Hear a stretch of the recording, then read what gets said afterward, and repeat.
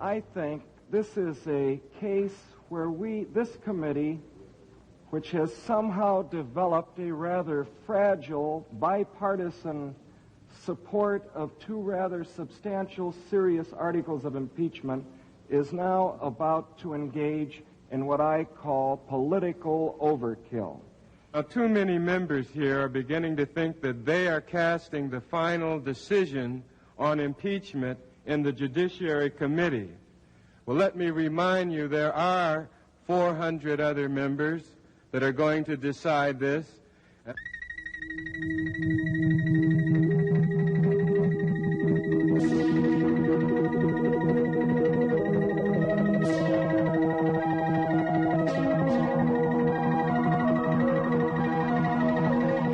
Live from Washington, NPAC brings you gavel-to-gavel coverage of the House Judiciary Committee proceedings. Tonight, impeachment debate, July 30th, 1974. Here is NPAC correspondent Jim Lehrer. Good evening. The 38 members of the House Judiciary Committee closed their brief collective moment in the historical sun tonight. One more article, one more debate, one more vote, and it's all over. The final tally after 6 days and nights, the firm recommendation to their House colleagues that the President of the United States, Richard Nixon, be impeached, tried, convicted, and removed from office. The recommendation comes in 3 articles, alleging the President obstructed justice in the Watergate cover-up, that he abused the power and the oath of his office, and that he showed contempt for Congress by refusing to comply with committee subpoenas. Approval of that third one on the subpoenas came today. They also turned down by an overwhelming vote today a 4th proposed article having to do with the secret bombing of Cambodia. And unless there is a sudden change of heart, the committee is expected to wind up their session tonight by saying no again, this time to an article concerning the President's personal finances. I'm Paul Duke, and as you just heard, it is now clear what the final form of the impeachment resolution will be, what the impeachment resolution will consist of when it is ultimately sent to the floor of the House of Representatives for decision. The Judiciary Committee began its work with the most serious charge against the President, that he took part in the Watergate cover-up. After 4 days of debate, the committee recommended an article of impeachment be approved by the House, charging Mr. Nixon with obstructing justice. The vote on this, 27-11. Yesterday, the committee debated and approved a second article charging the President with abusing his power in violation of the Constitution and his oath of office. This article, passed 28-10, details specifics involving the Internal Revenue Service, electronic surveillance, and misuse of executive agencies. Then, this afternoon, the committee voted to cite the President for refusing to honor the Judiciary Committee's subpoenas for White House tapes and documents. This article, sponsored by Republican Robert McClory, carried by a 21-17 vote. Also earlier today, there was a 4th vote on impeachment. But on this, the issue of the secret bombing of Cambodia, the bipartisan coalition suffered heavy defections, and the article, sponsored by John Conyers, went down to defeat. The vote, 12-4, and 26 members against this article of impeachment. This brings us to tonight's order of business. One final article, at least one final article as we anticipated. This one dealing with the President's taxes, an article sponsored by Iowa Democrat Edward Mezvinsky. A vote on this article is expected after 2 hours of debate. But what of Richard Nixon, the subject of these articles? Christopher Gall, who has been covering the White House for us, is here now. Chris, there are 2 questions today. First, the tapes deadline business. Well, Jim, the President's Chief Defense Counsel, James St. Clair, got the tapes to District Court Judge John Sirica on time today. In fact, he arrived at the courthouse about 15 minutes before the 4 p.m. deadline. St. Clair handed over for Sirica's review 11 original reels and copies of 17 conversations, including taped discussions between the President and his former top aides, H.R. Haldeman, John Ehrlichman, and John Dean, recordings dated between March and April 1973. The remaining 3 conversations due in today already have been turned over to the court. Earlier in the day, Deputy White House Press Secretary Gerald Warren said the President will claim executive privilege and/or national security on some excerpts of the tapes. A document detailing those claims will be given to Judge Sirica tomorrow. St. Clair said he thinks most of the remaining 44 tapes will be surrendered to the court by next Friday. That was the day Judge Sirica set as St. Clair's progress report deadline. Just strictly from a procedural standpoint, Chris, when Gerald Warren says that the President may claim that portions of these tapes involve national security or executive privilege, that does not mean that the tapes will not be turned over to Judge Sirica. In other words, the tapes will go, and they will claim that these particular portions or these particular tapes should not then in turn be turned over to Jaworski as a result of that, right? Yeah, what they're saying, the tapes already are in Judge Sirica's hands, even with those excerpts that the President might claim executive privilege on or national security. So it's going to be up to Judge Sirica to determine whether the President's claims are valid. All right, what about, is there anything new on the President himself today?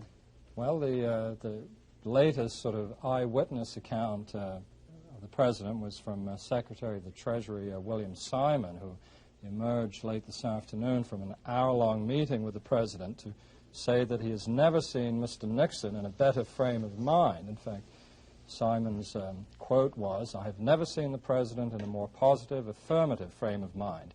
He was dealing with the economic problems we discussed with intensity," unquote. Impeachment, however, was not discussed in the meeting that was also attended by President's economic policy advisor Kenneth Rush. But Simon said when he was asked whether he thought the President would be impeached, he said, "No, I don't," although he said that was strictly a personal opinion. He also said that in his recent Mideast trip, there was some real expression of concern on the part of some of the foreign economic leaders that he met with about impeachment, but that concern was expressed, Simon said, in terms of really warm feeling toward the President and in the hope that this burden, as Simon put it, would be removed from the President's shoulders. Chris, isn't this a formality? Doesn't a cabinet officer who has visited the President on this day of days, this time of times when the President is subjected to such an ordeal, doesn't he have to come out and say that Mr. Nixon is looking fine, that he is holding up well, that he is confident? Well, if I was Secretary Simon, I think I would be hard-pressed to come out and say the President looked awful. That's the point. There was some film of the President taken during that meeting, or just before the meeting, and I saw that film, and he did look pretty cheerful under the circumstances, just a few minutes after the third article of impeachment had been voted on. All right, Chris, thank you very much. Tonight's business has to do with the personal Richard Nixon rather than his official duties as President of the United States. And Carolyn Lewis, outside the hearing room, has a perspective report. Carolyn? Well, in 2 hours of debate tonight, the committee is going to look into President Nixon's taxes and the amount of money that was spent on his property in California, San Clemente. There is a fifth article of impeachment. It's proposed by Edward Mezvinsky of Iowa, and it isn't given very much of a chance of succeeding. But in those 2 hours of prime time debate, there will be an airing of the President's dealing with his taxes. As you know, the Joint Committee on Taxation, the Joint Committee of the House and the Senate, which investigated the President's taxes, decided that Mr. Nixon did have to pay $500,000 in back taxes. And this particular article of impeachment is going to deal with whether or not the President committed fraud when he backdated a deed or is alleged to have backdated a deed. So what you're going to have tonight is not a new article of impeachment, not unless we have a surprise. Most people are predicting that it won't pass. But you will have a public airing of the state of President Nixon's finances and whether or not he did enrich himself with the amount of government money that was put into his San Clemente property. Back to you, Jim. All right, thank you, Carolyn. I'm here at the board now, which is labeled Calling the Roll on Nixon, and we want to review at this point very quickly what the basic vote has been from the very beginning on these three articles of impeachment that are thus in the record, irrevocably so, unless the House of Representatives themselves should turn them down. And we want to begin, of course, first of all, with the with the vote on Article 1. Now, that is the one, as Paul just delineated, alleged that the President participated in obstruction of justice in the Watergate cover-up. Now, the basic rundown on that vote, the final vote, of course, was 27-11. That 27-11 vote constituted the 21 Democrats, all 21 Democrats on the committee, plus 6 Republicans. The 11 ayes, all Republicans over here in this column. So that was the way it began. 27-11, 21 Democrats holding fast, aided by 6 Republicans, and then, of course, the 11 basic Republican votes against impeachment. All right, then we went to Article 2, which alleged the President abused his power as President of the United States and his oath of office. Now, the changes here, the 21 Democrats, the final vote was 28-10. The 21 Democrats held fast, remained for impeachment.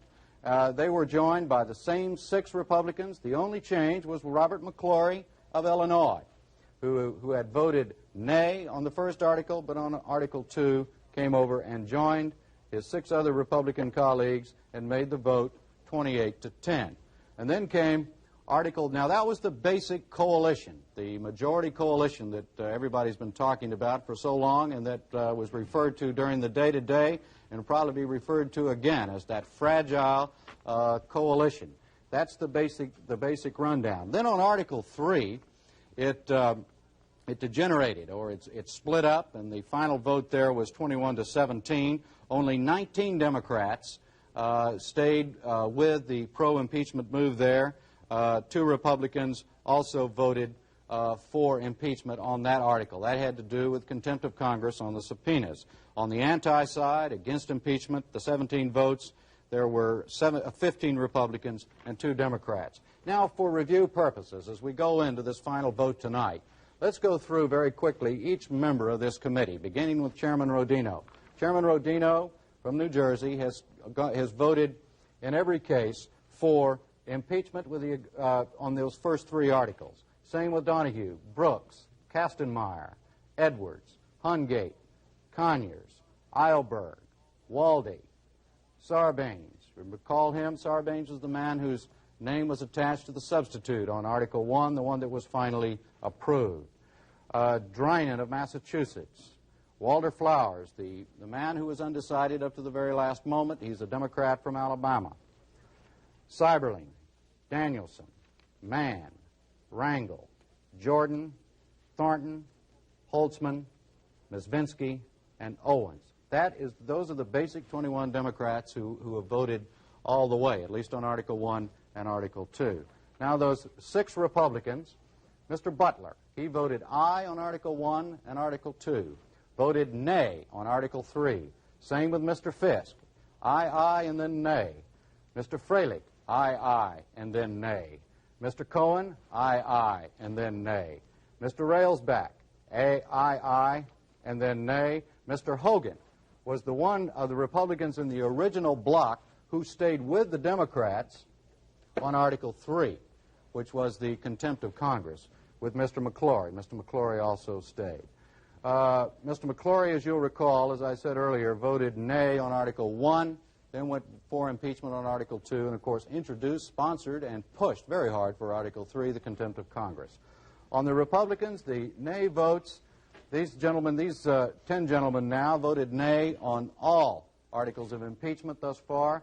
Mr. Hutchinson, the ranking minority member, Mr. Wiggins of California, the man who became the President's most articulate, most ardent supporter on the committee, he and Mr. Dennis of Indiana, Mr. Latta, Mr. Marziti, Mr. Smith, Mr. Lott, Mr. Sandman, Mr. Moorhead, and Mr. Maine.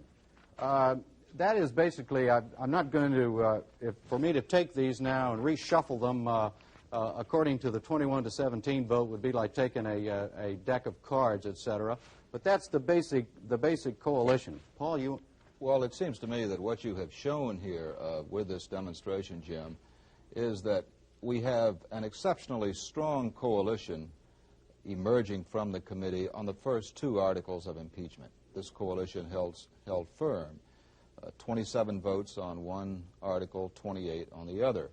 The coalition diminished on the third article, even though it was approved today. And now, of course, it has completely come apart as we've moved on to the fourth and fifth articles, so there is no more coalition. So what is going to happen on the House floor, I believe, is that on the first two articles, those obviously are the ones which are going to have the strongest support. And then it could be questionable whether the third article is approved.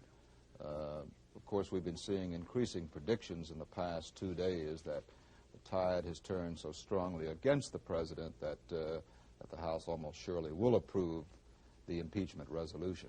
You know, there's another angle, of course, still to be resolved in terms of this coalition, would be the selection of the House managers, or the committee's selection of its managers to push the fight on the House floor for impeachment. It's obvious, of course, that they, in order to maintain this coalition and the bipartisan strength of it, that they will probably select one or two or three of these Republicans. It'll be interesting to see who's selected and how they are selected.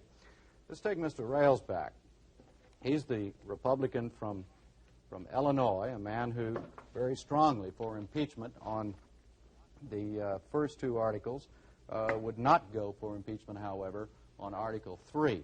And we want to discuss this day behind us and the night ahead of us with our two studio guests, geared to something Mr. Railsback said. Our guests tonight are Jack Murphy, who is a constitutional law expert at the Georgetown University Law Center here in Washington, and George Will, Washington editor of the National Review magazine and a syndicated newspaper columnist.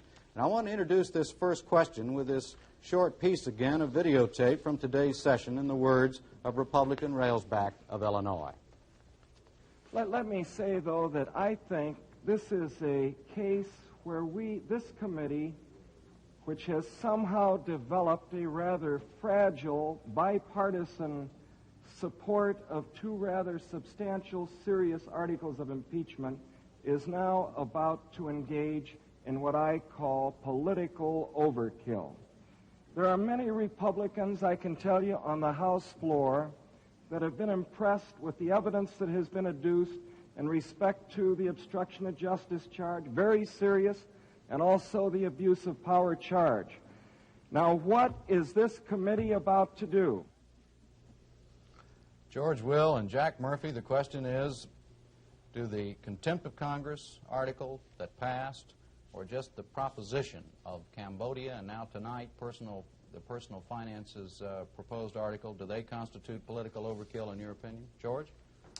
I don't think so. I think with regard to Article 3, which was the 2117 vote on citing Mr. Nixon for failure to obey the committee's subpoenas, this was obviously a vexing constitutional issue on which honorable men and women of goodwill could and did disagree.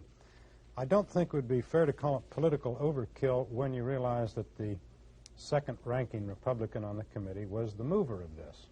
So it seems to me that the committee did maintain a truly bipartisan cast to its vote there. With regard to moving the Cambodian bombing, I think we have to come back and talk about that later on. I think it was unfortunate. It was a disservice to the committee itself by Mr. Conyers to push that, it seems to me. It became apparent as the poverty of their arguments became apparent in my judgment. But the committee itself did rather well. It rejected it with a bipartisan majority rejecting it. And we'll have to wait and see what happens on Article 4, but I suspect we'll see something like that tonight on the taxes. So I think basically Mr. Railsback, with his fear of political overkill, was engaging in a little rhetorical overkill. And again, I think the important thing to emphasize is that the thrust of what he's saying is that the evidence already voted, the charges already voted, are quite sufficient in and of themselves to kill the Nixon administration. Jack? I don't know what the political ramifications of this are, but I, as a lawyer, had real trouble with Article 3. I think, as George Will has indicated, we might properly reserve comment on the tax matter until we hear some of the arguments, although I can give you some anticipatory notion there. And I fully concur in his views with respect to the Cambodian invasion issue. the Cambodian bombing issue, but I'm very troubled. Now that's Article 4, just so we Article make sure we 4, know what we're yes. talking about, right? Coming Article back, though, 3 is contempt of Congress. My chief concern today, with today's activity lies with the decision by a much narrower majority of the committee to pass the article of impeachment charging that the president wrongfully denied the Congress, in this case the committee, information which it deemed necessary to discharge its duty under the Constitution with respect to impeachment. Now, the reason I don't like this as a lawyer, again, I emphasize I'm not speaking at all politically here. I have no idea what on the floor of the House or in the Senate the ramifications of this decision will be. But as a lawyer, I'm troubled because it's a principle among conservatives, among whom I'm not normally listed, that you don't decide a question of great constitutional moment unless you have to. You take your time, wait for the situation in which it's unavoidable, but there's no need gratuitously to go out and offer for the future of jurisprudence, generalities, or other precedents which may be used poorly when the day comes when their decision is essential. And it seems to me in this case, this decision was not essential. You have, in the first two articles passed by the committee, strong evidence supporting the charges. You have a unique constitutional declaration in Article 2 itself, which we may have time to discuss later with respect to abuse of power. I see the decision with respect to Article 3 as creating potentially a situation... Contempt of Congress. Contempt of Congress. Creating potentially a situation in which a more frivolous Congress in the future, or a more frivolous committee in the future, dealing with a president with whose policies it disagrees, placing him in an impeachable posture because of the finding, as Mr. Danielson said today, that any time the president fails to comply with the information request, he becomes automatically impeachable. This seems to me a dangerous precedent to set, one which does not bode well for the Republic, for relations between the Congress and the president. My basic judgment is, quite apart from the law, that it's not practically functional. This article is not going to serve any useful purpose. And I know Mr. Will disagrees with me on this. It seems to me that the future presidents who may be tempted to enter into some kind of criminal conversation or a criminal activity will take great care to faithfully eliminate any records of what they've done. Hence, the subpoenas of future Congresses or committees will not be complied with because there will be nothing with which one can afford compliance. There will be no records. And it seems to me in this respect the decision was non-functional. Additionally, I think that the complaint of many committee members that if they failed to impeach on this article, they would be nullifying the impeachment power is a false claim. I do not believe that in future situations, Lord save us from them, where we may be looking at an impeachment situation, the evidence upon which impeachment may have to be based will be exclusively in the control of the president.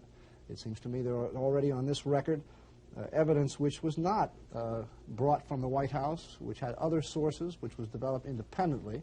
And it seems to me this provides an example of what I suggest would be the future case. In other words, the president will not be the exclusive custodian or the White House the exclusive repository of evidence supporting impeachment in future cases, so that I don't think a decision to condemn the president in this case necessarily precludes the Congress from impeaching later in a different set of circumstances. Well, you undoubtedly agree with Republican Congressman Dennis, who criticized this article today, suggesting that it was a bootstrap operation, and he went on to say that what the committee was saying, or what the majority was saying, was that if you don't agree with our interpretation of the Constitution, then we're going to impeach you. Well, I think I do agree with Mr. Dennis, and it's the first time in 5 or 6 days that I have. But I think what you're observing here is a question of very, very serious import, one of very doubtful conclusion. And the House committee in this condition has arrogated, if I may use such an emphatic word, unto itself the power to decide an extremely delicate constitutional issue, which is not at all clearly resolved in the fashion in which they have. Well, this was another point made by Mr. Dennis, that the president was asserting what he regarded as a legitimate constitutional right. There's no question about that. You're facing two branches of government asserting equally the banner of goodness on their side, marching to war under the banner of the same Lord, and this collision is perhaps totally to be anticipated.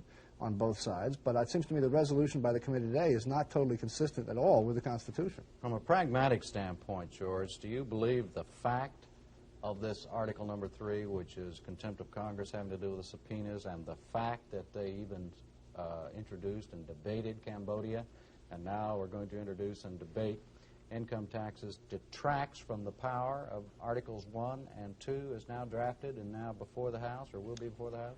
No, as a practical matter, not. Aesthetically, it's sort of too bad it happened because it was a very tidy performance up until then. But certainly not. Mr. Nixon is not in trouble because of parliamentary nuances and will not be saved or sunk because of a shift of a vote or two here or even an ill-drawn particular article either voted or submitted and debated upon.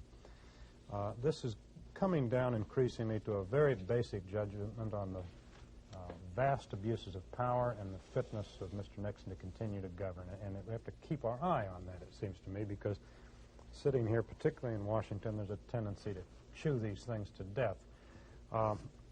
I think with regard to the possibility that Article 3, and I think we're all agreed that's the last article that will be passed, if that was inadvisable, there still remain two winnowing processes down the road. One is the full House debate and vote, and the other is the Senate. So should it survive all three, I think that would be evidence that it was somewhat more strong than my colleague suggests. If not, it can be taken out.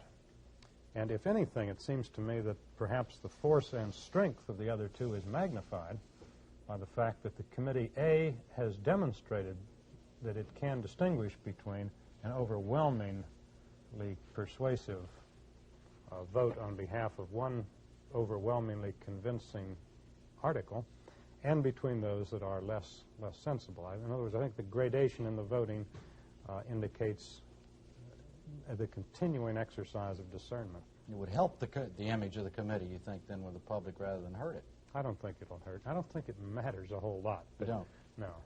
Let me ask you both about the Cambodian amendment, the Cambodian article, which was just debated. Do either of you or both of you agree with the argument of those who oppose this article that it was invalid because Congress shared a complicity with the president on the secret bombing of Cambodia? George? I don't want to use the word complicity, but Congress certainly was involved in the secret bombing.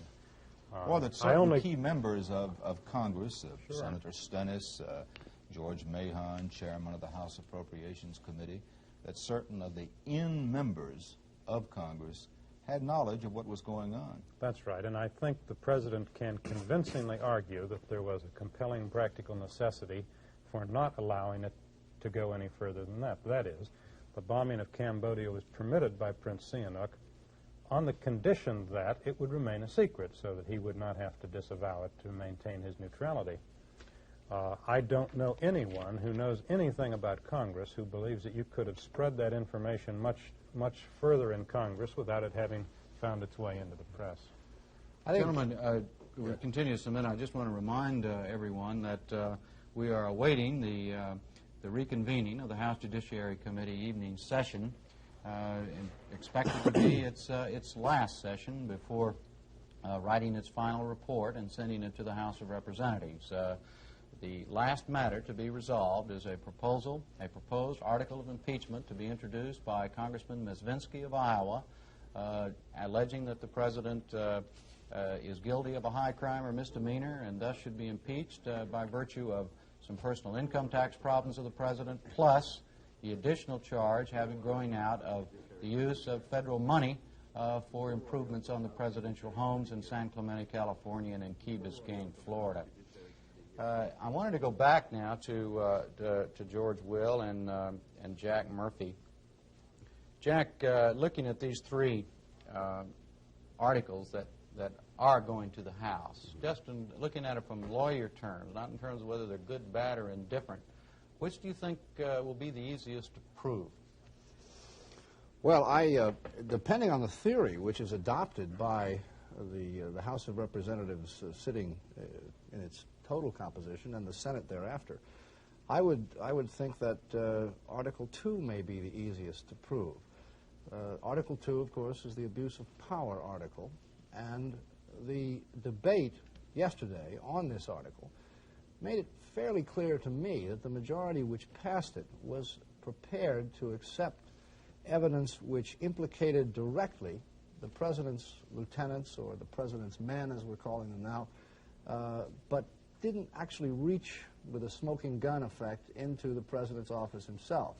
Because they're saying that under this abuse of power, he had an obligation to better superintend his subordinates. I think the evidence in that respect is very strong. George Will's shaking his head, though, Jack. All right, well, let's hear from Mr. Will. Well, I think what you're describing is the Madison Rule. That's right. As it's come to be called in shorthand, wherein Mr. Madison said that a president should have the power to appoint and remove his immediate subordinates so that he could then be impeached for failure to adequately superintend their excesses. Mm-hmm. I think, as Congresswoman Jordan said, that they really, she articulated what I think is the belief of the majority, that they did not need to rely on the Madison Rule because there are lots of smoking guns. Well, I think there are a number of smoking guns, but a careful analysis of that article and also of the discussion that went on with respect to amending paragraph 1 of it. Remember, Mr. Wiggins, at the beginning of the debate yesterday, attempted to add language to the Hungate substitute, which would have made it absolutely plain that the managers of these articles in presenting them to the Senate would have to prove personal involvement by the president. That Wiggins amendment was rejected, and if you look at the debate that surrounded the rejection, the motivation of those who voted against it is unquestionably ambiguous. At the beginning of the debate, Mr. Hungate said, "I agree with Mr. Wiggins." Then a few clarifying questions were asked, and it seemed there might be some disagreement. And the debate then rather went off the point, but it seemed to me the end result was, properly summarized by probably Mr. Dennis, that they were prepared to vote an abuse of power article on the basis of evidence which did not directly link the president to decision-making or even to ratification, but in effect tolerance of terrible activities on the part of his immediate subordinates. So while I think that superficially you have a rejection by a majority of the committee of the Madison superintendency theory, I think you'll also find on the record of this case an implicit acceptance of it to a certain degree. It's not a full acceptance by any means, but it is the subparagraphs of that article refer to a lot of criminal activity, or activity which was all but criminal, and yet the thrust of it is abuse of power, and there's no violation of the criminal code involved in the words abuse of power. And I think that is a critical distinction between Article 2 and Article 1, which parades examples of obstruction of justice and charges of obstruction of justice, which is a violation of the criminal code, as the basis of the charge. Again, I have to urge us all to keep our eye on the ball here. We have listened to 38 lawyers in their splendor. Number 39. Number 39. Now, I don't want to dwell on the inadequacies of lawyers because it might seem special pleading, but I must say that what is at stake here? You say, well, did they or did they not establish or plan to establish or agree to commit themselves to establish a direct personal relationship of the president to what? Well, here's to what? To a crime wave organized in his house, on his behalf, by his best friends and most trusted subordinates. Now, really, this is going to be judged by eminently practical men, the politicians who don't get to Washington by being naive little kids. They're going to look at this and they're going to understand that this is not how a White House, for example, would operate. Is that you had, as I say, and I think fairly, a crime wave representing, if he was not involved, the most unprecedented and unbelievable insubordination on the part of his trusted aides and friends. Now, that's really the kind of basic judgment that's going to get made. James Madison will not, I think, be invoked in the end. I think what you've said fully concurs with my perception of it. There will be an indulgence on the part of most practical men, and an inference of guilt, if you will, active guilt by the president in, if not ordering these matters, ratifying them. But the point is, made effectively, I thought, by the conservative supporters of Mr. Nixon, that he was surrounded, finally, on the basis of this record, with a group of insubordinates, at the very least, the best you could say for him. is that he was surrounded by insubordinates. To the extent that he can be impeached for surrounding himself with insubordinates, you have an adoption by a majority of the committee of the Madison theory.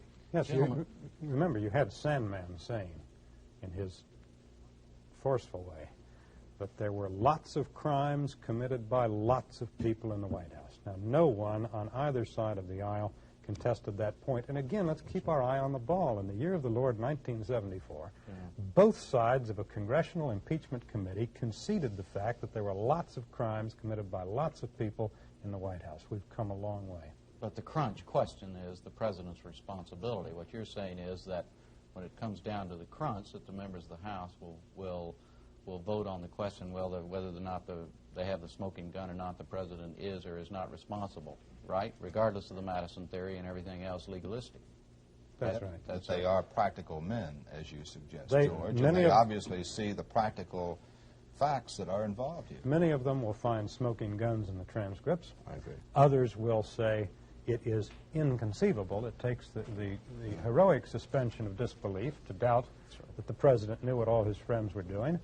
And others will say he should have known, and that's impeachable. It's just that things are coming together, obviously. Gentlemen, we're going to be back in a minute, and while when I come back to you, I'd like for each one of you to have your list of nominations for managers in terms of this group, and also the major floor managers for the president's side, based on the performances of these 38 men. You can have 3 on each side, all right?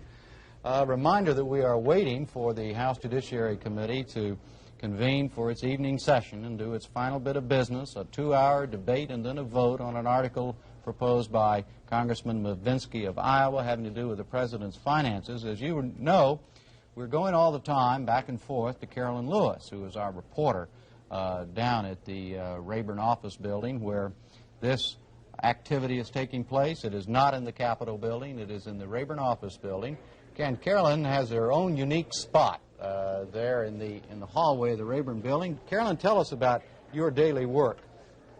It's the spot where I stand, Jim, is just behind a piece of tape which is marked for our network. There are equal pieces of tape all along the floor here. It's a gray carpet. Those of you who have color television can see that it's a gray carpet, and we all stand behind our little preordained pieces of tape. This is a little cubby hole. It's actually one of the entrances to the Rayburn building, and it has been taken over by the electronic media. We also have some still photographers here in the corner who keep bumping into us when we're on the air. But you can see it's a noisy crowd. It's a boisterous crowd. We are locked into this little spot by a well, I can only call it a kind of rope you see in those fancy theaters all around America. And the rope is attached to a brass rail. But you can see it's noisy, it's crowded, the lights are on most of the time, so you get a headache from that. This is where we work, this is where we do our deliberations and our thinking while the committee is locked into the hearing room. The Rayburn building is not, as you said, Jim, not part of the Capitol itself. The Rayburn building is an office building just across the street from the Capitol. It is the newest office building of the House of Representatives. It's a marble building. It has very hard floors. It's tough on the feet of all the people who have to stand and wait outside. And sometimes it's been called here in Washington a white elephant because it was named for Sam Rayburn. It cost an awful lot of money, and frankly, it's a very, very ugly building. This is where the historic moments are happening. This is where the House Judiciary Committee is meeting, and this is the spot from which we are reporting to you and have been reporting over these long and agonizing days. Back to you, Jim. Thank you, Carolyn. Paul, you've spent many hours in that Rayburn building, too, also. I've spent a few hours there covering a few proceedings. I must say that, as Carolyn indicated, this building was something of a white elephant when it was first constructed. It was widely criticized, and I've told this story before. There was one critic from New York who came down and took one awful look at the building and walked away and described it as Mussolini modern in architecture. Yeah. But the building obviously will endure, even though it may not be Sam Rayburn's finest monument, that's for sure. Maybe we should say that we are waiting for the Judiciary Committee to resume its night session. Practically no one has shown up yet. And that, of course, is not surprising. Maybe a few of the members, Jim, have decided to go to the congressional baseball game. Every year, the members of Congress have their own baseball game, and it's in Baltimore because there no longer is a professional team in Washington. Tonight is the night, but unfortunately the Republicans are without their star pitcher, who happens to be Congressman William Cohen, one of the key members of the Judiciary Committee. All right. He shut out the Democrats last year, as I recall. That's right, he did. You know, while the committee members have been debating impeachment on national television, Impact staffer David Weiner has been in their offices to see how their mail and phone calls have been coming. Well, the representatives in their opening statements touched on the nerves of both sides of the impeachment issue. 6 of the congressmen he checked on said that their mail was running about 50% for and 50% against. Maryland Democrat Paul Sarbanes is one of those who finds the pro and con about even. But he noted that the negative calls have been overwhelmingly obscene and abusive. California Democrat Jerome Walde finds his mail is 3-to-1 in favor of impeachment. Like other congressmen, he's been getting anti-impeachment letters with small stones in the envelopes and the admonition, "Let he who is without guilt cast the first stone," end quote. Walde has been responding by paraphrasing Scripture, quote, "If I remain silent, these very stones will cry out against him," end quote. There are some other sharp geographic contrasts in the responses, naturally. Charles Rangel, who represents a section of New York City that includes Harlem, reports that his mail has been running almost 95% pro-impeachment. Across the country, the president's strongest defender, Charles Wiggins, who represents the suburbs of Los Angeles, has found the opposite response. His mail has been favorable to the president by a 2-to-1 margin. That mail is not without some biting anti-Nixon criticism, however. He says one letter to him said, "You're a crook if you defend a crook," end quote. Republican Thomas Railsback is one of those who has had to split his mail logs into national and local divisions. Since his opening speech, he's had 500 favorable letters and 300 unfavorable nationally. From his district, he's gotten 60 favorable letters and 9 against. Railsback also reports some interesting changes in public sentiment. Until May the 1st, the mail was 51% pro-impeachment. From then until July the 15th, his mail was 58% anti-impeachment. But since the 15th, the mail has been about 60-40 pro-impeachment, he said. He, too, is getting it from both sides. One writer told him, quote, "Start acting like a Republican." And on the other hand, a fan wrote, "You are the stuff the president is made of, or presidents are made of." All right, most of the Judiciary Committee members have said repeatedly that mail, telephone calls, and telegrams will not influence their votes. But that has not turned off the flow of public opinion. It should be noted, of course, that most of this mail was prompted by their votes, so it's too late to influence most of them. Republican Charles Sandman reports that it took 4 hours to open his mail Monday morning, and that was using a letter-opening machine. They do respond to public opinion, Jim, to some extent at least, even though I happen to be among that group that believes that most members of Congress are going to decide this issue on the basis of conviction and conscience. But a few weeks ago, I remember the House Republican leader, John Rhodes, telling some reporters that he felt that the president was in great danger and that, in effect, he didn't know how he was going to vote on the impeachment issue. And immediately his office was deluged with mail, according to Mr. Rhodes. It was about 8-to-1 in support of the president. Today we're told that Mr. Rhodes, who presumably under ordinary circumstances would be the president's chief defender, or certainly one of his chief defenders on the floor, today Mr. Rhodes is quoted as saying that he still has not decided how he is going to vote.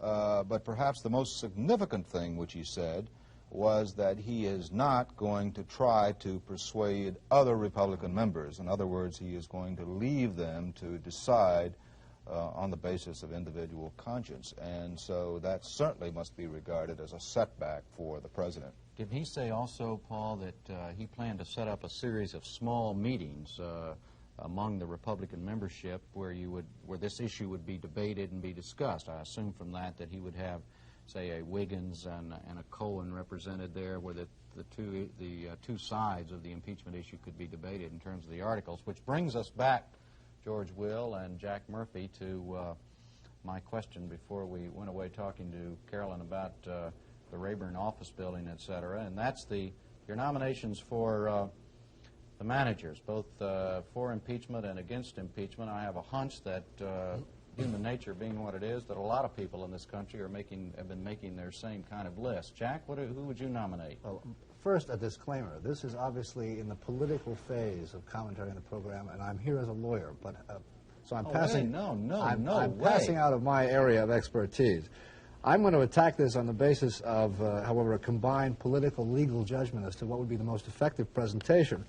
On the Republican side, it seems to me without any question that Mr. Wiggins, assuming now we're going to select from the committee, which may be a wholly fallacious assumption, I have no idea, but plainly Mr. Wiggins, who has been the carefully articulate, persuasive spokesman for Mr. Nixon's cause from the outset of these hearings, and undoubtedly, if there is a central figure on either side, a man who's left a lasting impression with the nation for his calm, deliberative quality, it's Mr. Wiggins. I would certainly make him captain of the team. And I think Mr. Dennis, for his sprightly and aggressive speeches, would be an effective representative. And then I would add Mr. Lott, who I found an effective and Southern spokesman, which will be important, of course, in the Senate when you're trying to appeal to the Southern senators. For the majority, I've selected a bipartisan and sectionally oriented group of Mr. Cohen of Maine, Mr. Flowers, and Mr. Mann. I would have selected several others, but I think on the basis of articulateness and persuasiveness combined with what are their evident political attributes in terms of party association and sectional affiliation, they make reasonable choices. George? Well, we've left out Chairman Rodino, which I guess we have. Okay. No disparagement of him, but it's not too interesting to pick the chairman. I think with regard to Article 1, and I think we may see this, different managers for different articles. With regard to Article 1's, the Sarbanes substitute probably ought to be argued by Sarbanes of Maryland. He was selected to be the point carrier when they decided to really lay out the evidence. Article 2, my particular choice would be Caldwell Butler for one of the same reasons that you picked. That is a man who can speak in the tones and with the accent to the Southerners. And on Article 3, you've got to have Mr. McClory, the second-ranking Republican, the principal Republican, to vote on that. And I think he would he'd play a large role there. George, let me ask you a political question. There is a report here tonight, which is certainly not confirmed, but nonetheless a report, that some Republicans in the House are urging the President to permit a pro forma vote for impeachment, which would be a recognition of reality, that the President no longer stands any chance of withstanding the tide in the House. And this would permit some Republicans to get off the hook because they could say, well, the President is now permitting you to vote pro forma for impeachment to pave the way for an early Senate trial. Would you see any validity to this? Well, validity aside, and we'll get to that in a minute. That's not going to happen, it seems to me, not only because recognizing reality is not the White House strong suit these days with regard to just throwing in the sponge. I'm not sure they should throw in the sponge, since it's obvious that this is going to be something like a trial. Getting Republicans off the hook is not the first concern of the President at this point, if it ever was. Speaking of Republicans on the hook, Carolyn Lewis has Charles Sandman of New Jersey on her hook right now. Carolyn? Mr. Sandman, first of all, may I ask you, have you got any idea who is going to be a manager for this for both sides on the floor of the House? Oh, I haven't the faintest idea. They no doubt will be appointed by the Speaker on the advice of the leadership from both sides. Have you got any recommendations? No, I have nothing to say about that. I'm not part of the leadership, and of course you know I'm not the Speaker. I know that, Mr. Sandman. Tell me, Mr. Railsback earlier today talked about the fragile coalition falling apart. At what point do you think that that coalition of Democrats and Republicans just fell away so that you were able earlier today to win a vote on an article of impeachment? What really made it split away, do you think? Well, he would know better than I, because he was working with those people, and of course I wasn't. I really don't know. I would only be speculating. How would you assess the President's chances now on the floor of the House? Well, if it came for a vote today, there isn't any question in my mind he would be impeached. Of course, the vote in the House is not going to happen for at least 30 days more, and in the interim, things can happen. What sort of things do you think can save the president at this point? Well, it can be a realization that only paper-thin evidence does exist. What has been presented is sketchy. It's real ugly, taken out of continuity, taken out of context and whatnot. But when you take it in the continuity of how it happened, and also you see that there aren't any real witnesses, and that almost the entire case is going to have to be proved with tapes, documents, and things like that, which are purely circumstantial. Then, of course, the case is nowhere near as strong as it looks. Mr. Sandman, the White House has called this committee a kangaroo court and has been very critical of it. You are a Republican and you have defended the president quite articulately, if you pardon the expression.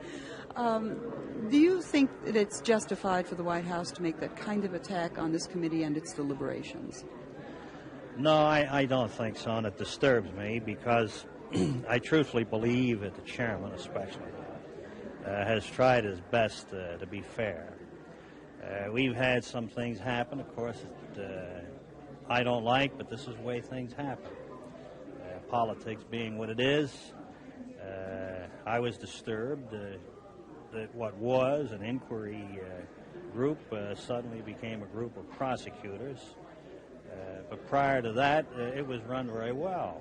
And I wouldn't call it a kangaroo court. The votes were pretty well set long in advance of when they were going to take a vote. The vote didn't come as a surprise to anybody. But prior to that time, the president's attorney did come before the committee. He did a very excellent job. He had an adequate time, I felt, to present his case. Secondly, we brought in witnesses. It's a shame, though, that the public didn't see those witnesses. If the 6 days of hearings that we had were publicized, we would have had an altogether different result. Looking to the future right now, Mr. Sandman, tonight you're going to be asked to vote on the president's taxes. Do you think there is an argument for impeaching the president because of his tax situation? No. The one big thing here that I hope comes out is the fact that we do have a memorandum from IRS, which was prepared by IRS and not by anybody on this committee, which says very clearly that the president was not held for any kind of penalty due to fraud because they could prove no act of wrongdoing against the president. But haven't they sent it now to a grand jury or asked a grand jury to investigate his taxes? Well, you can ask anybody that you choose to invest. That could happen to you or I, but by the same token, it's not in itself convicting. We have to end right now, Mr. Salmon. I think the chairman's about to gavel us. Thank you. Back to you, Paul. Another reminder, we are waiting for the Judiciary Committee to begin its night session. There is Chairman Rodino, who has just taken his seat, so perhaps we will be getting underway momentarily. But I would like to try to slip in that question to you again, George Will. We were talking just a moment ago. What do you see as the White House strategy? The White House strategy, so far as I can tell, is to push it beyond the election in the hope that after the election, some people who might be willing to sustain the president might not be willing to sustain him before, would be willing afterwards, or perhaps to delay it all the way into the next year and then raise the procedural and complex legal question as to whether or not a bill of impeachment that comes over from the House that lays in the Senate while a new Congress begins does not die and have to start over again. I don't really believe that's going to happen, that that it's going to go that slowly, but the White House dilemma is really implicit in something Congressman Sandman just said. He said, and this is the president's most vigorous supporter at the moment, says that right now the president would be impeached, but something might happen. Well, yes, indeed. Lots of things might happen in the coming weeks. Think of them. There are new tapes coming out every day. Now, I don't know anyone who believes that the contents of those tapes include exculpatory evidence. No one really believes that the president was fighting like a tiger to keep secret the evidence that might clear him. And some of this evidence, sooner or later, is going to find its way into public. One way it's going to find its way into public, and a second thing that is going to happen, is that on September 9, 6 Watergate cover-up defendants, including Mr. Ehrlichman and Mr. Haldeman, his 2 closest aides, go on trial. That's not going to help. It is indeed even possible that one or more of these defendants might, at that point, begin to engage in some kind of plea bargaining, because at that point they may get the idea that nothing they can do will have any real impact on the president's ultimate fate in this regard.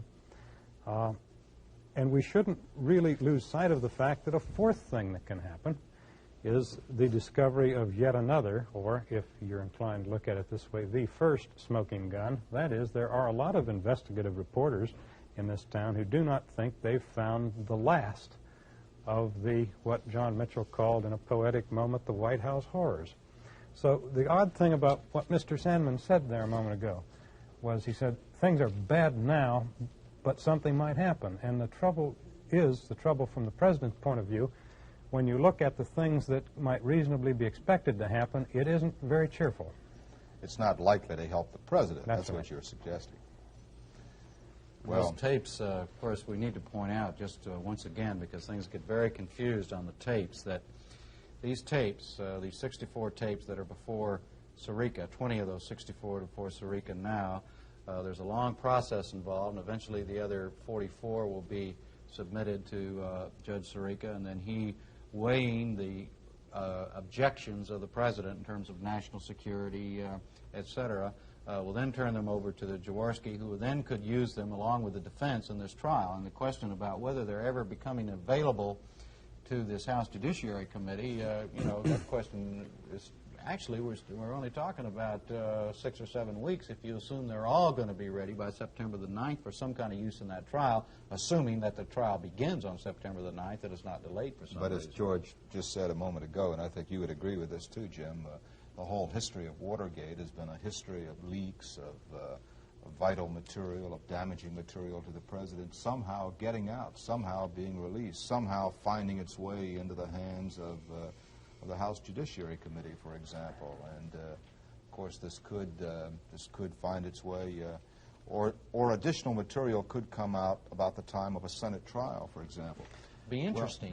What about this? Let me ask you this quickly, George. There's no question that when those first transcripts were released, they hurt the president terribly because of the tone, et cetera, right? In addition to any evidentiary negatives that were in there. But that impact has already been felt, right? Because the fact that the president used bad words and that he characterized people in less than a laudatory way. The second batch would not have that same effect. In other words, they might zero in this time just on the specifics in terms of evidence, correct? That's right. They would not have the profanity and such, would not have that impact on public opinion. But I, for one, do not think public opinion matters any longer. What you have now are a lot of congressmen who are getting rather good at reading the evidence. They're becoming Watergate-ologists, Watergate scholars, and they're learning how to read these things, how to cruise through one of those meandering, jargon-laden, dreadful conversations between the president and his aides, and have their eyes arrested by a significant point. They're getting, in other words, that enormous information background that it really requires to read this. And that's why increasingly the vast majority of the American people who do not have access to the transcripts and the 38 volumes of evidence and the continuing press analysis of this that you get in the larger papers, increasingly there is a gap between the understanding the American people can possibly have of this and the understanding that the congressmen are getting through their crash education in this. And in a way it's sad and dangerous, I suppose, but it's also utterly inevitable. Have you been struck, as I have, by the 38 members of this committee, whether they're pro-impeachment or against impeachment, their total grasp of the facts, of the evidence? I mean, when Mr. Dennis or Mr. Wiggins is making an argument against a particular point, I mean, they cite facts and figures and pages, and the Hungates and the Sarbanes and those people on the other side are doing the same thing. It's incredible. That's right, but this committee is not typical, and that's the difference. There are many people in the House, I wouldn't want to speculate on the proportion, but a substantial proportion of the House hasn't read much at all of this. They couldn't follow the argument in there. Let me tell you just one story. Trent Lott, that you mentioned, is a friend of mine. Republican from Mississippi. Republican from Mississippi, a young man, been around Congress as an aide before he came up here. Comes from South Mississippi. You can't get any further south without getting wet when you go to his district. And I went up to talk to him in December to write a column, and I asked him, I said, Trent, do you believe that the vice president was unfairly treated by a malicious press and hounded out of office? Yes, he said. I said, Mr. Lott, Trent, Congressman, have you read the 40-page Justice Department document that was submitted the day Agnew resigned, listing some of the evidence the Justice Department had against him? No, George, he said. Now, Mr. Lott is very well informed because he's a part of this little seminar that's been going on for 7 months. But the average member of the House, I'm afraid, probably is in somewhat the same condition Trent Lott was when it wasn't his business, when it was just another fella and a man he was inclined to support anyway, Mr. Agnew, and he did not have the evidence. Well, we're standing by waiting for the Judiciary Committee to resume its evening session with one more article of impeachment to be voted on. There's Chairman Rodino, who has now taken his seat. Most of the committee members are now in the room. George, to pick up your point, then, what you're saying, would it not follow logically, then, that the Judiciary Committee itself would become extremely important in terms of the debate and the final result on the House? Most congressmen are never conversant in any detailed way with the legislation that is prepared by the specialists on the particular committee. So there's a momentum for respect of committee work in the House. So I would think so, yes. Chairman Rodino now banging his gavel. There's a definite pattern to his gavel banging over these 6 days. There's a first gavel, which means, okay, fellas, we're almost ready. Photographers, reporters, get out of the way. And then there's a slight delay of a minute or so, and then it comes down again for real. 3 times thus far. 3 times. That's and this looks like it'll be the final night session for the committee.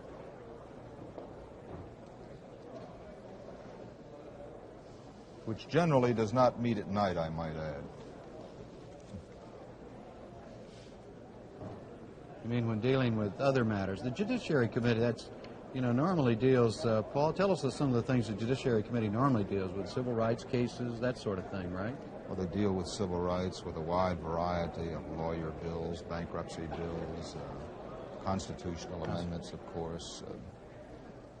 Of course, one of their major proceedings recently was they considered the nomination of Gerald Ford to be Vice President of the United States.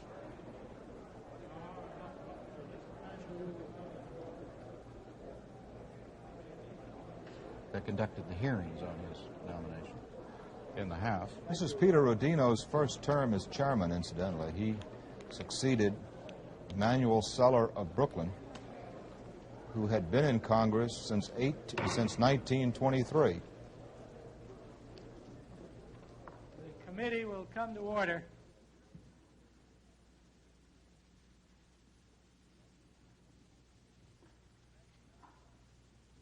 I recognize the gentleman from Iowa, Mr. Mizvinsky.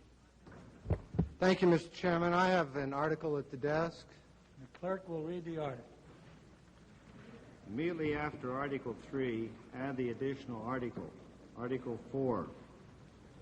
In his conduct of the office of President of the United States, Richard M. Nixon, in violation of his constitutional oath, faithfully to execute the office of the President of the United States, and to the best of his ability, preserve, protect, and defend the Constitution of the United States, and in violation of his constitutional duty to take care that the laws be faithfully executed, did receive emoluments from the United States in excess of the compensation provided by law pursuant to Article 2, Section 1 of the Constitution, and did willfully attempt to evade the payment of a portion of federal income taxes due and owing by him for the years 1969, 1970, 1971, 1972, in that, 1, he, during the period for which he had been elected president,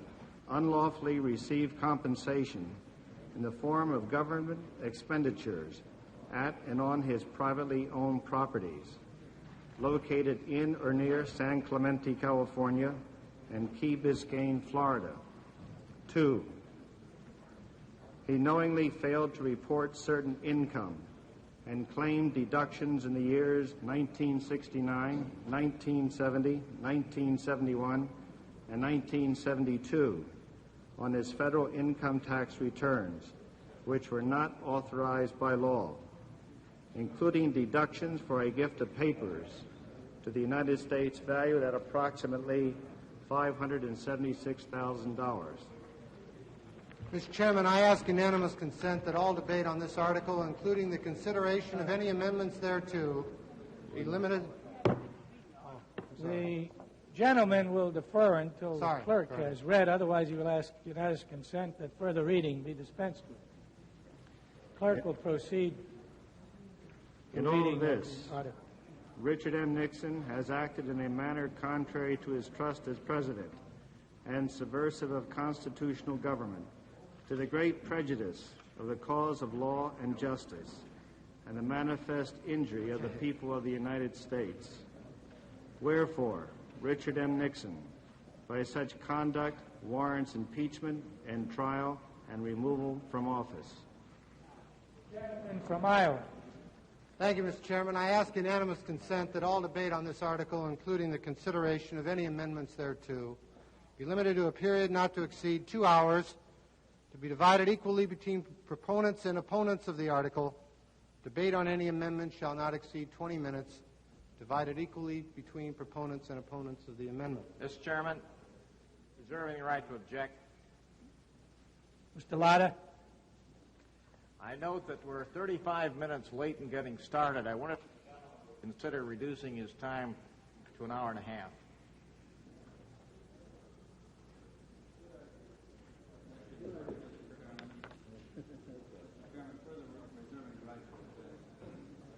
Yeah. Right to object. I'd like to make this inquiry.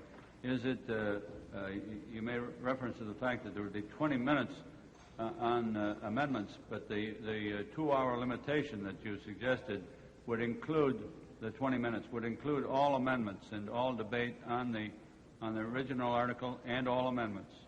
That's correct.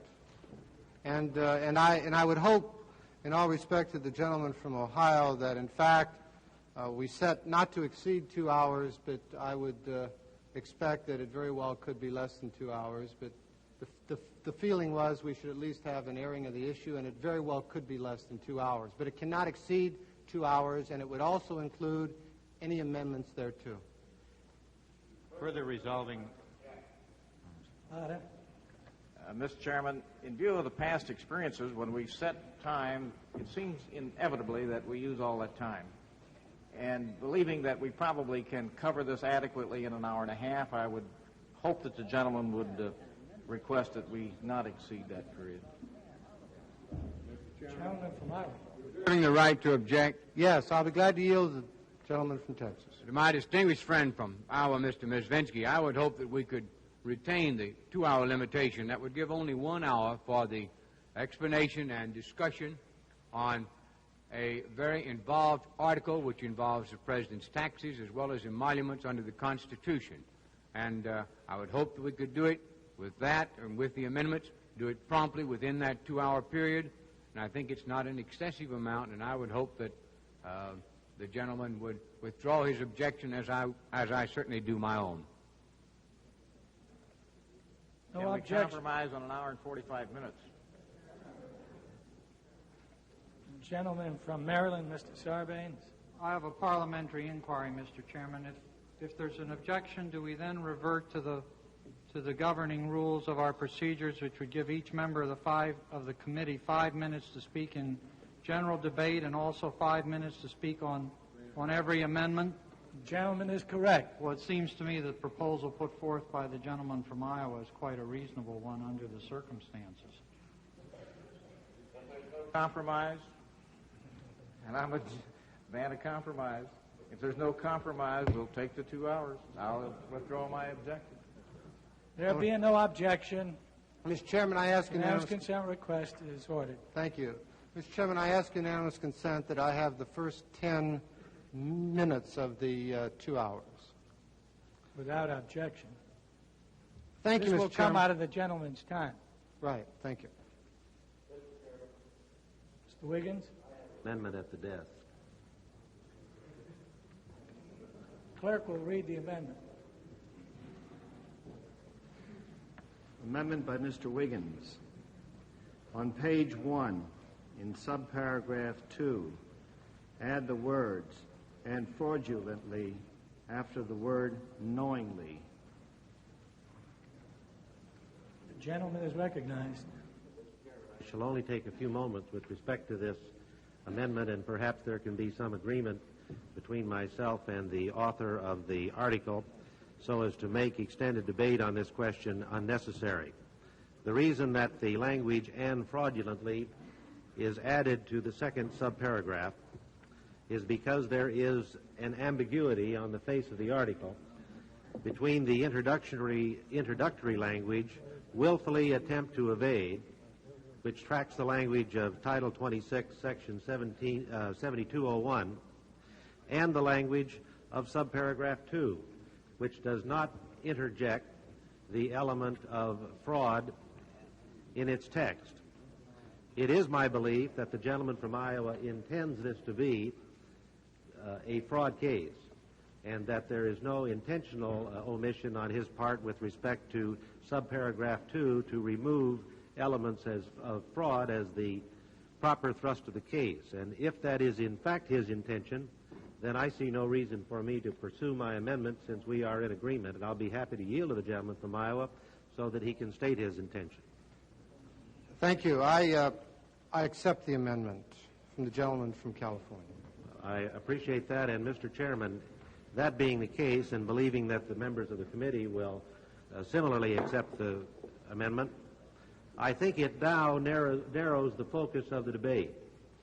We will be talking about whether the President has committed fraud in the preparation and execution of his tax return. And all debate on extraneous matters, although interesting perhaps to some, will not bear directly on the issue before us. This committee has been complimented, Mr. Chairman, over the days immediately prior to this on the high caliber of our debate, and I'm confident that we will confine our debate this evening to the issues before us, especially after the adoption of the amendment which I have made. I move the previous question on the amendment. The question is on the amendment offered by the gentleman from California. All those in favor of the amendment, please signify by saying aye. Aye. All those opposed?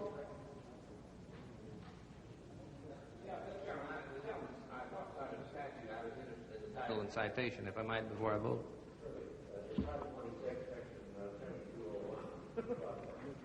Thank the gentleman. The chair will state that the question had already been before the committee. The question is on the amendment offered by the gentleman from California. All those in favor of the amendment, please signify by saying aye. Aye. All those opposed? The ayes have it, and the amendment is agreed to. Gentleman from Iowa. Thank you, Mr. Chairman.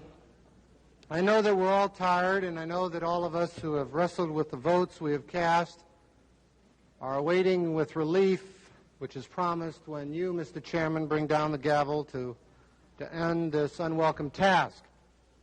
But I believe that the kind of conscientiousness which so thoroughly marked our deliberations would be jeopardized if we failed to give serious consideration to the President's failure to pay his proper income taxes and his misuse of tax dollars. Now, I respect my colleagues' reasons why they didn't include this in the other articles, but I feel so strongly on this issue that I must introduce this article so that full consideration can be given to the overwhelming evidence on the matter of the presidential wrongdoing. Now, my special concern will be the area of the tax, which I believe both constitute criminal wrongdoing and abuse of office. And the other part of that article is equally important, and the evidence is that the President violated the Emoluments Clause of the Constitution, which is equally distressing. And as we proceed with the debate, I will yield to the distinguished gentleman from Texas, Mr. Brooks, who will thoroughly discuss this issue because he understands it and can give the kind of lucid view that's so very vital, because as chairman of the Government Operations Activities Subcommittee that handled the matter of the presidential East and West Coast estates, both San Clemente and Key Biscayne. Now, really what I want to discuss is the question of whether or not Richard Nixon willfully evaded the portions of his federal income tax in the years 1969 through 1972. And in addition to the work that's been done by the committee, I have talked with the staff of the Joint Committee on Internal Revenue Taxation, which reviewed the President's taxes, and I'm thoroughly convinced that the evidence justifies, indeed it really demands, that an article of impeachment calling the President into account for his actions on the matter of his taxes. Now, if you remember, in my opening remarks last Thursday night, I went down the litany of President Nixon's taxes, citing the great discrepancies between what he owed and how much he paid. We remember 1970, when he had an income of about $350,000, he only paid $793 of the more than $90,000 that was owed. You'll recall that in his first 4 years as president, he underpaid his federal income taxes by nearly $420,000. And this was because he claimed over $565,000 in deductions that were not allowed, and he had over $230,000 in unreported income. So what do we see? We see a total error on his tax returns in excess of $750,000. That's right, $750,000. Now, some might possibly argue and say that this was an honest mistake. But unfortunately, the facts really don't support that conclusion. Instead, they point toward the President's deliberate failure to pay his proper tax. And really, what's the central element of Mr. Nixon's assault on our tax laws? It's that unlawful deduction taken as a gift of his personal papers. And I also said last Thursday night that the reason that $500,000 deduction was improper was that the loophole that he tried to come under, allowing that deduction, was closed July 25th of 1969, and he claimed on his tax returns that actually the gift was made prior to that time. But what do we find? We find that in the spring of '69, the papers which actually made up that gift hadn't yet even been selected and appraised. And the man who supposedly selected them and appraised them didn't even see them until months after the cutoff date of July 25th, 1969. And then in the spring of '69, the recipient of the gift, the National Archives, had no idea that the gift had even been made. Now, don't you think you would know about it immediately if somebody gave you $500,000 in papers that were a gift?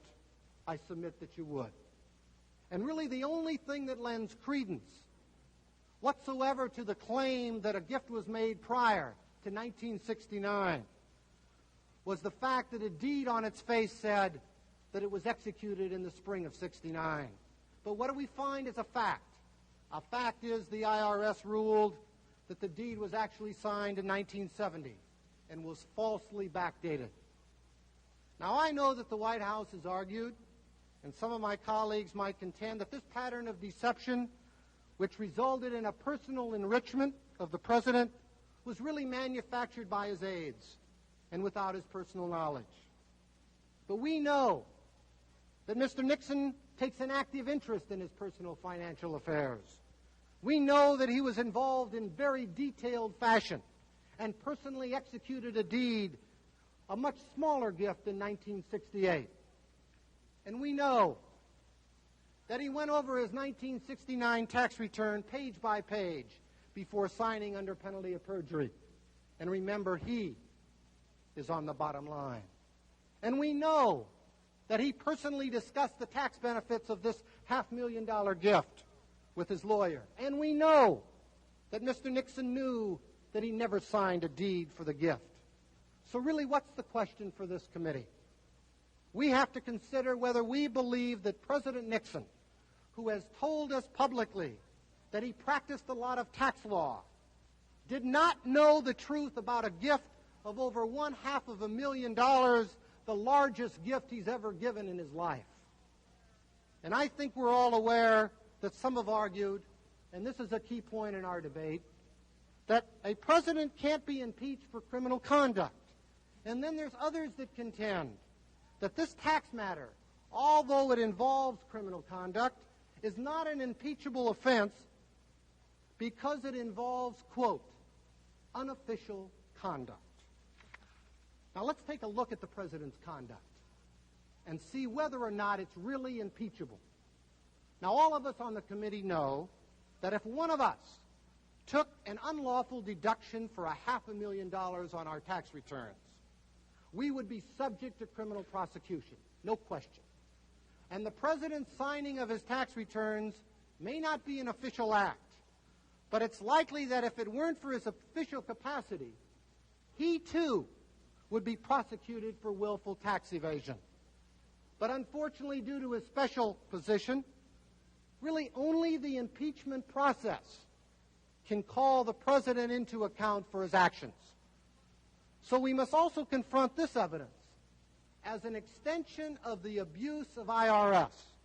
And I heard the members last night so eloquently, Walter Flowers, Alabama, Tom Reelsback from Illinois, speak about the abuse of IRS and how it corrodes the system that we're under. Well, let me say that I think this falls in that category because we have a president, due to his position, he could assume that his tax returns were not subject to the same scrutiny as those of other taxpayers. And rather than taking care to ensure that his tax returns complied with the laws, he took advantage of the presidency to avoid paying his proper tax. And really what's more significant, and this to me is the key, is that this poses a serious threat to our tax system, which operates on the premise that everyone is expected to be honest. And the reason it works so well is that we expect the laws to be equally applied to every taxpayer, whether he's a resident of Iowa or Alabama, Massachusetts, New Jersey, Arkansas, or whether he resides in the White House. And when the President of these United States refuses to be bound by the revenue laws, and if he escapes the judgment here as he evades his taxes, then it's not just the Treasury that's poor, it's the very integrity of our system of self-government. Gentleman has consumed 10 minutes.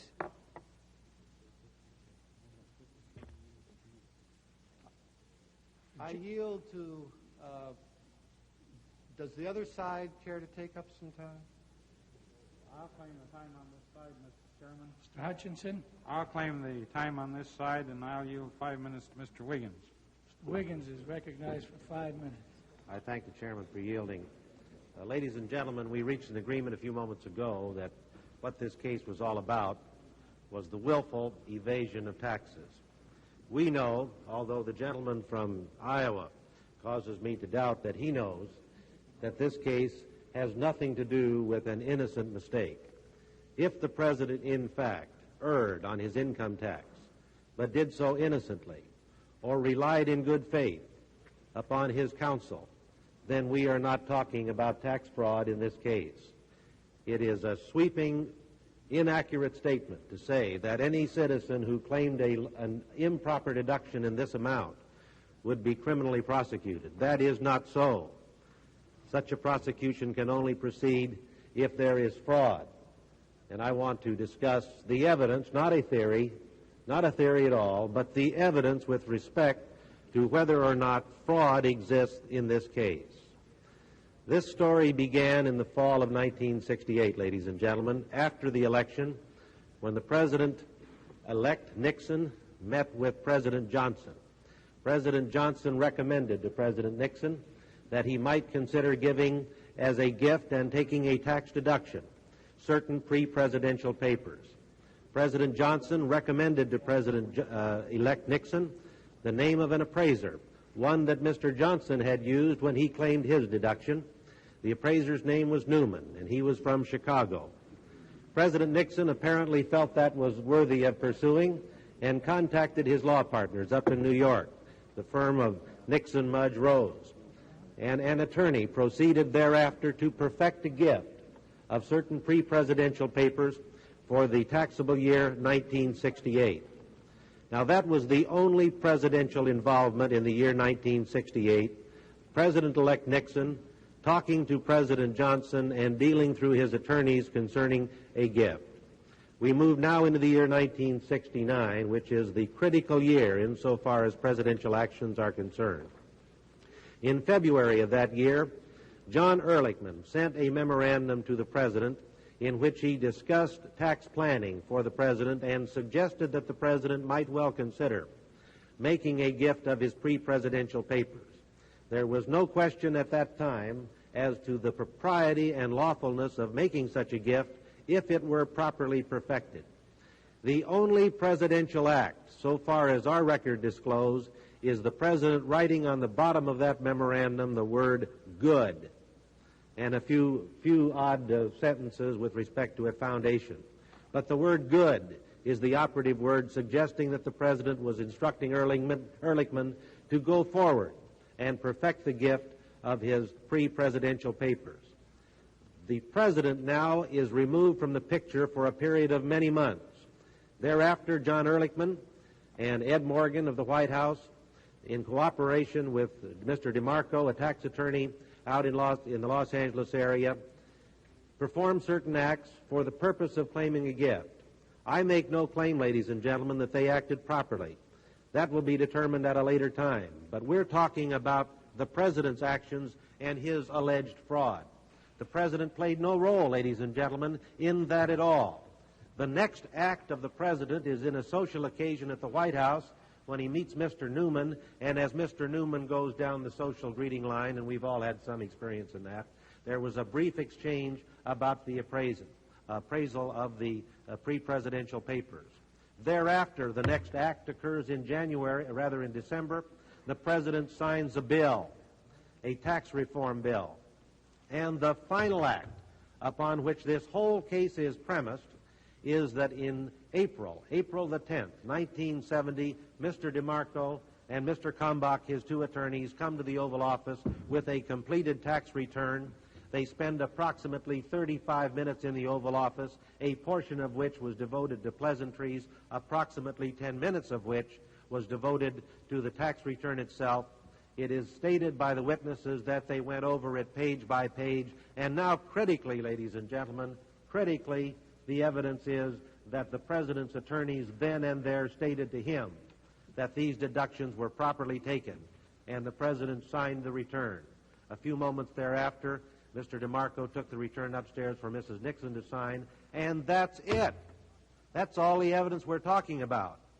Now, on that, this web of fraud is spun, and I suggest to you, ladies and gentlemen, it is wholly, wholly unsupported in the evidence. 5 minutes of the gentleman has expired. Mr. Hutchinson. I yield 5 minutes to the gentleman from Illinois, Mr. Railsback. Railsback is recognized for 5 minutes.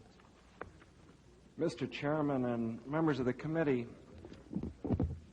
let me associate myself with the remarks of the gentleman from California, who I think has really accurately stated the facts. I just want to elaborate a little bit more on the facts as I know them to be. Let me say that I also don't question the sincerity of the gentleman from Iowa.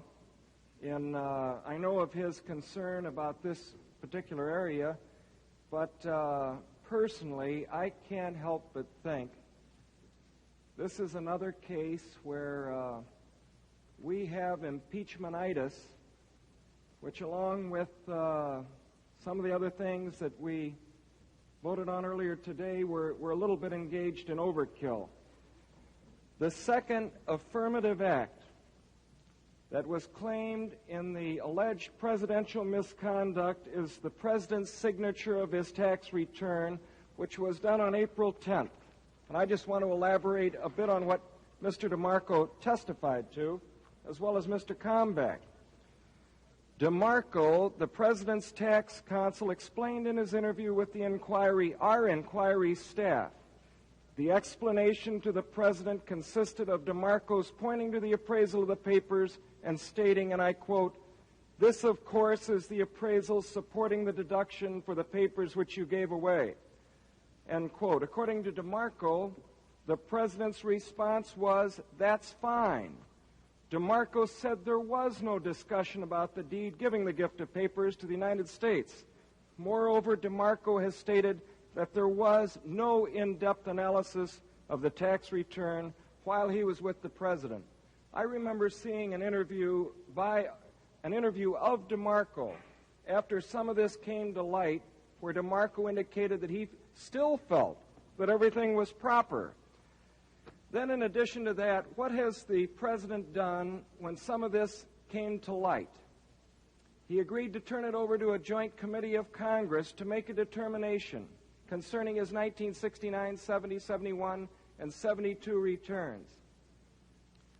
The committee made its determination, which resulted in a finding of tax responsibility in the amount of something over $432,000 plus interest. And it's my understanding that the president agreed to pay it, although there is some discussion about the 1969, whether he will now, if he does pay that, which goes back before the statute of limitations, he'll be able to take that as a deduction. My feeling is this man, who has been impeached by this committee for two serious, grave acts of what we believe to be alleged misconduct, who has been assessed an income tax liability of $432,000 plus interest, I really think that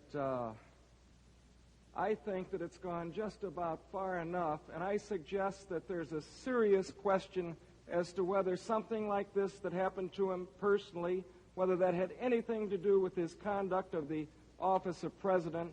And I suggest that we rest with the 3 articles that have been adopted against him and maybe let him have a little relief.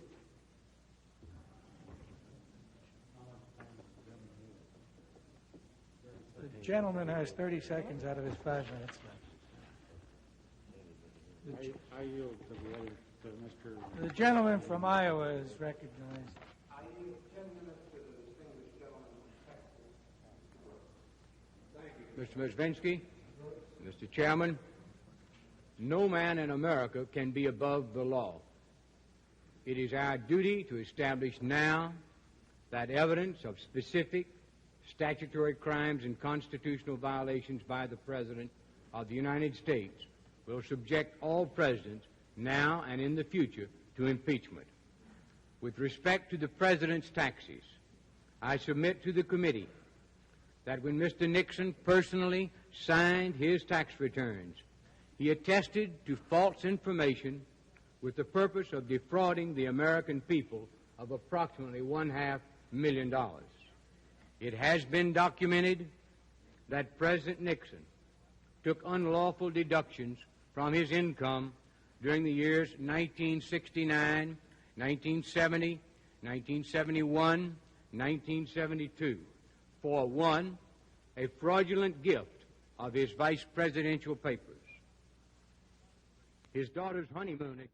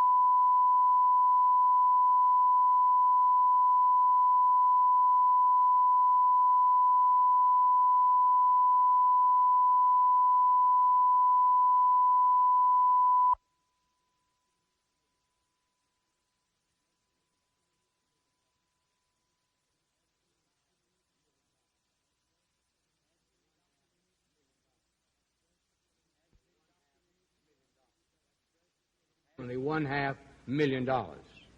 It has been documented that President Nixon took unlawful deductions from his income during the years 1969, 1970, 1971, 1972 for, one, a fraudulent gift of his vice presidential papers, his daughter's honeymoon at Camp David, the upkeep and maintenance of his private homes at Key Biscayne and San Clemente.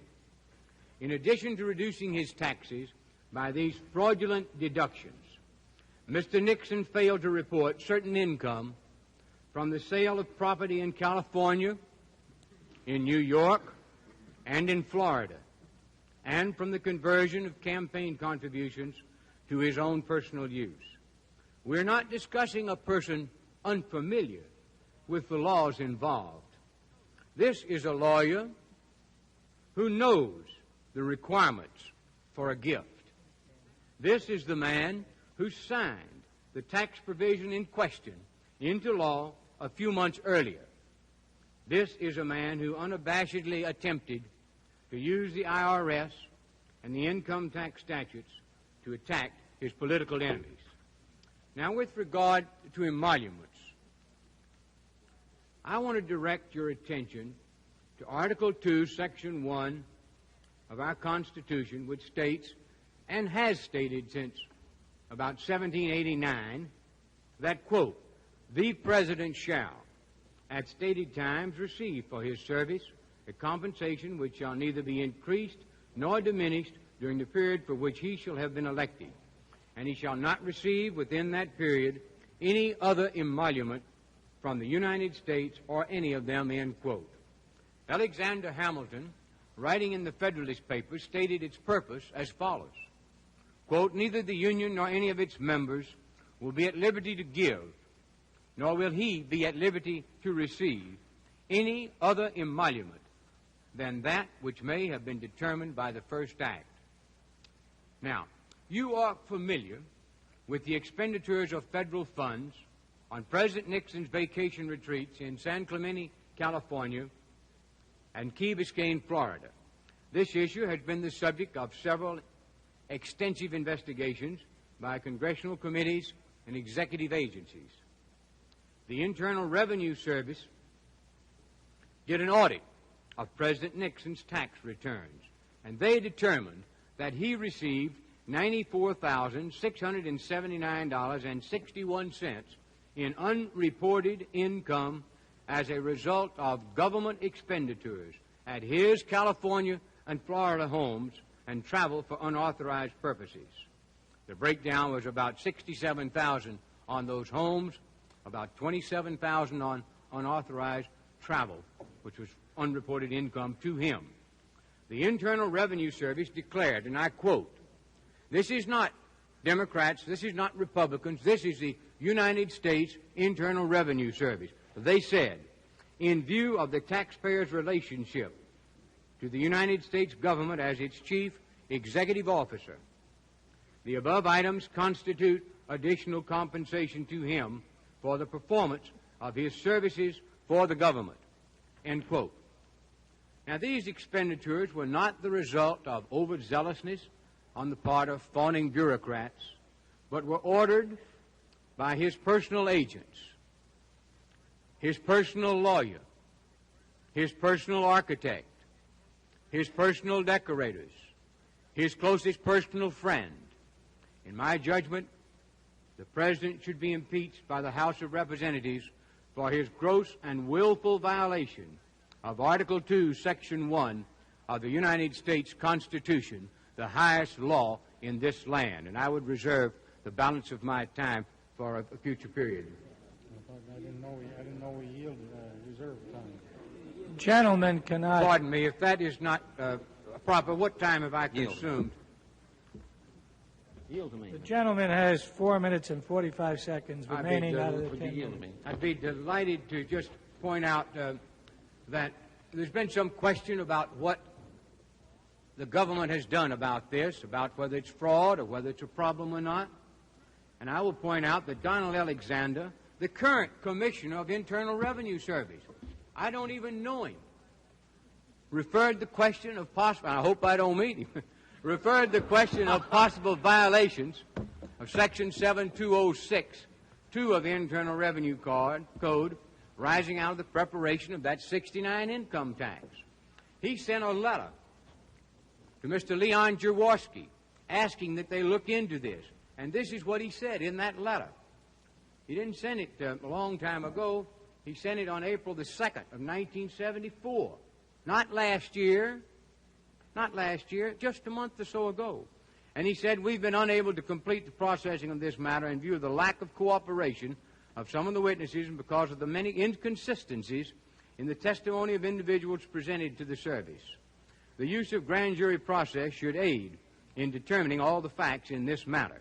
It's our opinion that a grand jury investigation will involve presidential appointees. We believe it be appropriate for it to be carried forward by your office." Now, since that time, I understand that the grand jury has called Arthur Bleck, his accountant, on 2 occasions, one on July the 25th of this year, of last year, again June the 26th or the 27th. That's this year. And that he has been discussing with them the details of these tax preparations. In addition to that, I understand that they probably are very shortly, if not today, by tomorrow, will have issued subpoenas for some of the financial records so that we can get at the bottom of this. Now, there are additional income figures of unreported income that I hope Mrs. Holtzman would discuss. She's very familiar with them. And I would at this point, if I have any time, yield to my distinguished friend, Mr. Hungate. I thank the gentleman for yielding, and all I know about this is what I read in the papers. January 21st, 74, I placed in the record statement that much controversy has arisen over President Nixon's tax write-off on his official papers and his assertion that the late President Johnson gave him the idea. I think my colleagues will be interested in this editorial from the Houston Post regarding President Johnson's papers. Just for the record, in view of President Nixon's reference to the late President Johnson as having given him the idea for taking a tax write-off on official papers, it is interesting to notice President Johnson's own record. LBJ is thought to have taken a tax deduction for $200,000 out of a total of 31 million papers. They dealt with his life up to the time he entered the Senate. Ralph Newman, chairman of the Chicago Public Library, who has worked for every president since Herbert Hoover, appraised the LBJ papers as he later did the Nixon papers. He set a value of $20 million to $40 million on the LBJ papers. But President Johnson bequeathed all the papers of his Senate years, his vice presidency, and his presidency to the LBJ library without asking any tax advantage for his estate. I thank the gentleman for yielding. I have a minute and a half left, and gentlemen, ladies, I'd like to point out something about the President's knowledge. Could I have those tabs? The record is replete with evidence, ample evidence, that Mr. Nixon did involve himself in the preparation and improvements, renovations at Key Biscayne and San Clemente, beyond those made at his own expense and those made at public expense. At Key Biscayne, the government paid $65,000 for a fence because of the President's personal involvement in the design, not because the Secret Service required it. During hearings before the House Government Activities Committee, the following discussion took place between me and the Secret Service agent, Earl Moore. Mr. Moore, after the initial drawing or design was presented, I think I passed along to GSA a comment from Mr. Rebozo that the First Family, President and First Lady, would prefer something more conventional, probably something similar to the White House fence. And I think as a result that GSA copied the White House fence. Mr. Brooks, did the Secret Service request that the fence be a replica of the White House fence? Mr. Moore, no, sir. We only wanted to get a fence up there. Now, in testimony before this committee, Mr. Butterfield was asked to what extent the President gave attention to detail. He responded that Mr. Nixon was very interested in the grounds at Key Biscayne, Camp David, San Clemente, the house, the cottage, and the grounds. The gentleman has consumed 10 minutes.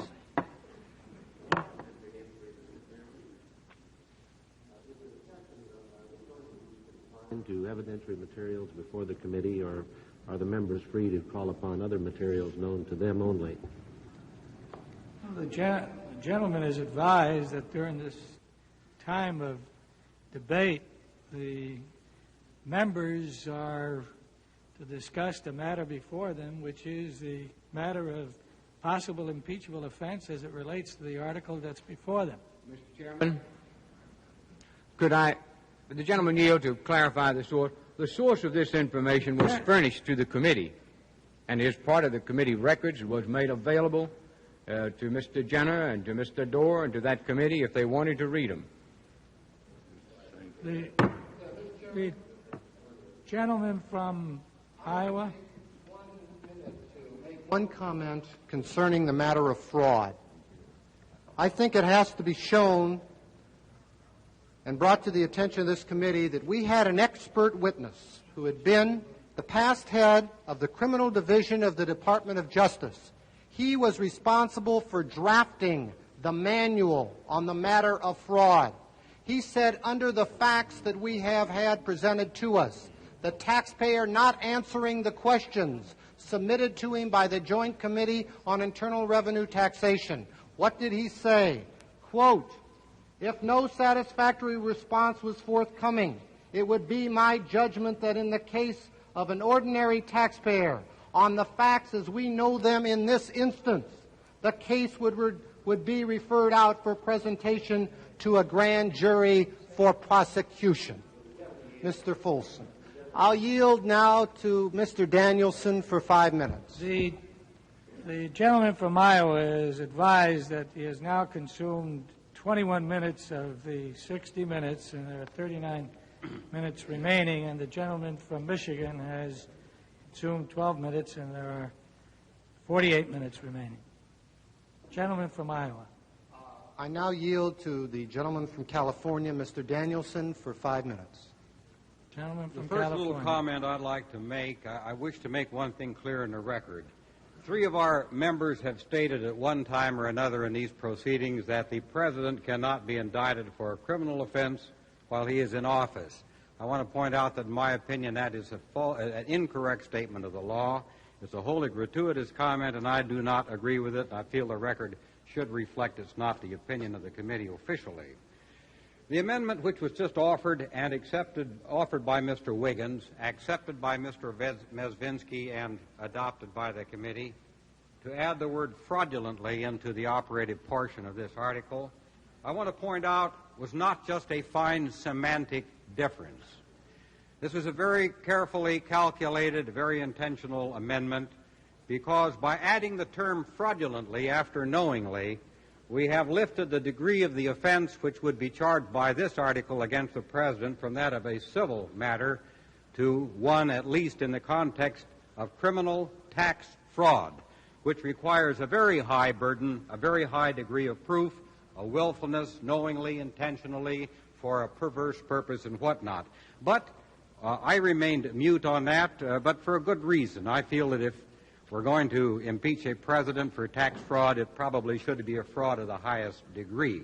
But at least let's not assume that it slipped our minds that fraudulently is not a very significant word in this article. There's one other very interesting point.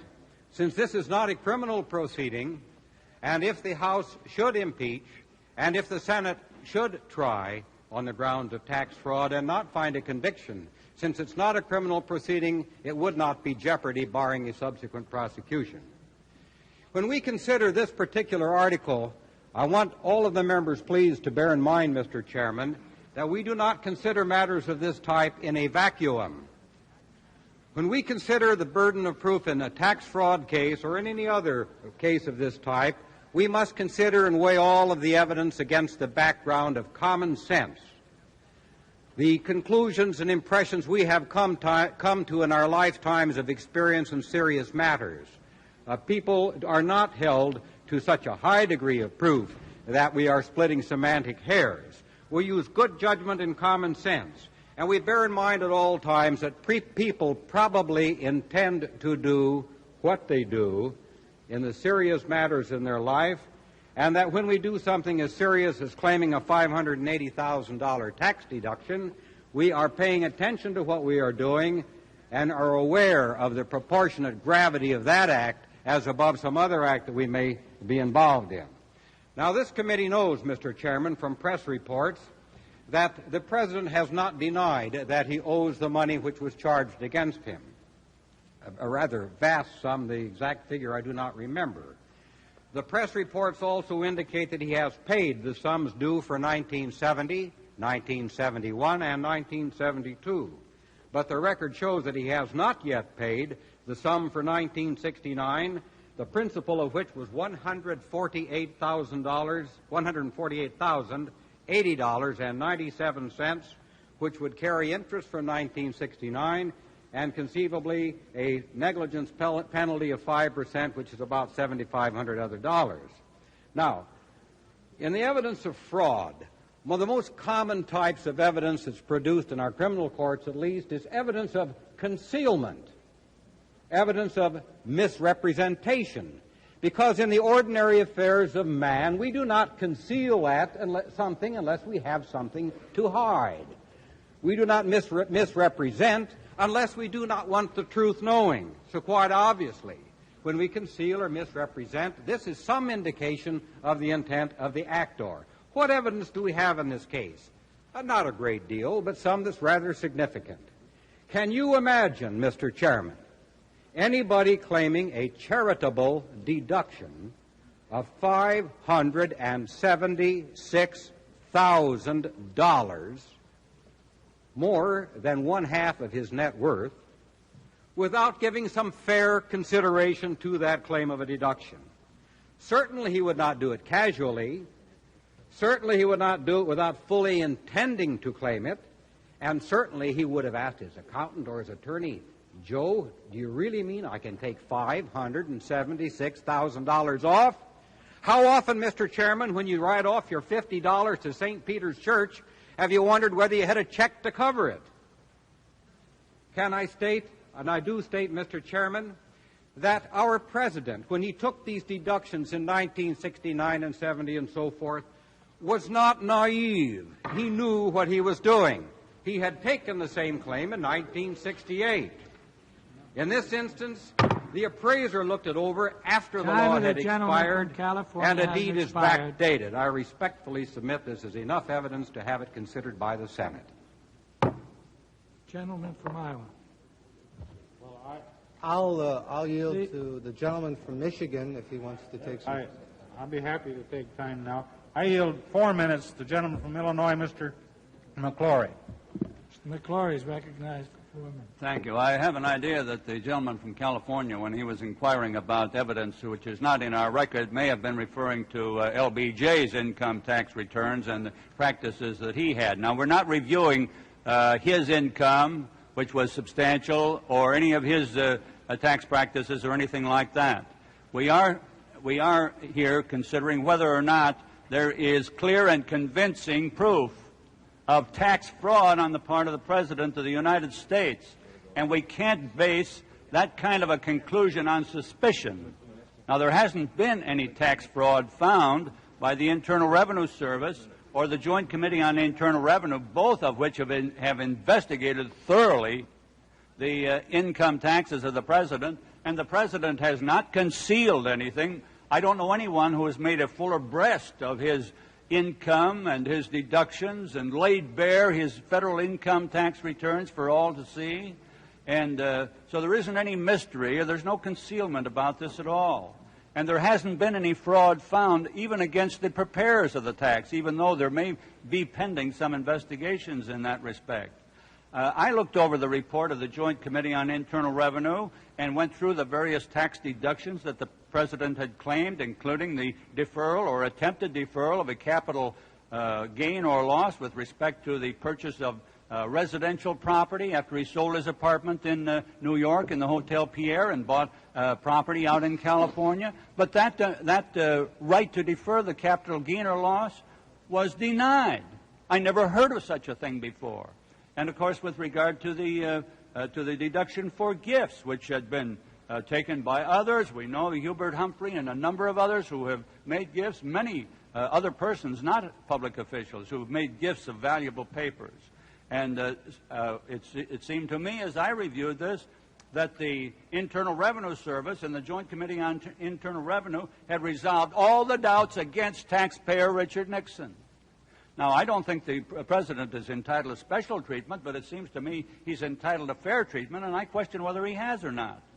Now, we did have before us someone who formerly was with the Internal Revenue Service, a prosecutor.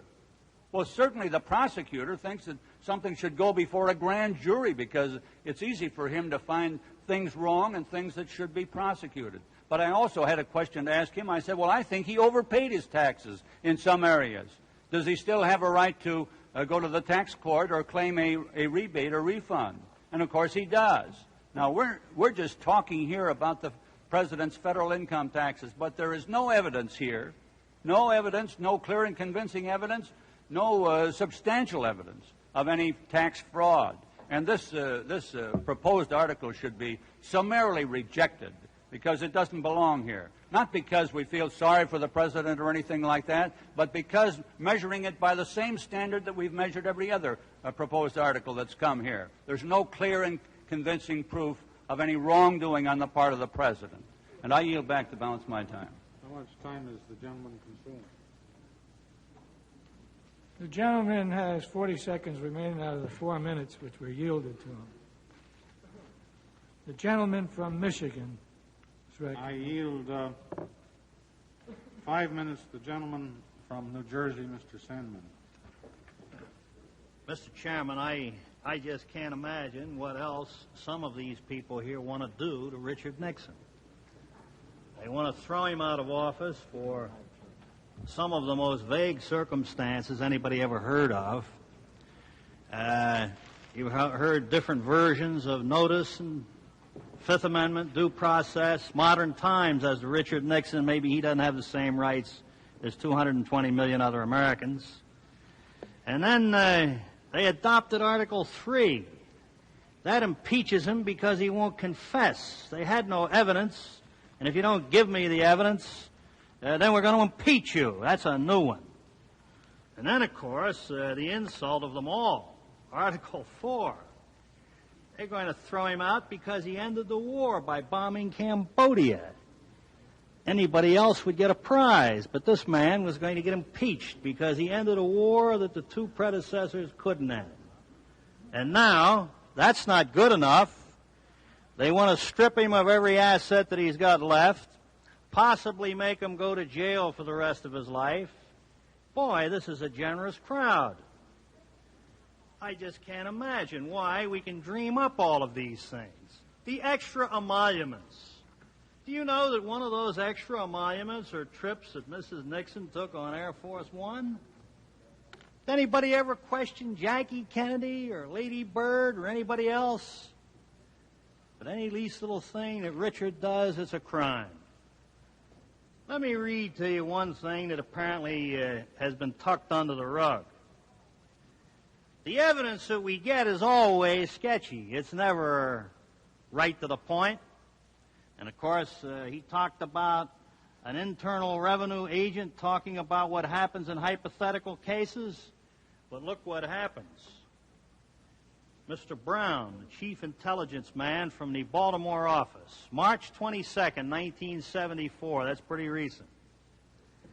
He said, and quite honestly he said this because there were 3 people that had not been interviewed yet. And he said that if they were given immunity in this memo, possibly, they could shed some light that would connect Nixon into some kind of fraud. But he did say this.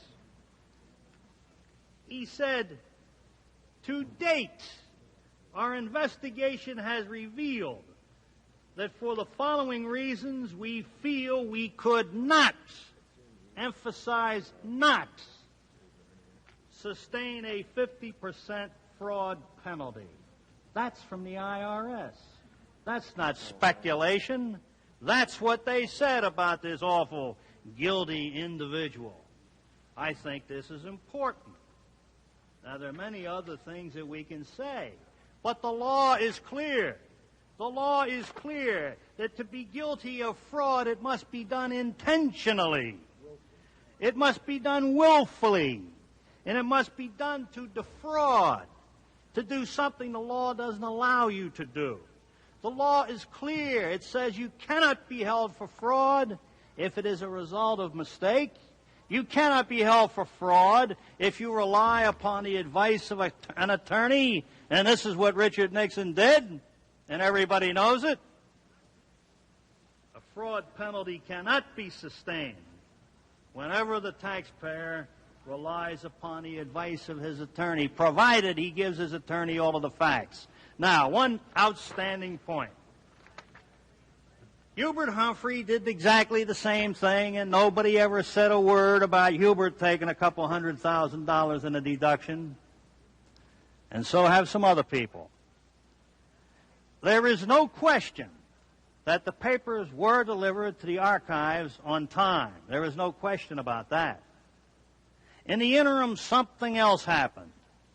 This fraudulent taxpayer himself signed into law a law which changed the tax law. Now, if he was going to be so interested in himself, wouldn't he have made some kind of a change in that? Of course he would, or he wouldn't have signed it, if he was that kind of a person. But he wasn't. He signed it into law. There is absolutely no intent to defraud here. Now, let me tell you one other thing, which I think is awfully important. And I want to see these people who are moving this resolution deny what I'm about to say. This bunch of baloney was supposed to be taken up this afternoon and not tonight. But there's a bigger audience on TV tonight than there was this afternoon. The time of the gentleman has expired.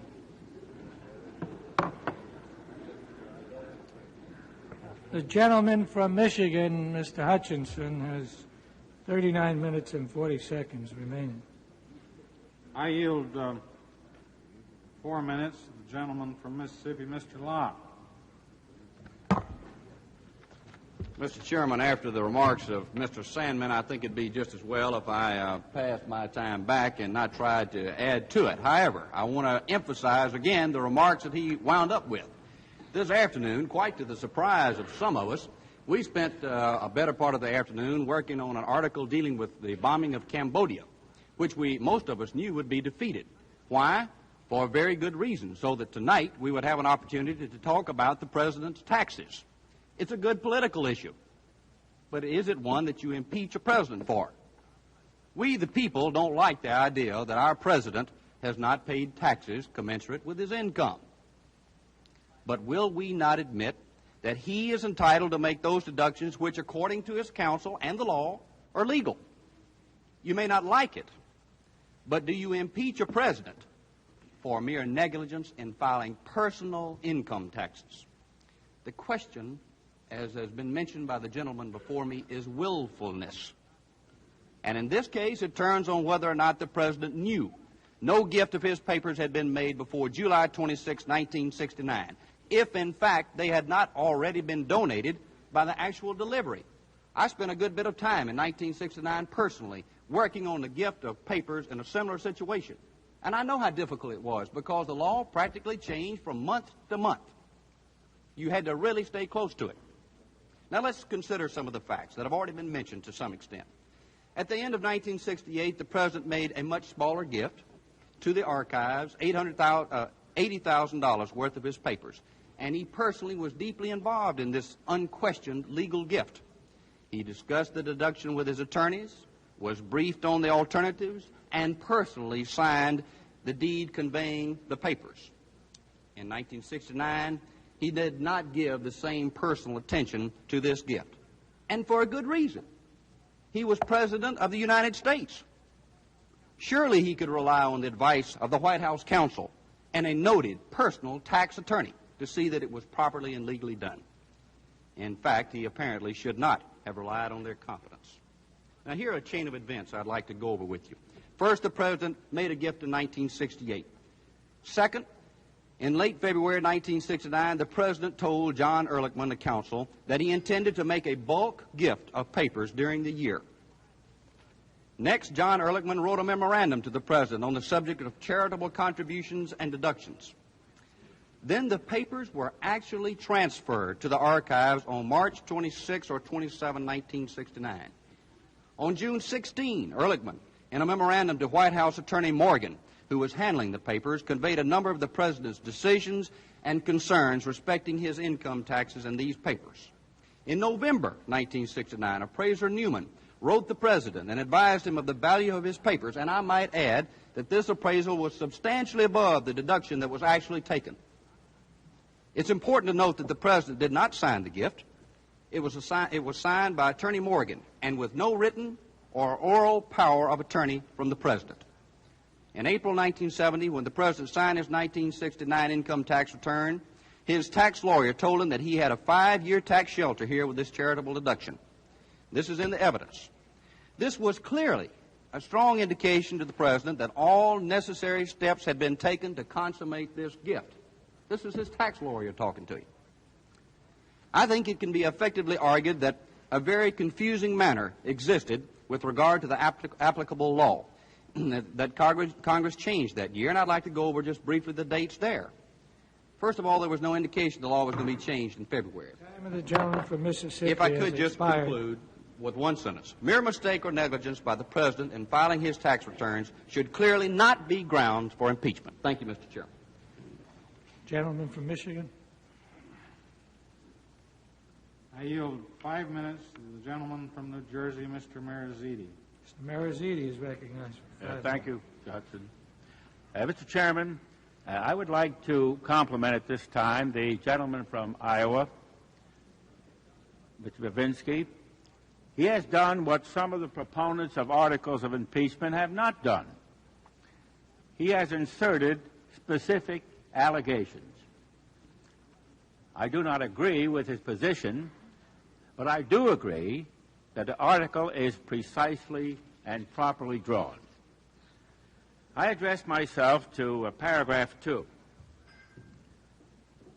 I know that paragraph 2 is an emotional issue, and it has more strength on the side of popular interest, but it is really weak as a ground for impeachment. Let us analyze this particular article. On July 25th, 1969, that date constitutes the last date when a gift of presidential papers could be made. March 27, 1969, as has been stated, is the date when the presidential papers were delivered to the National Archives. This is about 4 months before the cutoff date. There are a number of questions involved here. First, how is title to personal property passed? There are two methods. of transfer. One is by a deed of transfer, and another legal method is by actual delivery of the personal property. Now, the second question is, was a title transferred on March 27, 1969? Well, the papers were delivered to the National Archives, and in my opinion, title was transferred on that date. Now, after that date, the President was not able to repossess his papers. He lost possession, he lost control, and he lost title. Now, a very interesting thing, Chairman and members of the committee, a government agency has actually ruled to that effect. And I refer to a letter put in evidence dated June 4th, 1974, from the archivist. And here's what he says in part. Long before the onset of the tax controversy, long before, it was a position of the General Services Administration, which itself has absolutely no involvement in federal tax matters, and here's the important part, that there had been a valid gift of the subject papers to the United States. That is a ruling of an agency of the government of the United States. Now, if title passed, it's obvious. There's no fraud. But I submit to you that even if there is a dispute as to whether title passed, when the President divested himself of possession of his presidential papers in a voluntary way, certainly that is enough to negate fraud. Now, what did the IRS do in this particular situation? What action did they take? Section 6653 of the Internal Revenue Code is relevant. Well, they checked the return, and they found that a tax was due, and they assessed the tax. There's two sections to 6653, Section A and Section B. Section A provides for the assessment of a negligence penalty, which was done in this particular case, 5%. As Mr. Sandman indicated, Section B provides for a fraud penalty, which the IRS has a right to assess, 50%. Now, here we have the most thorough and complete audit in the history of the IRS. The audit performed on the return of Mr. Nixon.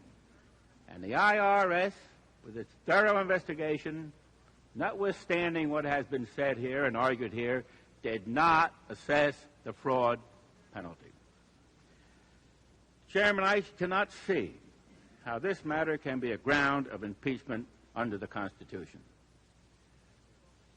Chairman, in your opening remarks you said, and I concur, we must be fair to every man.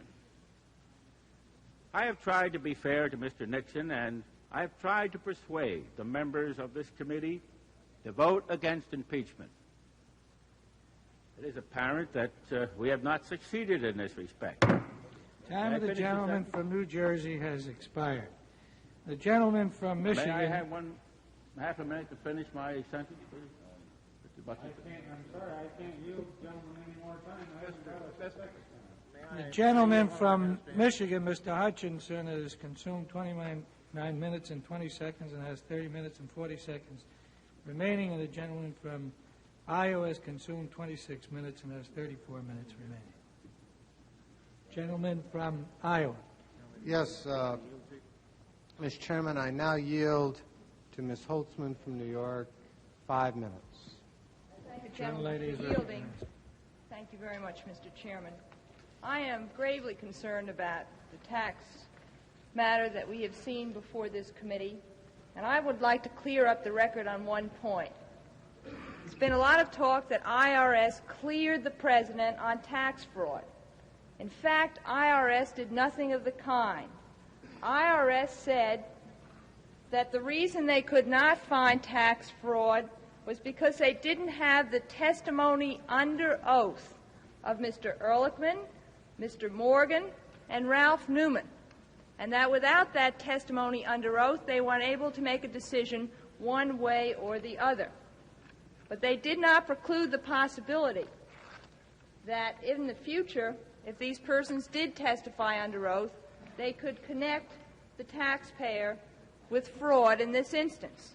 So I don't think it's fair on the record to say that IRS found there was no tax fraud. They found that because the members close to the President and members of the President's staff did not testify under oath, that they were unable to reach that decision. But let me proceed with some other points. We have discussed the question of the gift tax deduction, which is very sizable. And I think that in order to understand that, we ought to take a look at some of the other matters that were not reported on the President's tax returns during the period 1969 to 1972. In 1969, there was a sale of Mr. Nixon's New York apartment. He failed to report $75,924 from the sale of this property. In 1970, there was a sale of the portion of the San Clemente property. Mr. Nixon failed to report a capital gain of $54,581. From the period of 1969 through 1971, the Joint Committee staff found that the President did not report royalty income, which he should have reported. In 1972, Mr. Nixon failed to report the use of $5,000, apparently from campaign funds, that were used to purchase platinum and diamond earrings, Mr. Nixon's present to his wife on her 60th birthday. Now let me just state... Argument. And my point of order is that there's absolutely no testimony in our record on the subject to which the gentlewoman from New York is referring, and therefore it's not legitimate to argue it here. We just haven't heard anything on that subject. Mr. Gentleman, his point of order is not well taken. The gentlelady is referring to what she believes to be and has been evidence that it's been before the committee. And I would like to see where it was before the committee. I bet no one can point it out. Mr. Chairman, may I be heard on the point of order? The gentlelady is Yes, Mr. Chairman, I was referring... qualified to speak for herself. Thank you, Mr. Chairman. I was referring to the draft of a final report of the Select Committee on Presidential Campaign Activities of the United States Senate, which we received, and I personally received, only a week or so ago. And that refers specifically to this matter, and I believe that we had some briefings, at least I did, with respect to this matter from the staff. Now let me proceed with respect to this $5,000 that was used to purchase $5,000 from campaign funds that was used to purchase diamond earrings. Now, just one thing about this is very interesting to note, that this $5,000 was taken out of a bank by Mr. B.B. Rebozo in June of 1972 and went through 4 separate banks and 4 separate accounts in one day. And we've heard of laundering money in the Watergate matter, and I would suggest that this bears a strong resemblance to that. It finally came up to... I'm asserting what I... That's just a draft report. Even the committee doesn't assert the truth of that. I don't think there's any question about that, Mr. Wiggins. If the members would like to interpose objections, they should address the chair. I think the gentlelady is making reference to material that has been properly before the committee. Many of these documents have been received at the request of the chair with the concurrence of the members from the various committees of Congress, and this is matter that is properly referred to. Chairman, I'm objecting on the ground it isn't before us. If this report has been made a part of our record and introduced into evidence here, then I wouldn't object, but I don't believe it has been.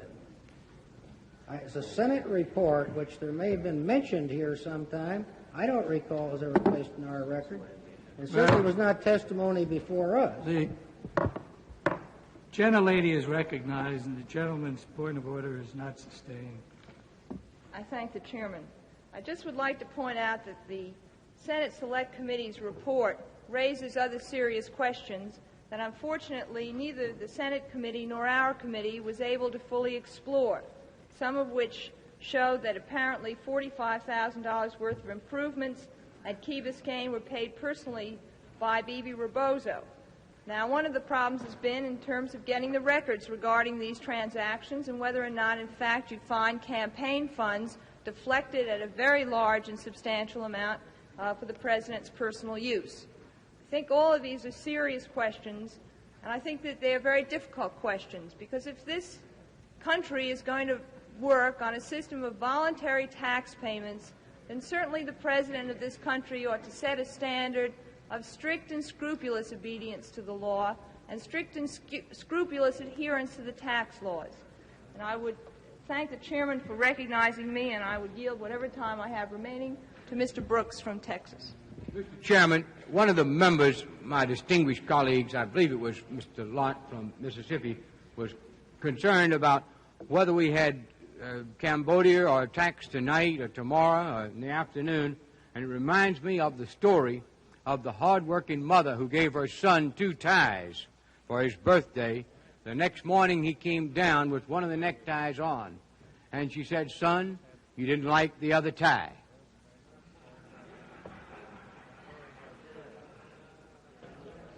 The 5 minutes of the gentlelady have expired.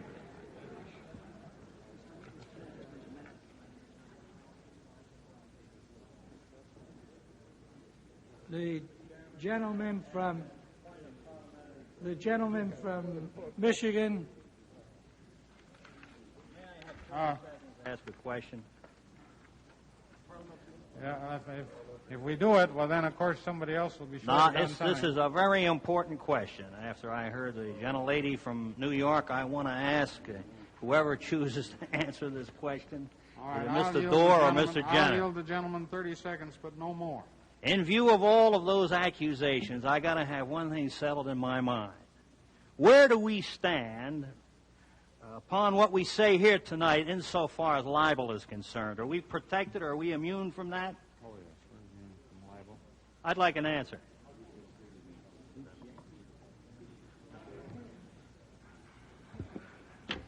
Chairman, I don't know that I can give you an answer for that. I think you are, but I think that I don't know what that has to do with this. If you make false accusations against somebody, you're pretty Well, responsible, I would think. But if we are immune from that, I understand what it said. The Chair would like to suggest that I think that the member knows what the privileges and the rights of members of this committee are, and I think that there's no suggestion that anyone is attempting to libel or is libeling, and I think that this is a question, again, that goes to proper fact, and I don't think that anyone is going to pass on whether or not one is attempting to libel. Mr. Chairman, I'd like to be heard on a gentleman- point of personal privilege with respect to that. Gentlelady is recognized as a matter of personal privilege. I would like to state that I resent the remarks of Mr. Sandman, because I presented this as fairly as I could in terms of my reading of the Senate reports and material before me. I certainly agree that we must be fair and honest and honorable, and I've tried my best to do that, and I think by casting aspersions on my integrity, Mr. Sandman is trying to undermine the integrity of the committee, and I personally resent it, and I wish he had considered his remarks. The committee will be in order, and I think they recognize the gentleman from Michigan. I yield 4 minutes to the gentleman from Indiana, Mr. Dennis. Let's look at the record before us and the law applicable thereto for just a moment. There are 2 parts to this proposed article. One deals with allegedly unlawful compensation said to be acquired by the President through government expenditures at his privately owned properties, which were not legitimate government expenditures according to the allegation. The other is income tax fraud. Now, as has already been pointed out, no fraud has been found, and in fact, there has been a contrary finding. You understand that these expenditures, which are allegedly improper, are charged to the President as income. So, because of that technicality, the author of the amendment has charged the President with violation of that constitutional provision on the theory that this is additional income, which says that the President shall not receive additional emoluments beyond his statutory compensation. Now, that is indeed a novel theory, and I call it reaching. It's a civil argument as to whether these things were proper expenditures or not, and whether they're income or not. Most of them were security matters approved ahead of time by the Secret Service. All of them were paid for by the government, and some of them were debatable and were finally decided by the Internal Revenue Service and the Joint Committee that they ought to be disallowed, and then they were classed as income. Pure civil arguments, such as happens between taxpayers and the government every day in the week. Now, technically, under the income tax laws, when you lose one of those arguments, you've got some additional income.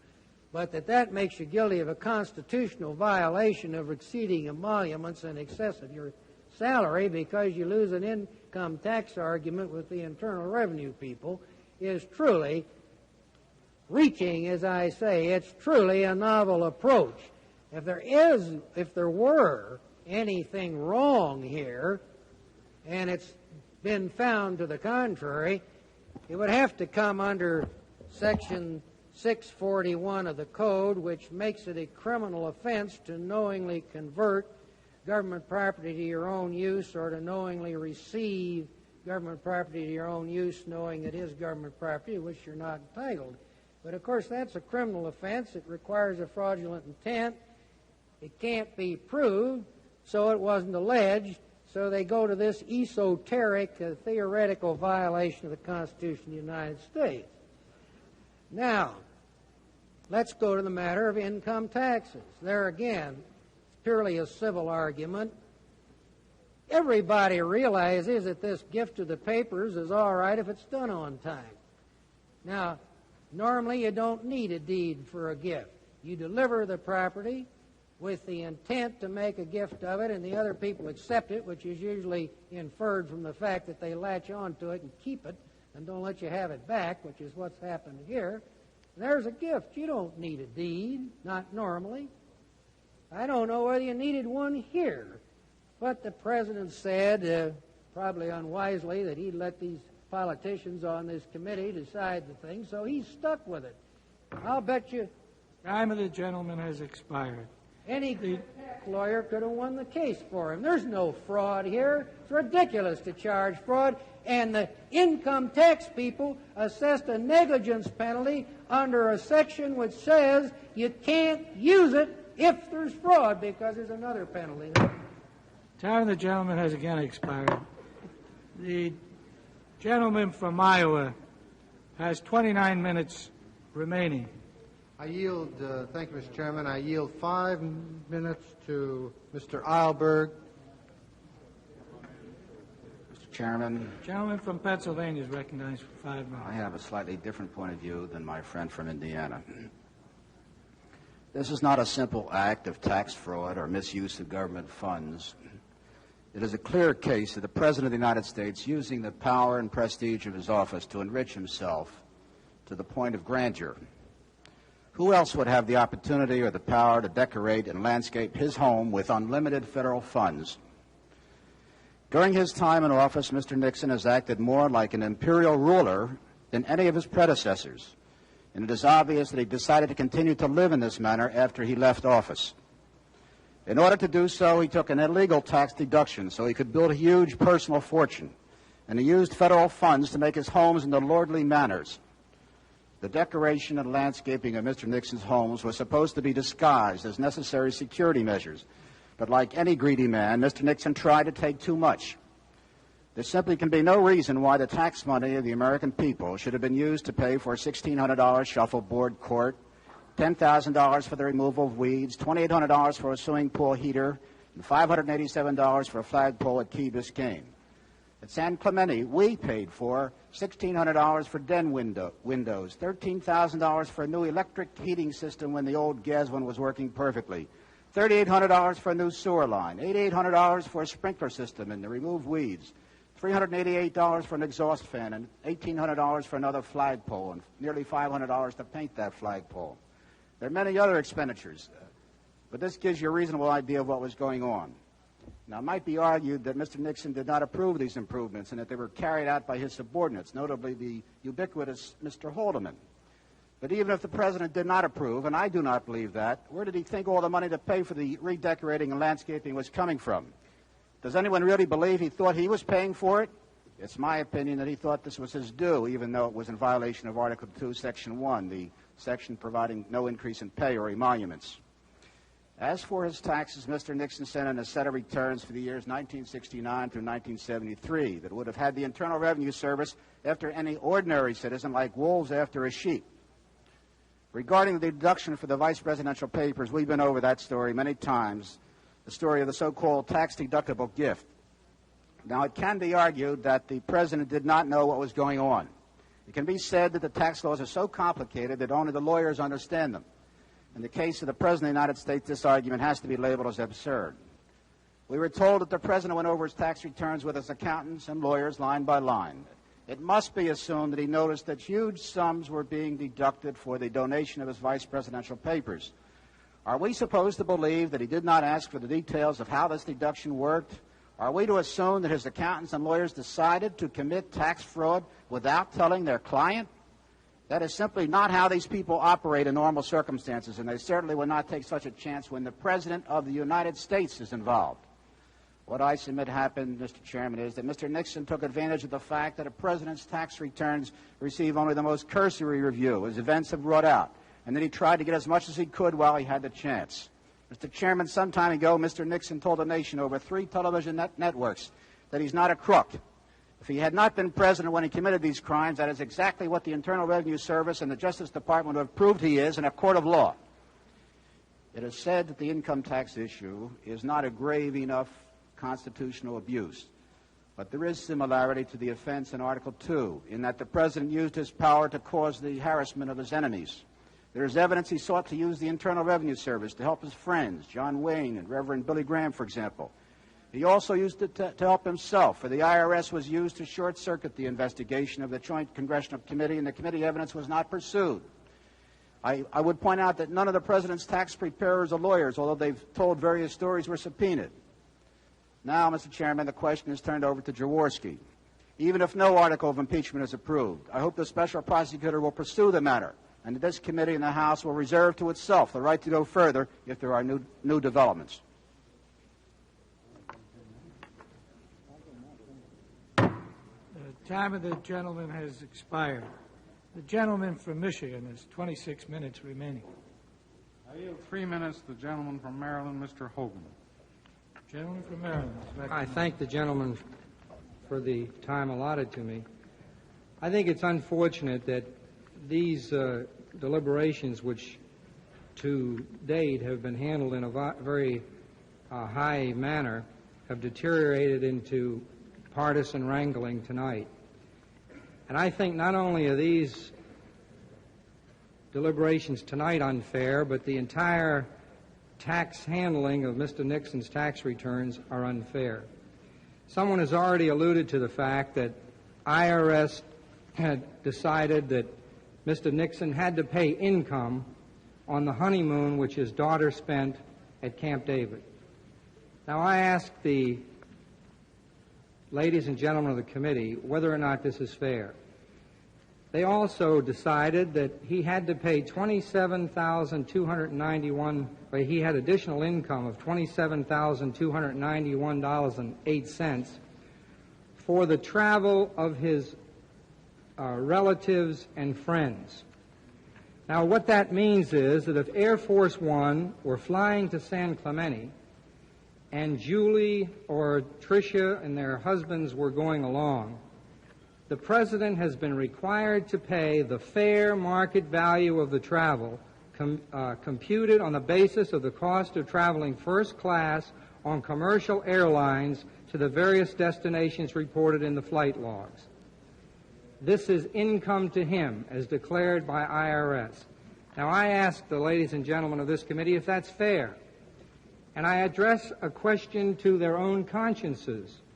Let's take a hypothetical case. Suppose members of this committee went overseas on a study mission, and their wives accompanied them. Now, if that had happened, as it has, I wonder if the members would and have reported the first-class airfares on their own income tax as income to them. I think the answer is obvious. They did not. One of the other things that troubles me very much about this is not only the unfairness, but this in no way rises to the level of an impeachable offense. The staff report on grounds for presidential impeachment makes clear, and I'm quoting, "As a technical term, a high crime signified a crime against the system of government, not merely a serious crime. This element of injury to the Commonwealth, that is, to the state itself and to its Constitution, was historically the criterion for distinguishing a high crime or misdemeanor from an ordinary one." Now, obviously, in the drafting of this, the words previously were included against the United States after high crimes and misdemeanors. So it's clear that that's what the Founding Fathers intended. Time of the gentleman from Maryland has expired. The gentleman from Iowa has 24 minutes remaining. I yield 5 minutes to Mr. Seiberling. Thank you, Mr. Chairman. Mention has been made that President Lyndon Johnson and Senator Humphrey have also made gifts of their papers and taken deductions. But I think it also ought to be mentioned that there has been at no time any suggestion that there was any backdating of deeds or other fraudulent acts in connection with that, their gifts. Now, I must say that the facts in this situation have given me a great deal of trouble, because while the facts are largely undisputed, what is in dispute are the conclusions we ought to draw from them. The evidence is largely circumstantial, but I remember the writer Thoreau once said that some circumstantial evidence is very strong, as when you find a trout in the milk. Now, what have we found in this case?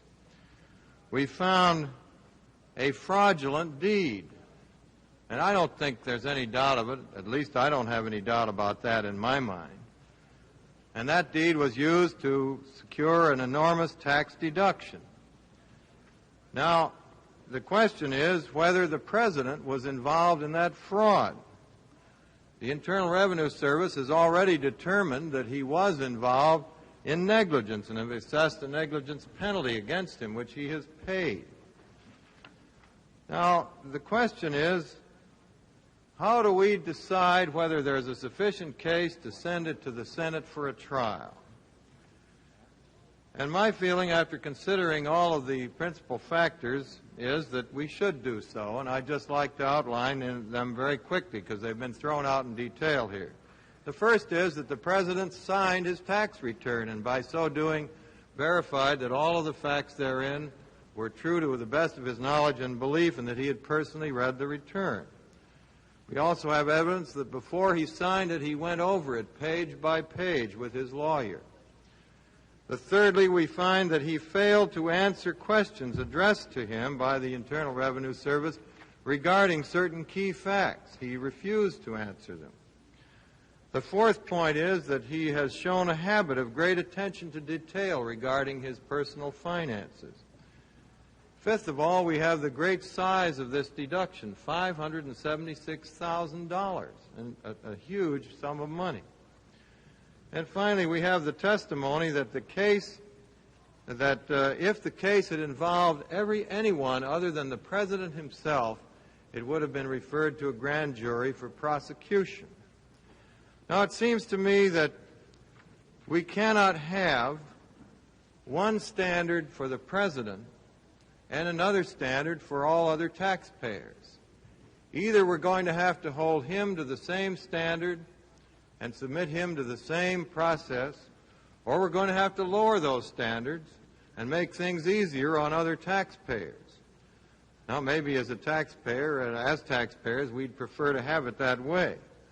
But I think that if we're going to protect the integrity of the system, we're going to have to subject him to the same kind of scrutiny that any other taxpayer would be subject to.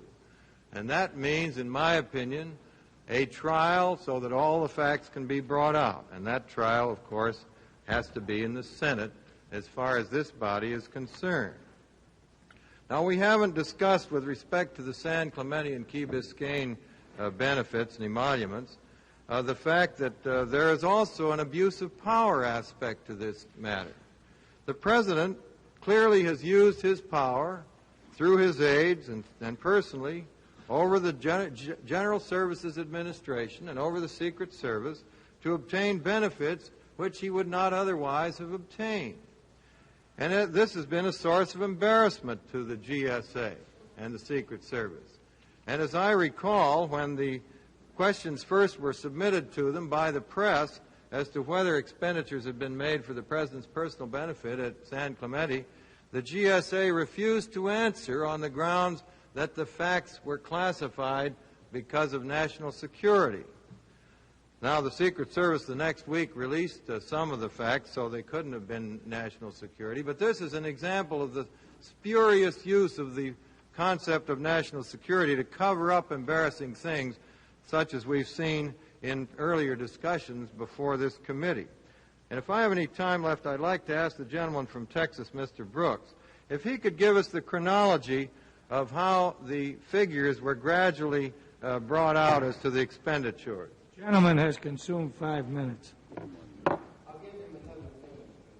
Thank you. I wonder if gentlemen, I'd yield to Mr. I'd be delighted, my distinguished friend. In May of 1973, the GSA, somewhat reluctantly under pressure from the press, and sometimes I do love them, said that they had spent about $39,000 on those properties, on certain parts of it that they asked about. Then in June of that same year, they found that they had spent $1,900,000. And then, just a little bit later, by August of that same year, 1973, last year, they got the number up to $3,700,000. And then, a little later, there was considerable pressure. We announced a hearing in another congressional committee. It became obvious that a hearing was going to be held, and the White House then announced that all agencies had totaled about $10 million expenditures at Key Biscayne and San Clemente. And when the hearing was over, the 1 minute of the gentleman has million. Expired. The gentleman's 1 minute has expired. The gentleman from Michigan, 23 minutes remaining. I yield 4 minutes to the gentleman from Iowa, Mr. Maine. I yield 30 seconds to the gentleman from California, Mr. Wiggins. In fairness, Mr. Brooks, you should indicate that the numbers which you mentioned, $17 million, were not improvements on the President's property, but included that entire military office complex out at San Clemente. Now, isn't that a fact? Would the gentleman allow me to respond? Well, I know the answer. If you'd affirm it, then we can move on to the gentleman's time. That is the correct state of affairs. I wish you would give them the breakdown on it. It'd be helpful. Well, you know you're not talking about the President's property. That property is owned by the Coast Guard out there. I'll go back to this gentleman. Would you... 30 seconds of the gentleman expired. May I proceed, Mr. Gentleman Chairman? from Iowa. Thank you, Mr. Chairman. I think I would set a higher standard even than the gentleman from Ohio, Mr. Seiberling. It seems to me, ladies and gentlemen, that a president has a very high obligation to set a good example to the American people in carrying out his personal as well as his public responsibilities. And that is especially true of the way in which he claims deductions and declares income on his federal tax returns. And regrettably, it seems to me, this president has set us a very sorry example in the way that he has performed this basic obligation of American citizenship. Even if it were technically legal, I think it was highly questionable for him to claim such huge deductions for his personal papers. And for that matter, it was a very grave mistake by this Congress of the United States to ever authorize such a deduction in the first place.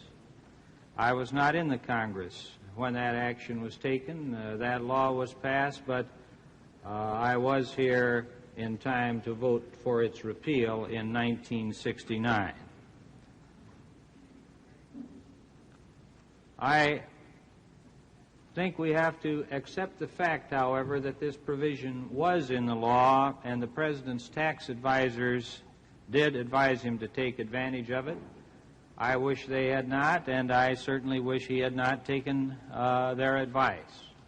But much as I deplore the way in which his tax affairs were handled, the question remains, did he commit criminal fraud in connection with his taxes? And after listening to the evidence very carefully, it is my considered judgment that proof of criminal fraud is certainly insufficient in this case. And I was particularly impressed by the testimony of one of the few witnesses who was permitted to appear and testify before our committee in person. That was Herbert Kalmbach, who related how he was present when the first tax return in which this deduction was claimed was read to the President by his tax attorney, Mr. DeMarco. And Mr. DeMarco went through the return page by page. They said it took about 10 minutes, and that Mr. DeMarco did assure the President that this was a legitimate, a valid tax deduction, not only for that year, but for 4 or 5 years in the future. So the evidence does indicate that the President, like many Americans, relied on the advice of his tax advisors. Now, even if criminal fraud had been proved, and I think quite clearly it is not, then we would still have the question whether it is a high crime or misdemeanor sufficient to impeach under the Constitution. Because that is why we are here, ladies and gentlemen, to determine whether the President should be impeached. Not to comb through every minute detail of his personal taxes for the past 6 years, raking up every possible minutia which could prejudice the President on national television. I certainly do not believe that Madison and the framers of the Constitution had in mind any such recital as we are hearing here tonight. They did not want the President to be removable simply because he did not enjoy the support and confidence of a majority in the Congress. Time of the gentleman has expired. The gentleman from Iowa, Mr. Mizvinsky. Mr. Speaker, I know it's a sensitive issue, and I don't want to have acrimony here, and I think it's been pointed out about the manner concerning the President's taxes. And I just want to make one point before I yield time to the gentleman from Texas. Let me just say that I respect this Congress. I also respect the Joint Committee on Internal Revenue Taxation. I believe that they made a conscientious effort to look at the matter of the President's taxes. It's serious. At a critical time, they sent questions to the President, specifically on this matter regarding his knowledge and the question of whether or not he should respond and face the issue of fraud. The Joint Committee did not rule on fraud. The IRS specifically said, and was cited by Mr. Sandman in that report, but 7 days later, what did they do? they sent a letter to Mr. Jaworski saying, let's pursue the case for possible prosecution by the grand jury. But I want to bring out one point. I'll be glad to take into account the gentleman's remarks in a few minutes.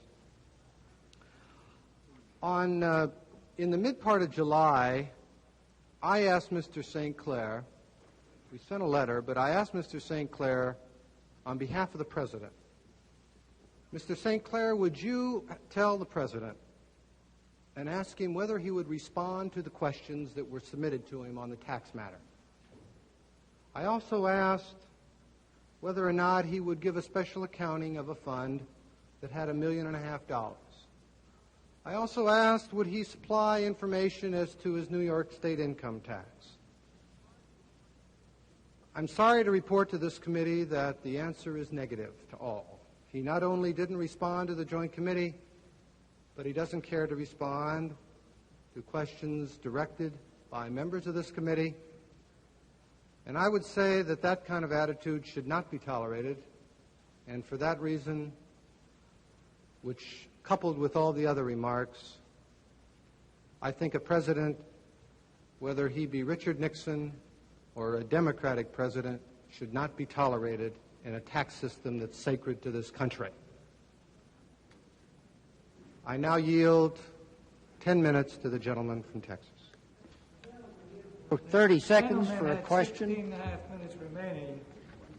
His time is, no, the gentleman has 15 and a half minutes remaining. Mr. Chairman, would Mr. Brooks yield for a minute for a question? Be delighted to if I have the floor now.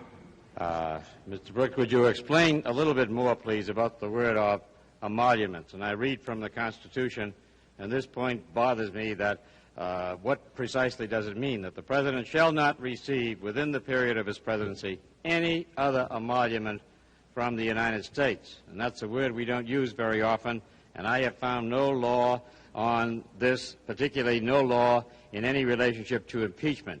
Now, do I understand correctly the exact sum that you are suggesting is the other emolument that he has received? Is that the $94,000? That's absolutely correct, Father. Could you tell us more about any history of emoluments? Has the U.S. government ever sought to get back any emolument from a president? Has any president ever been challenged as to this particular section of the Constitution before? Not that I know of, but it's been on the books since 1789. Emolument, in my judgment, and I didn't even look it up, means do you get something that's good? Money. And it was my judgment that anybody in this country, if you ask them what is an emolument of the office that you're not supposed to get any more of, and it means you're not supposed to get any more money. And I think that he did, in that he received $94,000 worth of value, which is what the cash, the tangible value that was assigned to the value of the improvements on his houses, not assigned by me, but assigned by the Audit Bureau, Audit Section, the review made of his taxes by the IRS, and they determined that he owed $94,000, and they said that $67,000 of that money, $388, was for improvements to those properties, and the $27,291 was for travel expenditures. Then they said very concisely that in view of the taxpayer's relation to the United States government as its chief executive officer, the above items constitute additional compensation to him for the performance of his services for the government. And I thought that that met on all fours this provision in the Constitution that he shall not receive any additional money, any additional emolument. Do I understand correctly, Mr. Brooks, that he has in fact paid the tax assessed upon the $94,000? He has paid a portion of that tax. Of the $67,000, a part of those improvements were made in '69, and he has not paid the '69 taxes, although he said in a news release that he would pay them. But he's not legally required to pay the taxes of 1969. He was not then, but he volunteered and said he would pay them. He did pay the taxes, as I understand it, in 1970, 1971, and 1972, a portion of which was that same type of emolument based on improvements to his personal properties. One last question, Mr. Brooks, if I may. Are these two items in your article inseparable? The item of the taxes with which I and others here obviously are having difficulty, and the question of the emolument. Are they so inseparable that they must remain together? Certainly, either could be a separate article of impeachment. Thank you very much. The gentleman from Iowa now has 12 minutes remaining. The gentleman from Michigan, Mr. Hutchinson, has 19 minutes remaining. 2 minutes. Gentleman from Michigan. Mr. Chairman, I yield 4 minutes to the gentleman from Maine, Mr. Cohen. Mr. Cohen is right. Chairman, would you indicate to me when 2 minutes of my time has expired? First, I'd like to say that I do not wish to ascribe any malevolent motives to the majority members of this committee and the timing of this issue. I think that it's an important issue which should be discussed, and prime time is as good as any other. I'd also like to suggest to Mr. Brooks that it's my hope that this committee will, in its good wisdom, see fit to reject both of the ties that the gentleman has selected. Mr. Jenner, I'd like to address a couple of questions to you, and if I could just have yes or no answers because of the time limitation. My understanding is that the Joint Committee sent interrogatories to the President that were not answered, correct? That is correct. Did this committee ever send similar interrogatories to the President? It did not. Did this committee ever undertake any separate independent investigative work of its own on this matter? Not of that character. So even though the Joint Committee or Commission said it did not deal with the question of tax fraud, even though the Justice Department has not seen fit to prosecute the issue, and even though the Internal Revenue Service said it was civil negligence and not fraud, this committee has not done anything independent of its own to establish tax fraud. Is that correct? Excuse me. We've undertaken some interviews, of course, Congressman Cohen, but we do not have the capability to make the type of inquiry that a fraud investigation requires. I understand that. Let me ask you this question. If the deed as to the 69 papers had in fact been properly executed prior to July 1 of that year, that it became effective, would the President's deduction have been allowed based upon the information that we have? Yes, subject to the question of whether the deed was delivered. Right.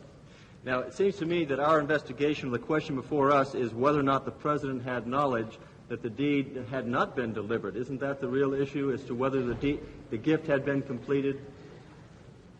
Well, you're really asking two questions, too. The last portion of your question, the answer is yes, as to whether the gift had been completed. And he wouldn't necessarily know whether the gift had been... Has it consumed 2 minutes? He wouldn't know whether the gift had been completed necessarily by looking at his tax return, would he? Well, that's very difficult. It depends on what knowledge he had. But not on the tax return itself.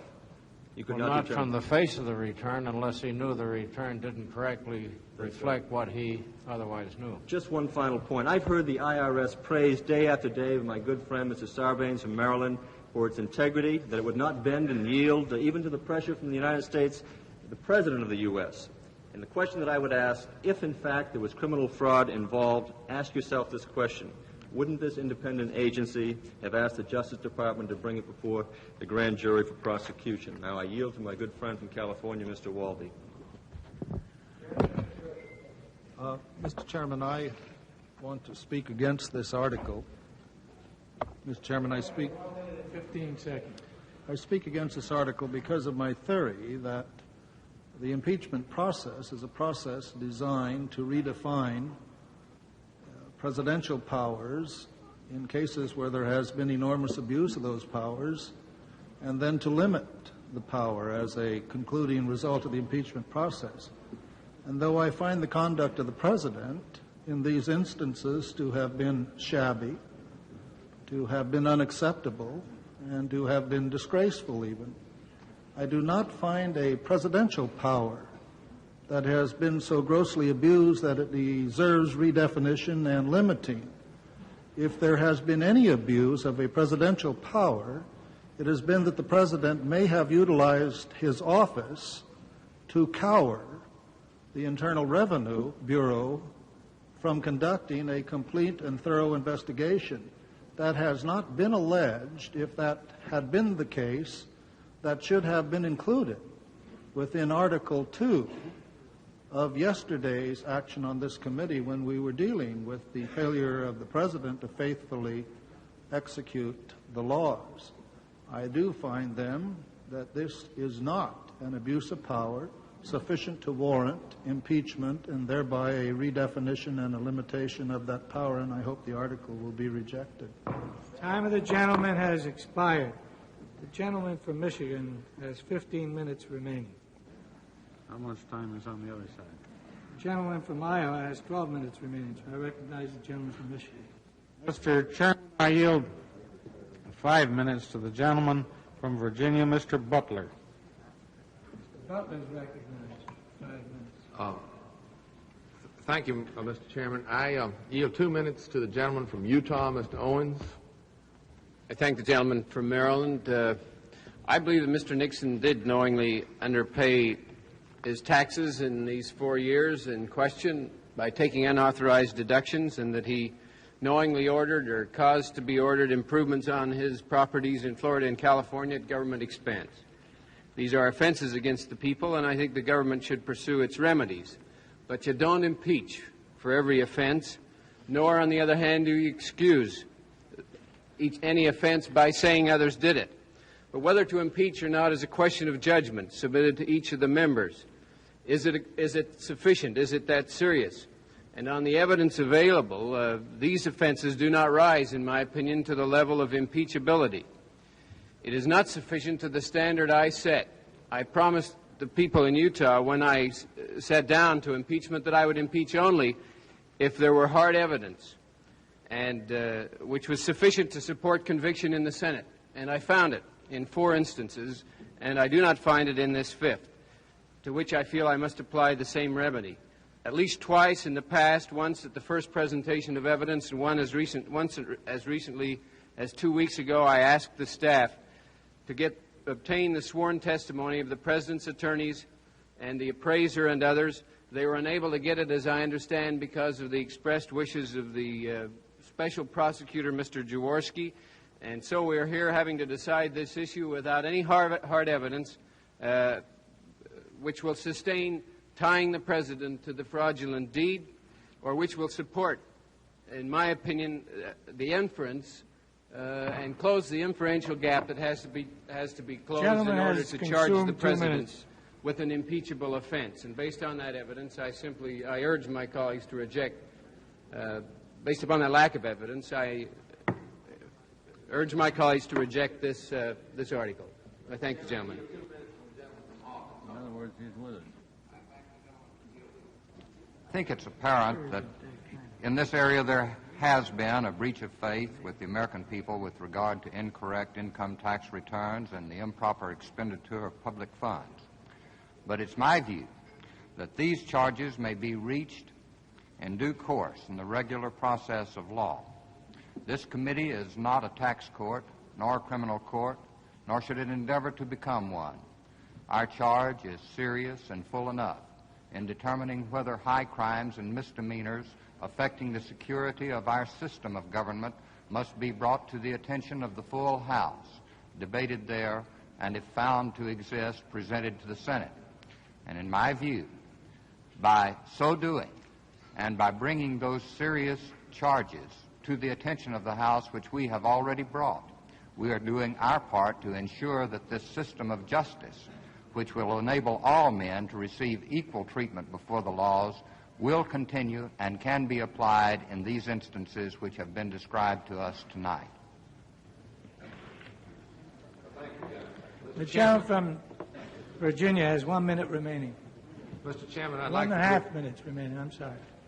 I'll take what I have, Mr. Chairman, and I thank you. I would just like to repeat what I'd said earlier today, that the impeachment power in the House of Representatives is discretionary. Sound judgment would indicate that we not add this article to the trial burden we already have. I will therefore vote against the article before us at this moment, and I yield the remainder of my time to the gentleman from Maine. I thank the gentleman for yielding, and would just like to say that I would associate myself with the remarks of the gentleman from Iowa, Mr. Maine, and that this was indeed morally shabby conduct.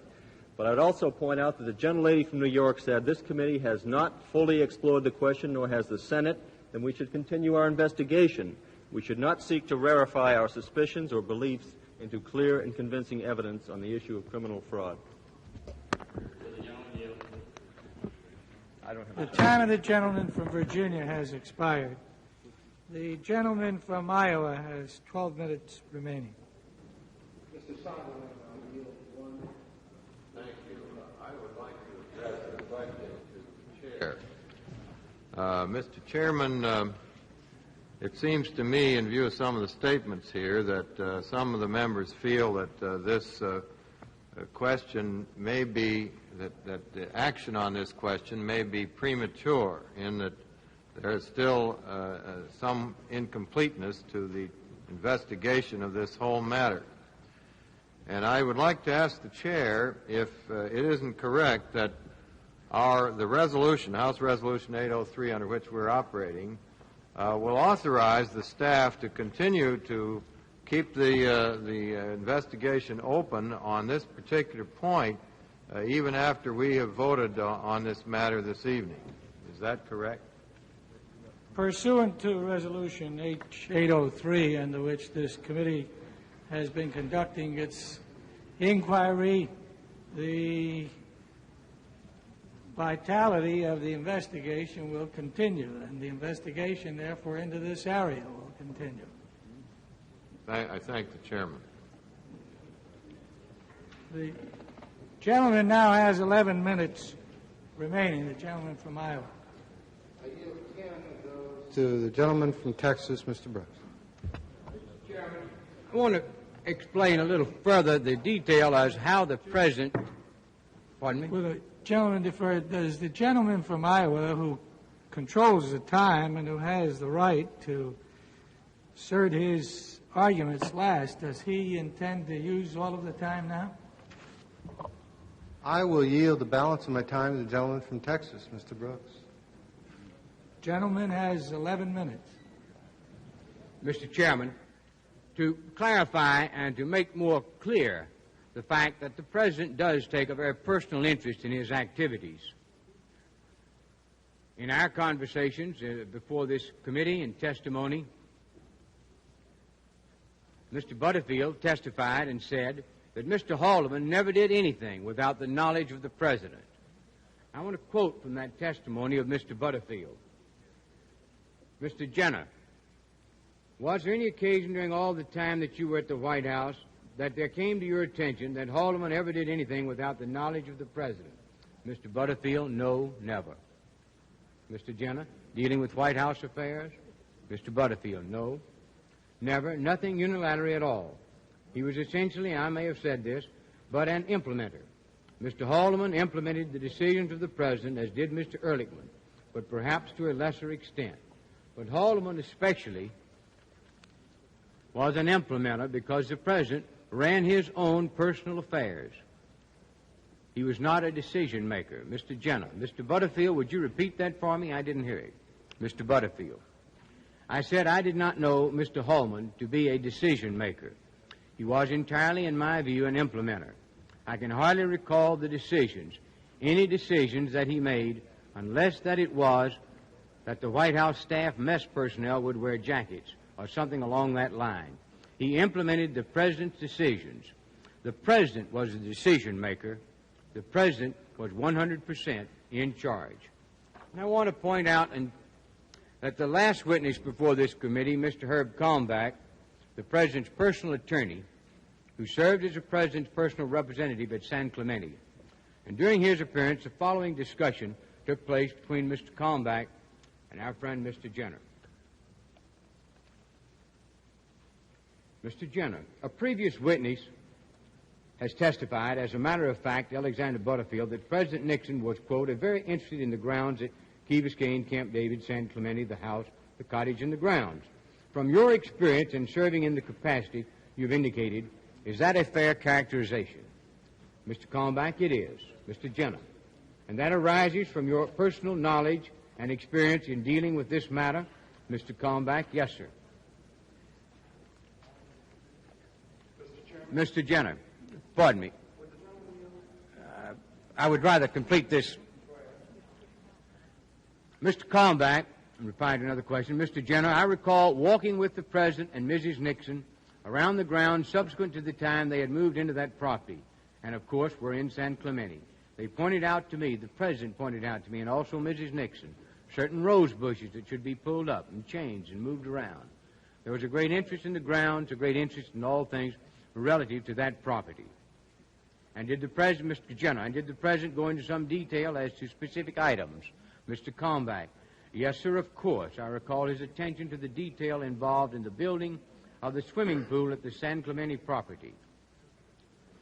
Down a couple of questions. Mr. Jenner, well, was that in 1969? Mr. Kalmbach, I don't recall when the pool, we had a meeting, I recall in one of the gazebos with the President, Mr. Rebozo, Mr. Ehrlichman, myself, Harold Lynch, and I think Frank DeMarco were there, and the President went over the schematics and the layouts with great attention, and I cannot pinpoint the date. My logs would show that, I believe.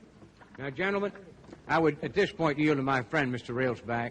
I thank the gentleman for yielding. Are you establishing or trying to establish, by reference to Butterfield, that the President knew what Haldeman knew? Or, in other words, are you trying to say that there was a knowing conversion by reason of what Haldeman knew? Or can you just explain that a little bit? What I'm trying to establish is that very clearly these assistants and close associates and executives for the President did what he wanted them to do, and that Haldeman...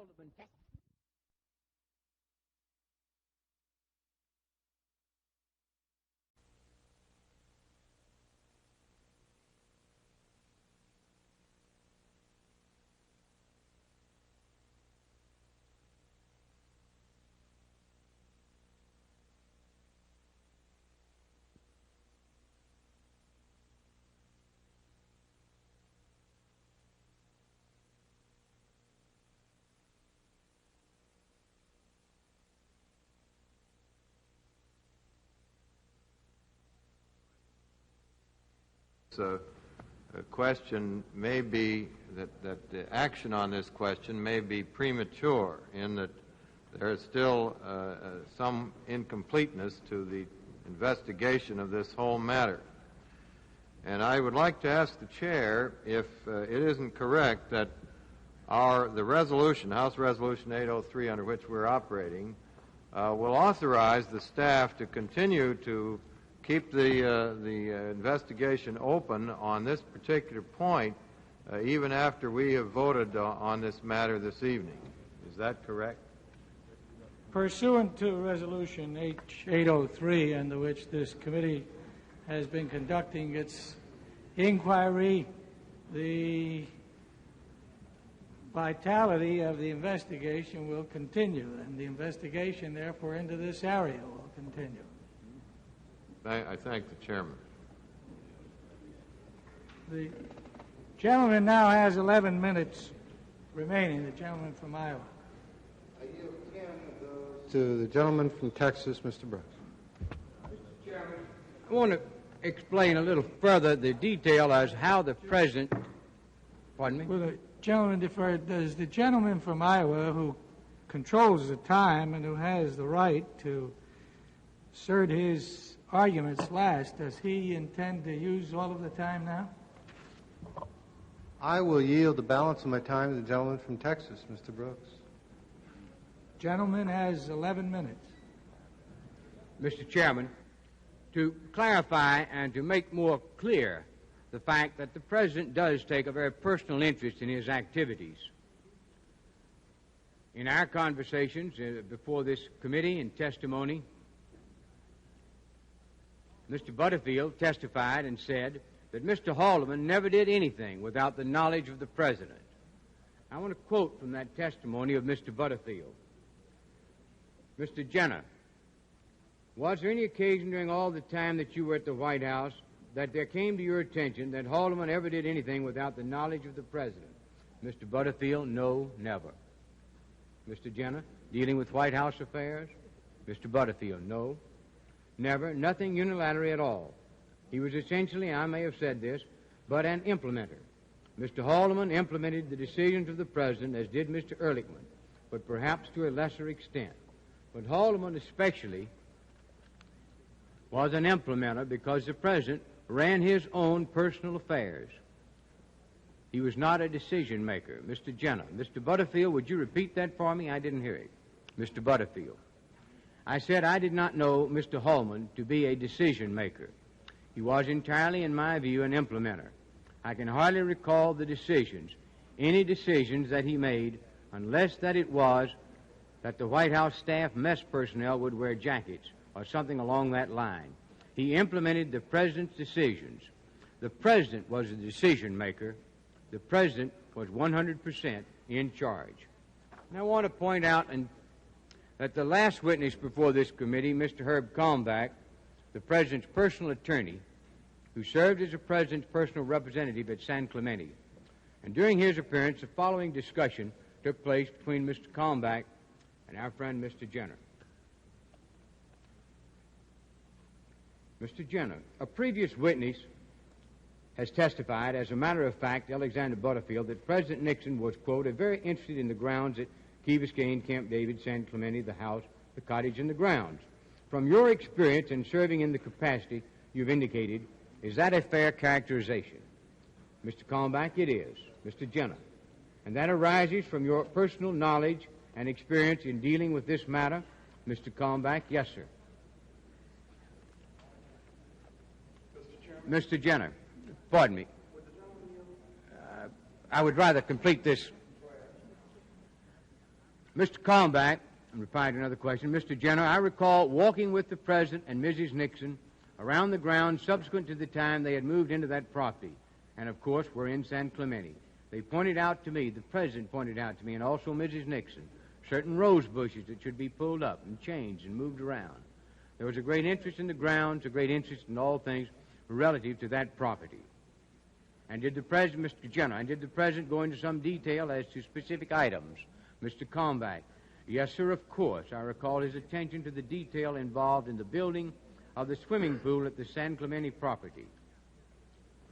Down a couple of questions. Mr. Jenner, well, was that in 1969? Mr. Kalmbach, I don't recall when the pool, we had a meeting, I recall in one of the gazebos with the President, Mr. Rebozo, Mr. Ehrlichman, myself, Harold Lynch, and I think Frank DeMarco were there, and the President went over the schematics and the layouts with great attention, and I cannot pinpoint the date. My logs would show that, I believe.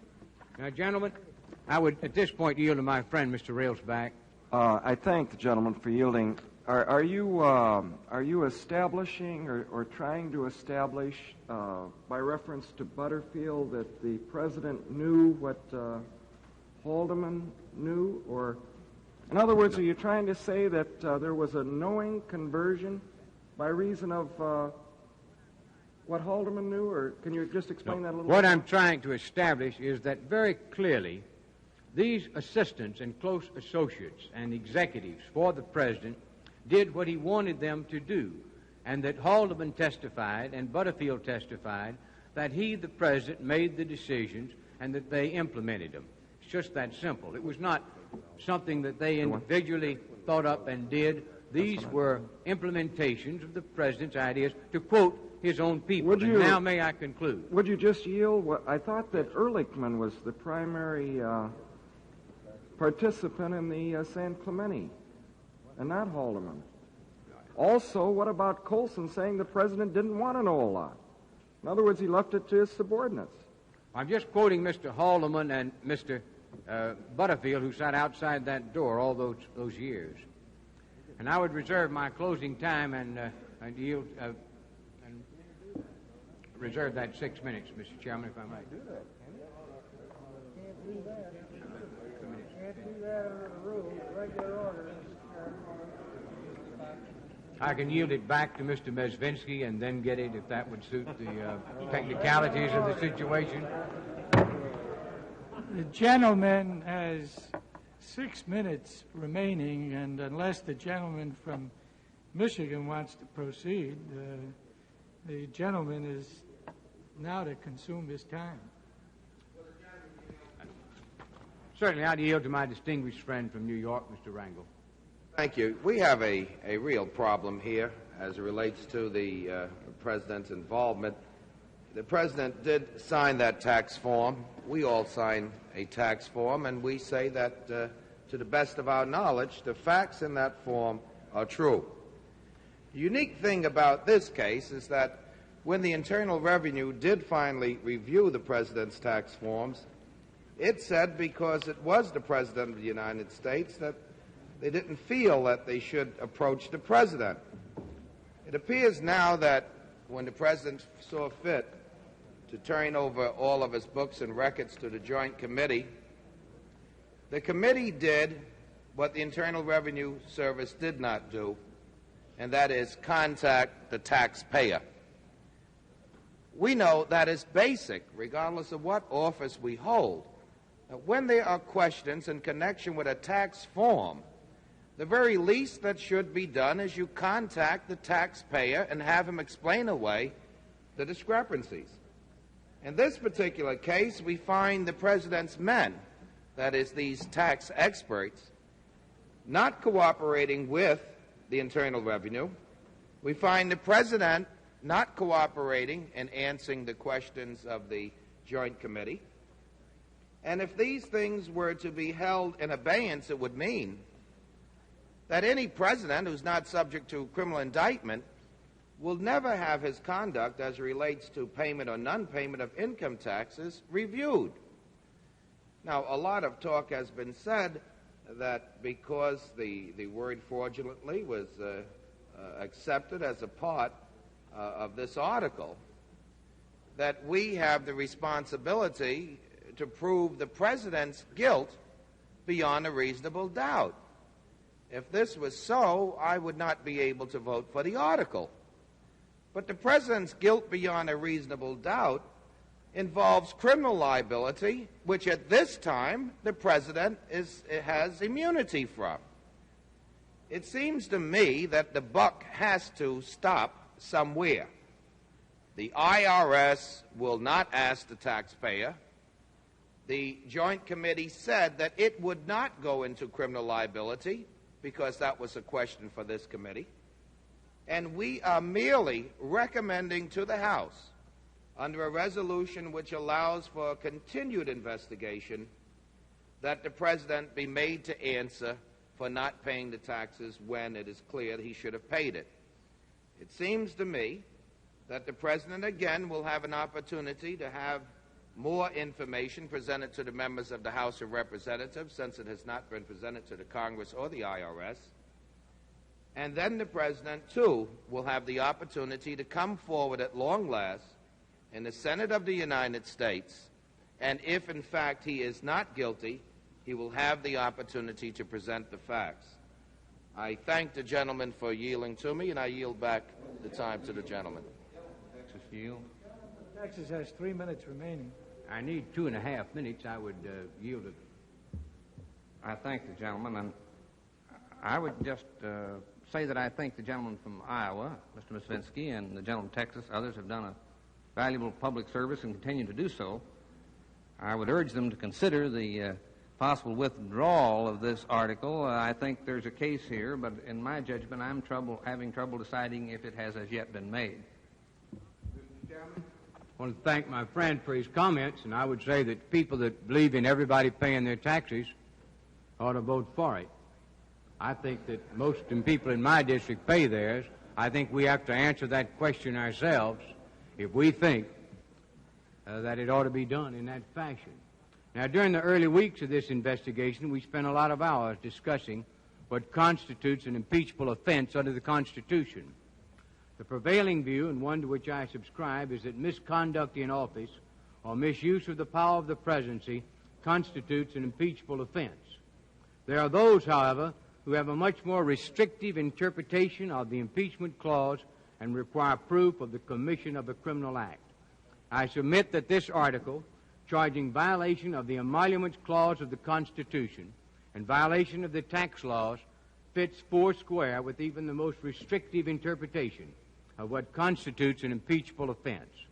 We have evidence of criminal violations of one of the most basic laws of the land, the Internal Revenue Code, a law which gives every American an opportunity to pay their taxes, and with which every American is very familiar. Every taxpayer agonizes over the honesty and accuracy of his returns. Very few are willing to risk the threat of heavy fines or imprisonment. Millions of Americans will view this evidence as a so-called smoking gun. We have put before the Americans proof of the specific violation of our criminal statutes by the President. The question of his accountability is now up to us and to this Congress. Those of us who have argued so long and so hard during these proceedings for proof, for specifics, for citations of criminal violations, now have before them precisely what they've been asking for: the specific proof of the execution of fraudulent deeds, the filing of false returns, the failure to report income, the enrichment of one's personal estate at public expense, and these must be viewed as proof of impeachable offenses. No president is exempt under our United States Constitution and the laws of the United States from accountability for personal misdeeds any more than he is for official misdeeds. And I think that we on this committee, in our effort to fairly evaluate the President's activities, must show the American people that all men are treated equally under the law. Time of the gentleman from Texas has expired. The gentleman from Michigan has 10 minutes remaining. One minute to me in opposition. I'm sorry, Mr. Drinan. I don't have any time to yield. It's all committed. If you can get the gentleman who I committed myself to recognize to yield to you, why, of course you can. I yield, Mr. Chairman, I yield 4 minutes. The gentleman from Ohio, Mr. Latta. Give him a minute. Chairman, one happy thought always arises when they get down to the junior member of this committee, and that is the debate is about to end. Let me say this has been a good debate. We have gone into the matter of taxes, and we have gone into the matter of security for the President of the United States. Both of these subjects could command hours of discussion time, and I have 2 minutes for each. At the outset, let me address myself to the question of taxes. I couldn't agree more with the gentleman from Texas, Mr. Brooks, that every American, including the President of the United States, members of Congress, and others, should pay every single nickel or even down to the penny of taxes that they owe. And I might say, as members of Congress know, that our good friend Pat Jennings, the clerk of the House, sees to it that we pay ours every month. He takes a very sizable chunk out of my salary. In fact, I'm pleased to admit that he takes $1,000 a month out of my salary at the end of the month. So we pay our taxes, and I think the President of the United States should pay his taxes likewise. And I find him guilty tonight of bad judgment and gross negligence. Bad judgment in following the advice of Lyndon Baines Johnson to ever take a deduction for these presidential or vice presidential papers. And certainly the Congress of the United States is to be commended for repealing that legislation which permitted those type deductions. And secondly, I find him guilty of gross negligence for not taking more time in going over his tax returns at the time he signed them.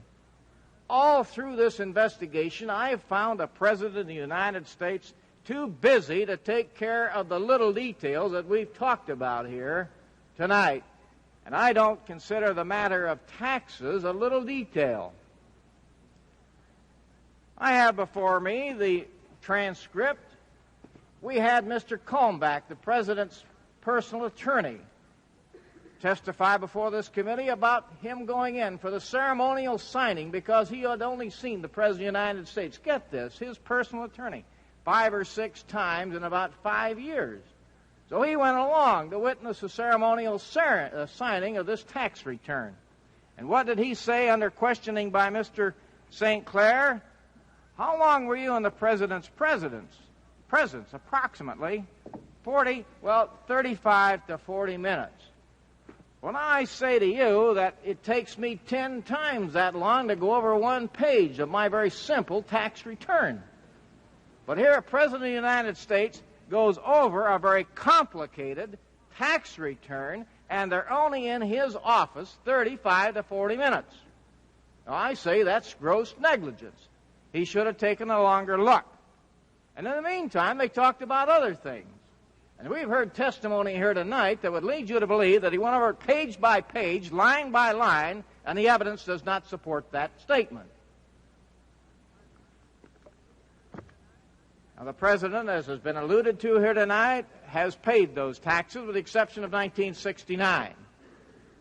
He doesn't have to pay them, but he's promised to pay 1969. We could go into that to great detail. And I'm certain that the President will pay 1969, even though he is not required to do so. Now, let's skip along to what Mr. Brooks has talked about. Security precautions out at these presidential mansions or homes, or whatever he prefers to call them. Now, Mr. Brooks is in a very unique situation. He was chairman of a subcommittee that went into these matters. But likewise, there was another subcommittee of this Congress that went into them also.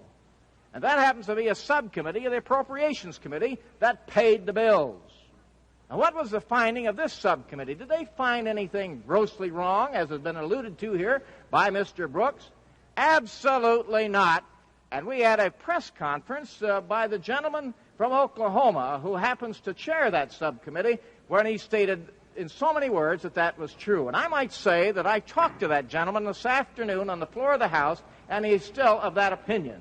We have some gross negligence, but it's on the part of the GSA in putting in these security precautions. And I heard him say this afternoon that it's much cheaper to keep presidents alive than to bury them. Mr. Chairman, I yield 1 minute to the gentleman from New York, Mr. Fish. Mr. Fish is recognized for 1 minute. Well, I thank the gentleman very much for yielding to me. I certainly want to associate myself with what has been said about this tax situation being a bad scene. Nevertheless, there is not to be found before us evidence that the President acted willfully to evade his taxes. I do not think that can be said on the basis of all the careful work that our staff has put before us. We do know that the IRS investigation has been cursory. They, no more than us, have had under oath the key witnesses in this matter. We also know that they have referred the matter to the special prosecutor, and I believe that is where the matter should rest as far as we are concerned. If in the course of the special prosecutor's investigation new information comes to light, we have the reserve power to amend our articles at any time in the future, and I yield to the gentleman from Indiana. I thank the gentleman, and I think it's only fair to point out that what's been referred to the special prosecutor is not specifically the President, but the people who prepared the returns under a separate section which applies only to the man who prepares the return, such as the agent or the accountant or the lawyer, and does not come under the section where the taxpayer himself is involved. Time of the gentleman from New York. The 1 minute has expired. Mr. Chairman, I yield the balance of my time, 5 minutes, to the gentleman from California, Mr. Moorhead. Mr. Moorhead is recognized for 5 minutes. Thank you very much. Thank you, Mr. Chairman. There's no question but what one of the most inflammatory subjects to the American people is taxation. They're always alarmed whenever they feel a public servant or someone who has a lot of money is not paying his just share of the taxes. And so that is one reason I'm sure that this particular matter has been brought before this committee. At the same time, in looking over the facts of this case, it is clear that our problems are caused by two particular things, two particular laws.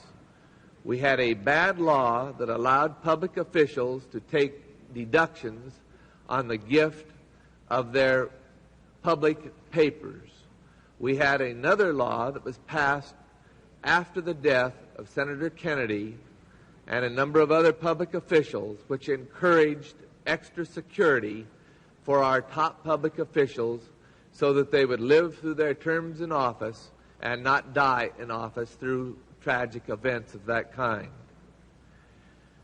Mr. Nixon made the gift of the personal property involved early in 1969, March 27th. The law taking away the right to make that gift and getting a tax deduction was not signed into law until late December of that same year, 9 months later.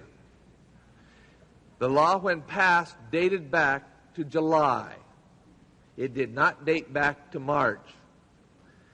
Anyone who has had anything to do with the gift of personal property know that when the property has been delivered and control and ownership of the property given up in that manner, there is a valid gift.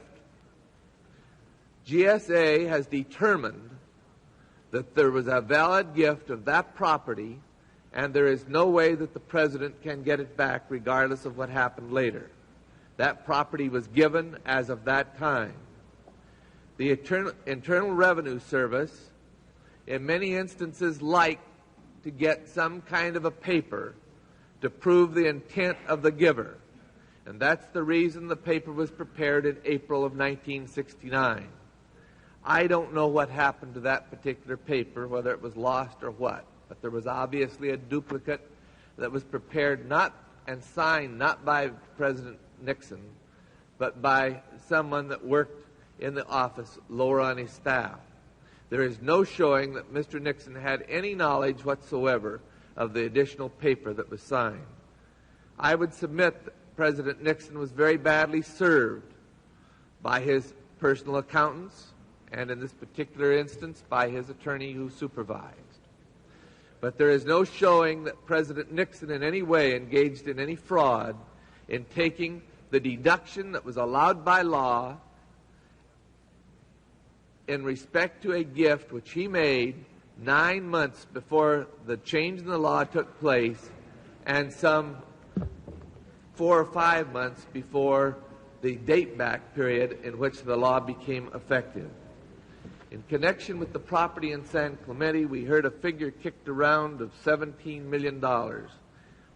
I visited that property a number of years ago with a number of public officials in California.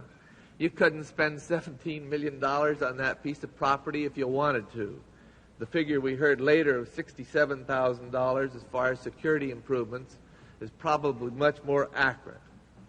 It's true that there is other property not owned by the President which is being used for governmental offices that's not too far away. But that certainly isn't an improvement for the President's property in any way, shape, or form. The President, because of the difficulties here, I'm sure, but perhaps for other reasons, has agreed to give that property at San Clemente back to the people of this country. There is no way his estate will be improved by anything that was done to that property. There is no showing whatsoever that he will be increased in his net wealth. When Mr. Nixon took office as President of the United States, he was worth more money, actually, than he is at the present time. He is not a man that has become rich in public office. Actually, with the payment of the taxes that he's been assessed, he will undoubtedly be poorer than he was. I don't see how you can get the kind of misuse of internal revenue that's been testified to here today, and I certainly think there's no evidence whatsoever to support it. The time of the gentleman has expired. All time on both sides has expired. And the question now occurs on the adoption of the article as amended. All those in favor, please signify by saying aye. Aye. All those opposed? No. The noes appear to have it. The noes have it. Go ahead. Gentlemen. Call of the ayes and nays is demanded, and the call of the roll is ordered. All those in favor of the article as amended, please signify by saying aye. All those opposed, no. Clerk will call the roll. Mr. Donahue. No. Mr. Brooks. Aye. Mr. Kastenmeier. Aye. Mr. Edwards. Aye. Mr. Hungate. No. Mr. Conyers. Aye. Mr. Eilberg. Aye. Mr. Walde. No. Mr. Flowers. No. Mr. Mann. No. Mr. Sarbanes. No. Mr. Seiberling. Aye. Mr. Danielson. Aye. Mr. Drinan. No. Mr. Rangel. Aye. Miss Jordan. Aye. Mr. Thornton. No. Miss Holtzman. Mr. Owens. No. Mr. Mezvinsky. Aye. Mr. Hutchinson. No. Mr. McClory. No. Mr. Smith. No. Mr. Sandman. No. Mr. Railsback. No. Mr. Wiggins. No. Mr. Dennis. No. Mr. Fish. No. Mr. Maine. No. Mr. Hogan. No. Mr. Butler. No. Mr. Cohen. No. Mr. Lott. No. Mr. Freilich. No. Mr. Moorhead. No. Mr. Marizidi. No. Mr. Latta. Mr. Rodino. Aye.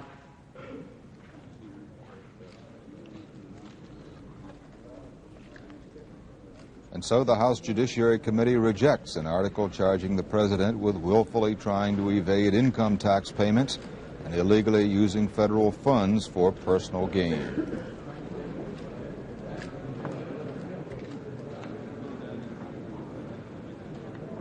No.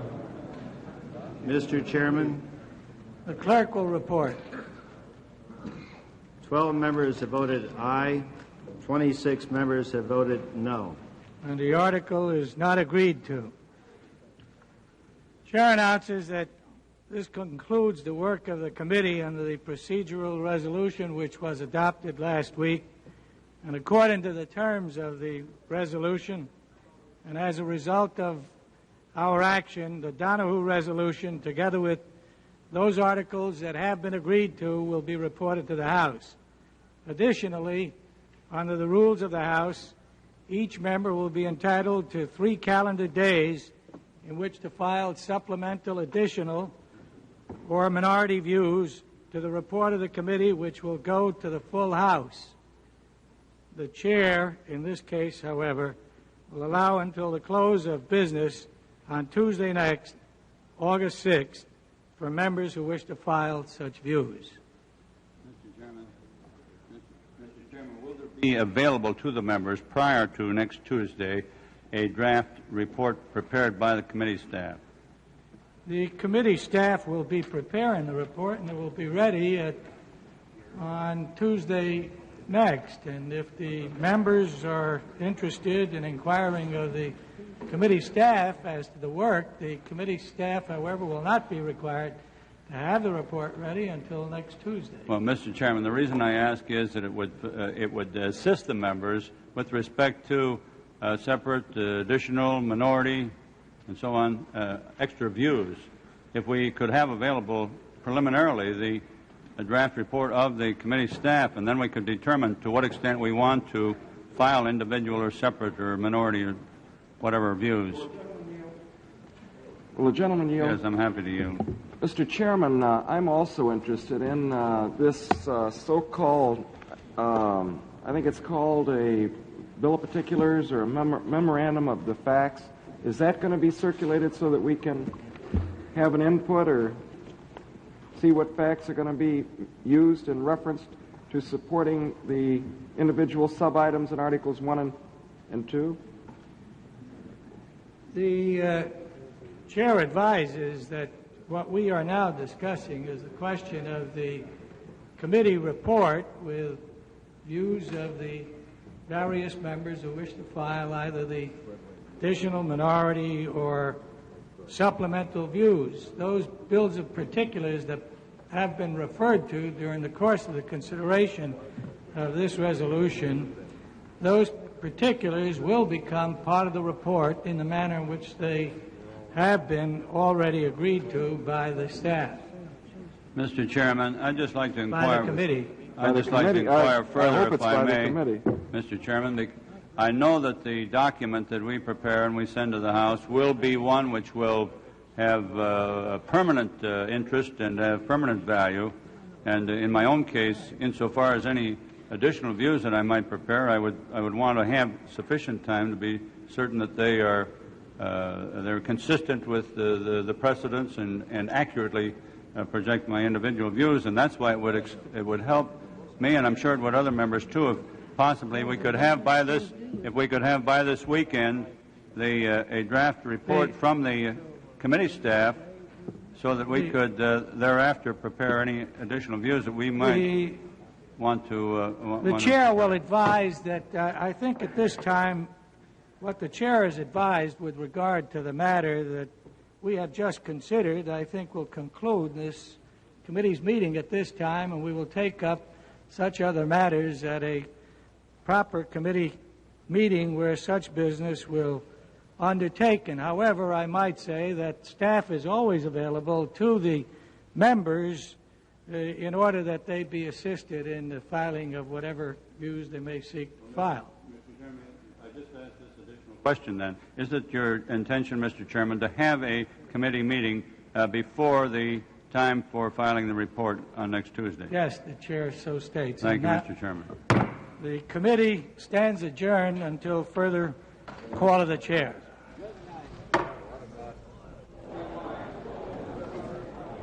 And thus the first step in the impeachment process against President Richard Nixon comes to an end. The committee winding up its formal debate, its formal deliberations today, having approved during 5 days and parts of 6 nights of debate, having approved 3 articles of impeachment that, if ultimately carried through in the impeachment process, would lead to the removal of Mr. Nixon from office. Today, the committee approved a 3rd article for inclusion in its impeachment resolution, but turned down 2 additional articles this evening, rejecting an article charging the president with willfully trying to evade income tax payments and unlawfully using federal funds for personal purposes. And there you see the final session of the committee members leaving their seats and now beginning to file out. As you just heard Chairman Rodino say a moment ago, the next step is that the committee must file a formal report of its proceedings. He said that would be ready by next Tuesday. It is expected that the impeachment resolution will be taken to the House floor sometime during the week of August 12th. And thus, the Judiciary Committee rings down the legislative curtain on one of the most historical debates to take place this century. We would remind you again that this is the first time since 1868 that any president has been cited in articles of impeachment. That president, of course, was Andrew Johnson. He was impeached by the House, but he was not convicted by the Senate. And now impeachment has become, of course, the nightmarish ordeal for Richard Nixon. The impeachment resolution, as I said a moment ago, will now proceed to the House floor, and if it is approved there, this would pave the way for the trial of Mr. Nixon in the Senate. Jim? This committee of 38 lawyers has been inquiring into impeachment for 9 months. It began its final phase just 6 days ago, taking up the Watergate charge first. After 4 days of argument, the committee approved an impeachment article charging President Nixon with obstructing justice by taking part in the Watergate cover-up, The vote was 27-11. Yesterday, the committee recommended the president be impeached for tampering with the IRS, directing electronic surveillance, and misusing executive agencies. The abuse of power article carried by the widest margin, 28-10. The third article charged the president with unlawfully refusing to honor the Judiciary Committee subpoenas requesting tapes and documents. The article carried on a 21-17 vote. Earlier this evening, the committee rejected an article dealing with the president's foreign policy, an attempt to cite the president for the secret bombing of Cambodia. The article, sponsored by John Conyers of Michigan, got 12 aye votes, 26 nays. Finally, it was the subject of the president's tax returns that you just saw. That article, the fifth one voted on, also went down to defeat, mustering also only 12 votes for, 26 against. So now the committee has officially recommended the House of Representatives vote 3 articles of impeachment against the president. Each of those articles concludes by saying, wherefore Richard M. Nixon, by such conduct, warrants impeachment and trial and removal from office. Well, wait a minute. I think our reporter Carolyn Lewis is now standing by at the Capitol. Carolyn has been covering these proceedings since they began last Wednesday night, and she'll be with us momentarily. Jim, I think as we watched these final moments, I don't know how you felt, but I certainly had the feeling that that these proceedings had been perhaps more significant than we first anticipated when they began. And I think one of the things that occurred to me as I jotted down my thoughts today was that Congress did really face up to its responsibilities. There's been a lot of talk recently about the erosion of congressional power, too much power flowing down Pennsylvania Avenue. It seems to me that what did occur proves that the impeachment process is indeed applicable to today's age. Well, we can talk some more about this in a moment, but Carolyn Lewis is ready outside the Judiciary Committee room. I've brought out from the committee room Mr. Wiggins and Mr. Waldy. They are a Republican and a Democrat, 2 gentlemen who have been on opposite sides of the fence in this. First of all, let me ask you, Mr. Wiggins, it's 6 days later, more than 35 hours. What do you think has been achieved here from your point of view? Well, it's clear what's been achieved. The president's been impeached on several articles. That's been achieved. I don't personally regard that as much of achievement. I personally believe that conclusion was unwarranted. I certainly respect the opinion of my good friend and colleague here, Mr. Waldy, to the contrary, and we will have an opportunity to debate it further, Jerry, on the House floor.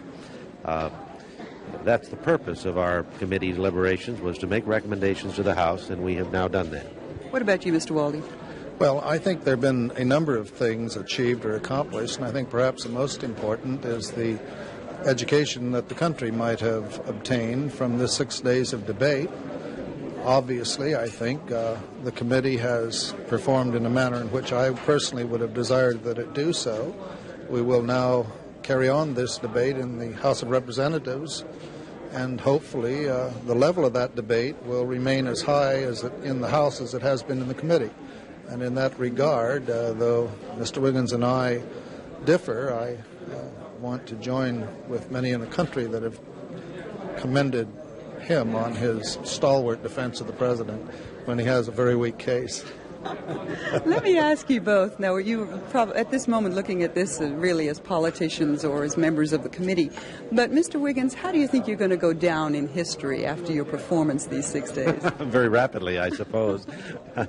I don't think I'm going to get up in history, let alone have the opportunity to go down.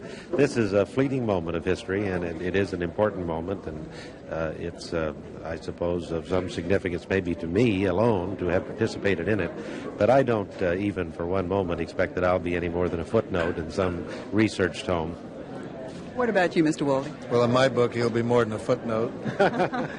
But I think all of us hope, if we go down at all in history, if there's any mention of this proceedings, that we'll be mentioned as having attempted to be fair, and having acted out of conscience, and having acted responsibly. Though people might differ with the result, I would really hope that they would conclude that there were men and women of good conscience attempting to come to conclusions upon varying interpretations of facts.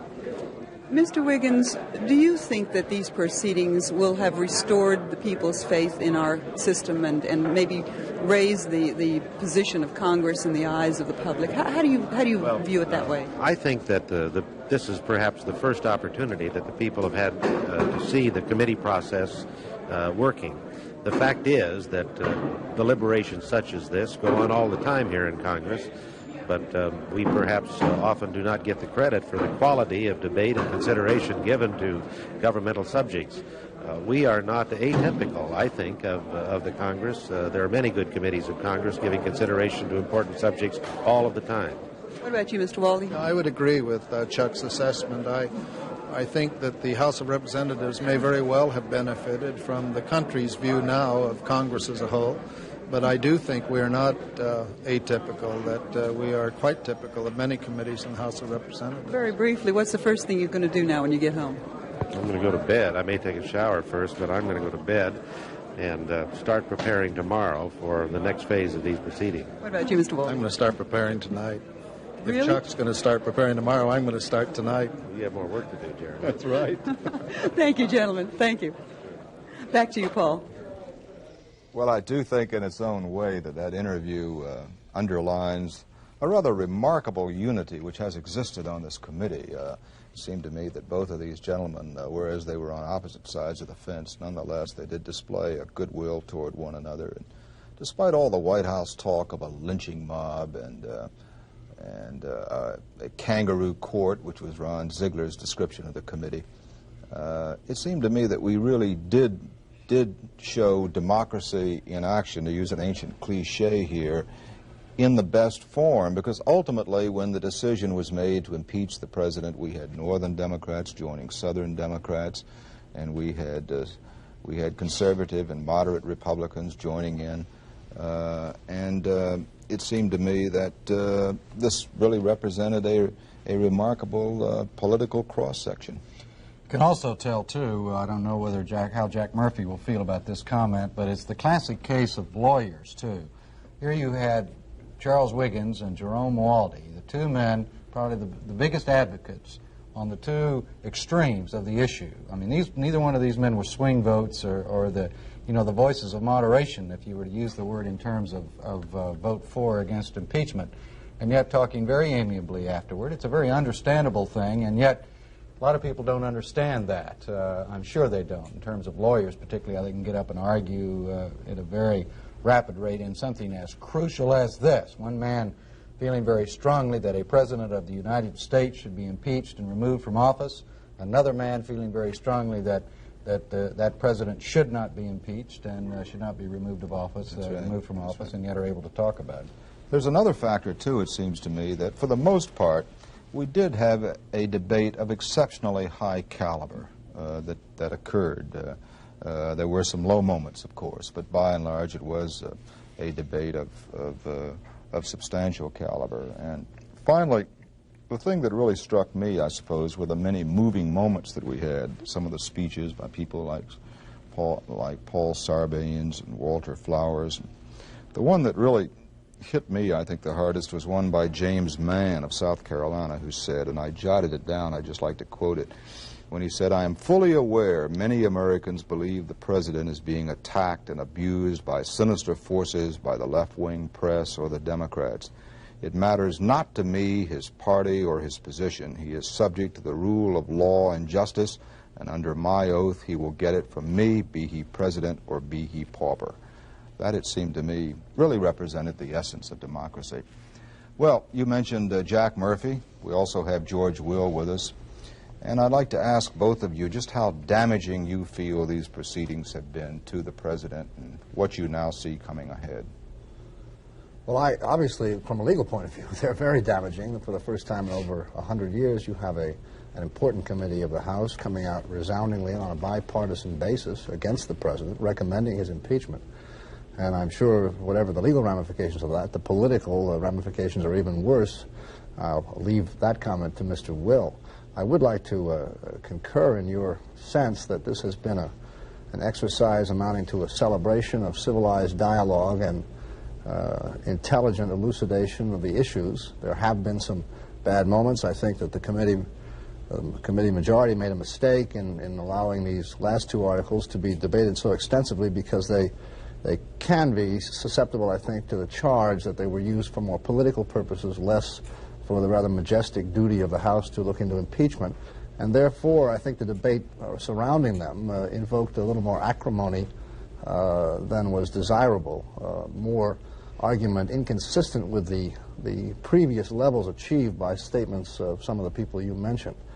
But on balance, and finally, I think that the interview we just saw between Mr. Walde and Mr. Wiggins provides a wonderful summary of the intelligence, the basic amicability with which intelligent and concerned men and women could go about what has to be a very agonizing process, produce sensible results, and find again for the Congress as a whole some confidence on the part of the American people. George? Yes, I think that's obviously legally it's just another step in an inexorable process and a necessary step that's now passed. Politically, there are a number of effects. First of all, as you've stressed, Paul, this is the case here of the dog that didn't bark. The thing that didn't happen here is what's significant, and that is that the debate rose to the level of the great issues, and as the issues got more trivial, as I think they did tonight, the debate got more trivial. But basically, the debate will be remembered as rather serious because the issues were serious. I think the American people probably watched a lot of this. They got a civics lesson in the good and the not so good about Congress. But basically, what this means is that the bottom line is that a broad bipartisan majority voted 2 powerful articles of impeachment, and now 435 or so House members must go in and vote, and those who would vote against impeachment of the president must take the position in the face of this broad bipartisan support of 2 articles of impeachment, supported by 38 volumes of evidence. To vote against impeachment, they must say there is not sufficient evidence to justify trial in the Senate. And I think in the cold light of day, that's going to be very difficult. In view of the fact that there is a debate to come and a vote to come in the House and then a trial possibly in the Senate, is Charles Wiggins right? Is this going to be what we've just seen these last 6 days, a fleeting moment in history? George? Well, it hardly seemed to fleet anywhere, but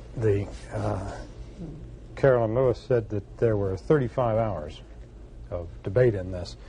I should think there could be no less than 80 hours of televised debate in the House. That's 115 hours of debate right there. I'm not sure the American people in their wisdom can stand all this. All right. George, thank you very much. Thank you too, Jack. And speaking of Carolyn Lewis, let's go to her quickly for her reflections on this 35 hours. Carolyn? Well, I guess at the end it really ended with a whimper instead of a bang, because as our guests have pointed out, the debate wasn't particularly enlightening or particularly productive.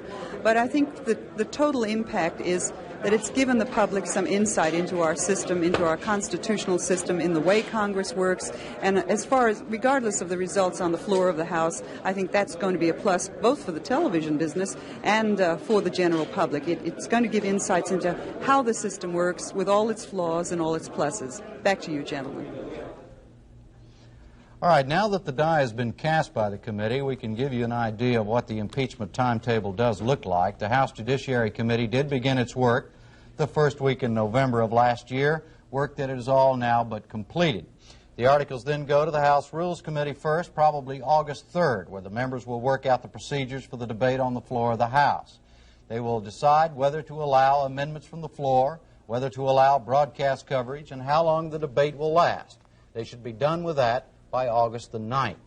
House leaders had been planning on August 12th for the first day of debate, but delays in the Judiciary Committee may push that back. A final vote was scheduled for August 23rd, but that deadline, too, is starting to slip. After the President has had a chance to reply to a possible House version of the impeachment articles, the Senate would begin its trial. No firm date has been set, but it is expected to take from 4 to 6 weeks and may be started by the week of September the 16th. Majority Leader Mike Mansfield is not saying if such a trial will be completed before the election, but he has said, "I want it done this year."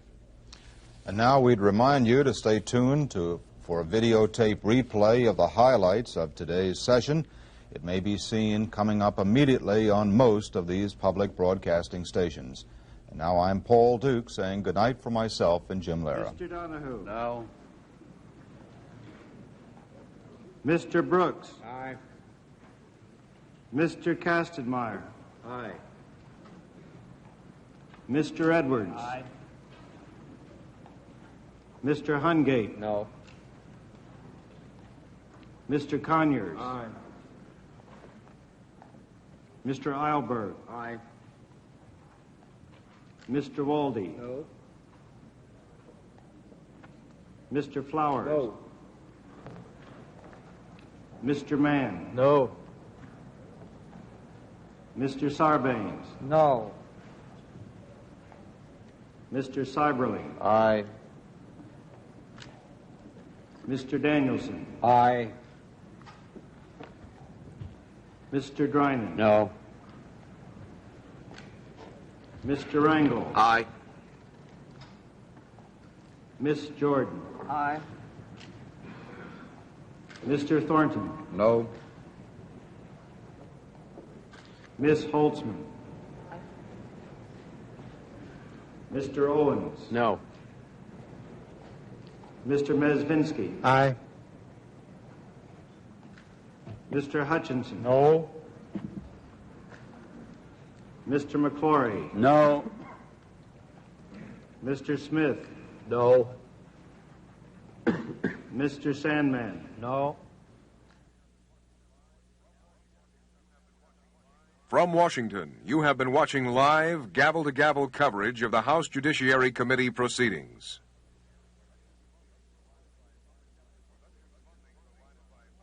Production funding provided by public television stations, the Ford Foundation, and the Corporation for Public Broadcasting. This has been a production of NPACT, a division of GWETA.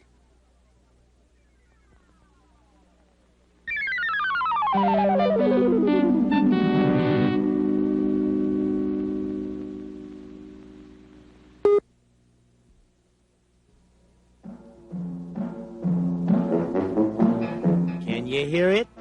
Sure you can. Sound familiar? Sure it does.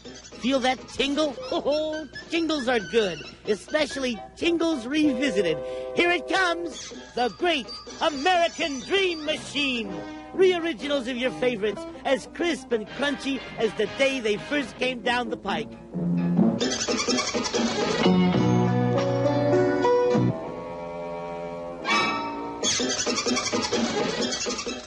I'm Marshall Efron, inviting you to hook up to the Great American Dream Machine. It'll make you feel good.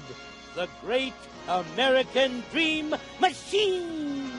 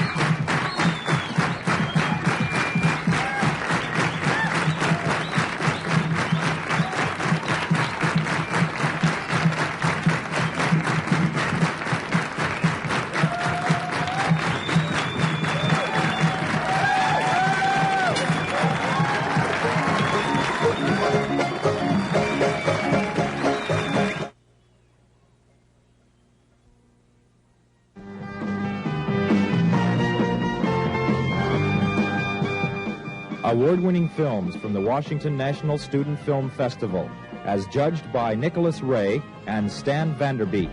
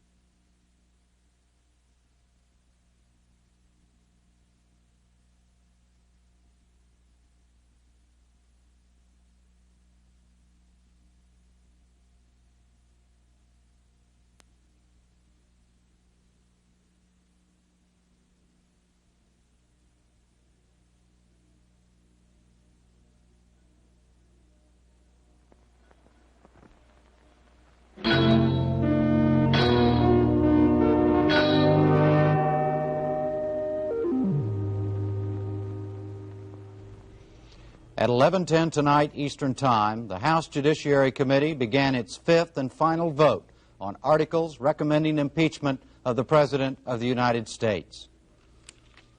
No. Mr. Brooks. Aye. Mr. Kastenmeier. Aye. Mr. Edwards. Aye.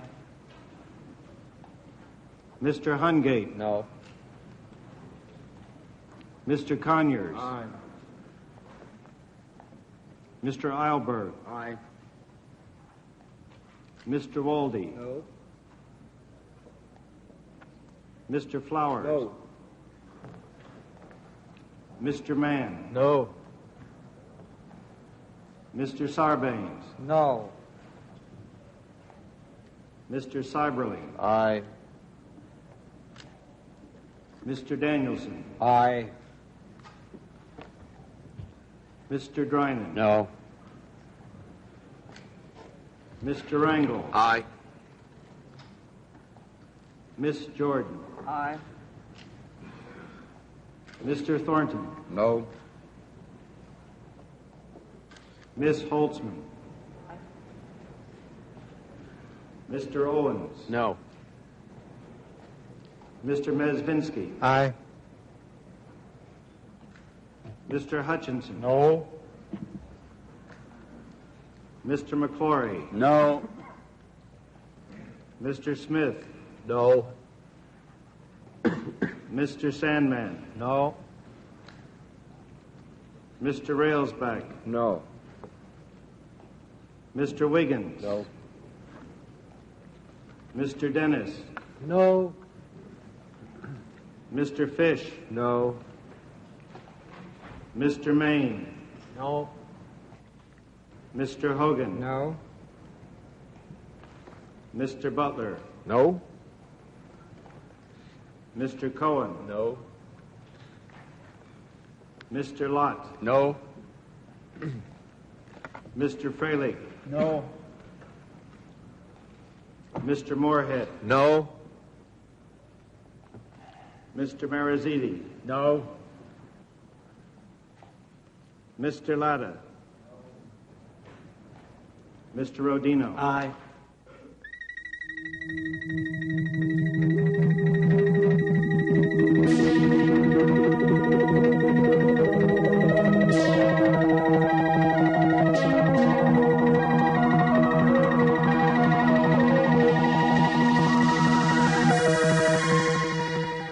From Washington, NPAC brings you videotaped, gavel-to-gavel coverage of the House Judiciary Committee proceedings. Tonight, impeachment debate, July 30th, 1974. Here is NPAC correspondent Jim Lehrer. Good evening. For some of you, good evening a second time. The Judiciary Committee of the House of Representatives tonight completed its final vote and its inquiry to determine whether or not Richard M. Nixon should be impeached. After 9 months of work at a cost of more than $1 million, the Committee of Lawyers recommended that the full House send 3 articles of impeachment to the United States Senate. The committee recommended the President be tried on 3 major charges.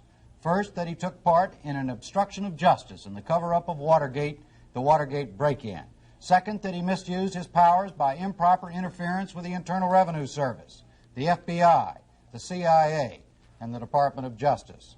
And third, that he violated the Constitution by refusing to honor the committee's subpoenas for White House tapes and documents. Earlier in the day and evening, the committee rejected attempts to add more articles to the committee's list. One of those would have cited Mr. Nixon for the secret bombing of Cambodia. The other would have charged him with filing fraudulent tax returns.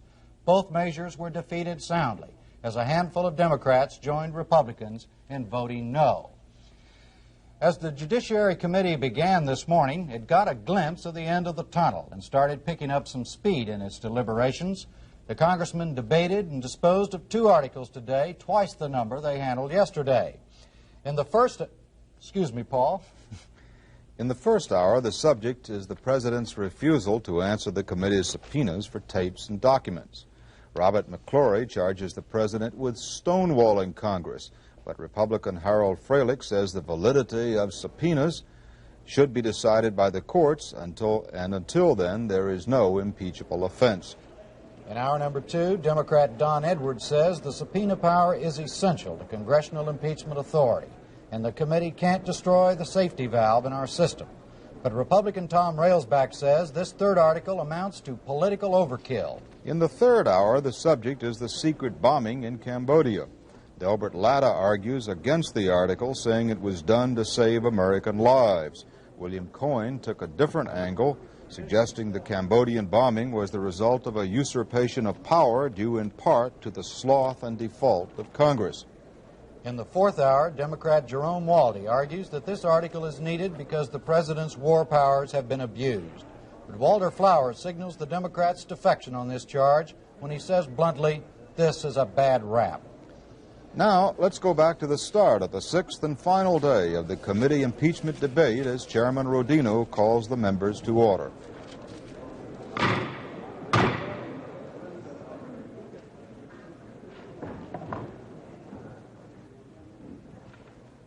The committee will come to order. I recognize the gentleman from Illinois, Mr. McClory. Mr. Chairman, I have an amendment in the form of Mr. Chairman, I have an amendment in the form of Article 3, a proposed Article 3 at the clerk's desk. The clerk will read the article. Immediately after Article 2, add the following additional article. Article 3.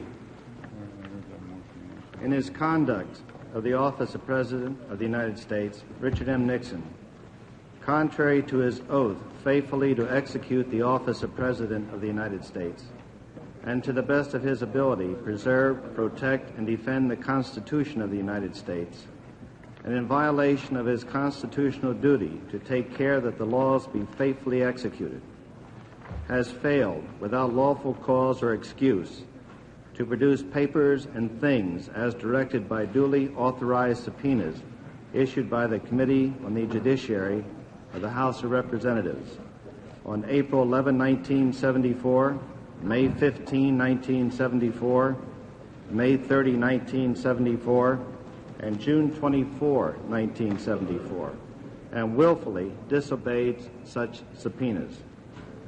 The subpoenaed papers and things were deemed necessary by the committee to its inquiry, authorized and directed by resolution of the House of Representatives, to determine whether sufficient grounds exist to impeach Richard M. Nixon, President of the United States.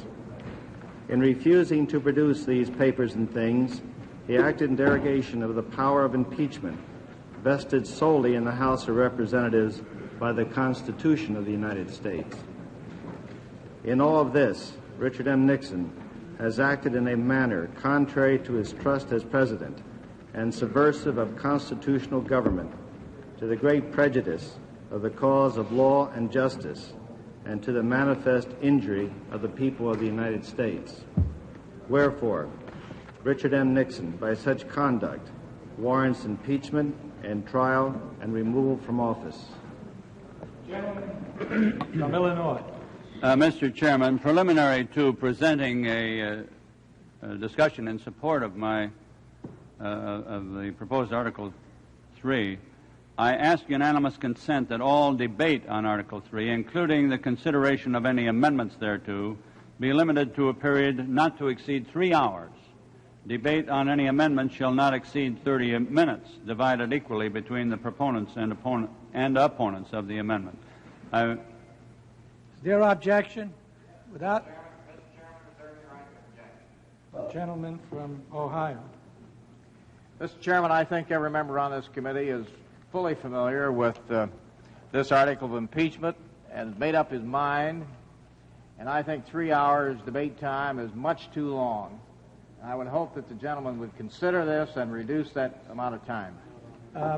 Might I advise the gentleman from Ohio that the unanimous consent request is to the effect that debate not exceed 3 hours. It is not necessary that we consume 3 hours. By the same token, Mr. Chairman, he could consume 3 hours. But any member of the committee may move the question after consideration of any amendments, and that period could come prior to the 3-hour limitation at any time prior to that. The gentleman from Illinois. If there is no objection, objection is heard. Mr. Chairman, I agree with what the gentleman from Ohio said. This particular issue has been debated at length. I think really 3 hours is too long. I wonder if we can't cut it down and make it an hour and a half or 2 hours. Well, the gentleman from Illinois revise his unanimous consent request. Mr. Chairman, I'm not interested in prolonging debate on this. If we don't adopt this unanimous consent proposal, then, of course, we would be operating under the 5-minute rule, as I understand, which would give all 38 members 5 minutes to discuss the article general, and then we would be at the amendatory stage, which, of course, could further prolong this. I don't like to limit or restrict any person's opportunity to speak on this. If it is more acceptable, I would revise that and suggest that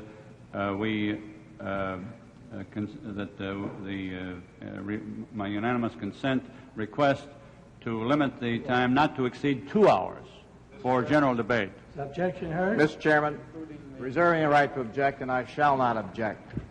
I want to thank the gentleman from Illinois for reducing the time, and I think it's a wise move. Let's go. Without objection, it is so ordered. Mr. Chairman. And the policy will be, again, that perfecting amendments will be recognized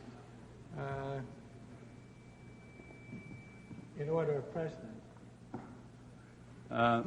Mr. Chairman, if there's no objection, I would like a unanimous consent to proceed for 10 minutes. I have 2 hours. I think 10 minutes for the author may be a little bit excessive. I don't want to... Is the gentleman objecting? Oh, I won't object, but I hope the chair will recognize me for about 2 minutes sometime. Without objection, it is so ordered, and the gentleman is recognized for 10 minutes. Thank you, Mr. Chairman. In presenting this article, Article 3, it seems to me we're getting at something very basic and very fundamental insofar as our entire impeachment proceeding and inquiry is concerned. I think it's well for us to recall that the Constitution vests in us, the House of Representatives, and us, the House Judiciary Committee, which has been designated by the House of Representatives to conduct this inquiry, with the sole power of impeachment. Now, implicit in that sole power of impeachment is the authority to make this inquiry, to investigate the office which is under investigation. In this case, it happens to be the President of the United States. There have been a total, I believe, of 13 impeachment inquiries, impeachments in the House of Representatives, and a total of 69 cases which have been referred and where there's been some action taken of one kind or another with regard to the subject of impeachment. Now, implicit in this authority to conduct an impeachment inquiry is the authority to investigate the actions that take place in that office. If we are without that authority, or if the respondent has the right to determine for himself or herself to what extent the investigation shall be carried on, of course, we don't have the sole power of authority. Someone else is impinging upon our authority. So it seems to me implicit in this authority that we have a broad authority to conduct an investigative inquiry. This has been recognized in our proceeding, as a matter of fact, in that the House of Representatives delegated to us the authority to issue subpoenas relevant and necessary to our inquiry. And as a result of that, we have issued 4, I believe, subpoenas to the President requesting information.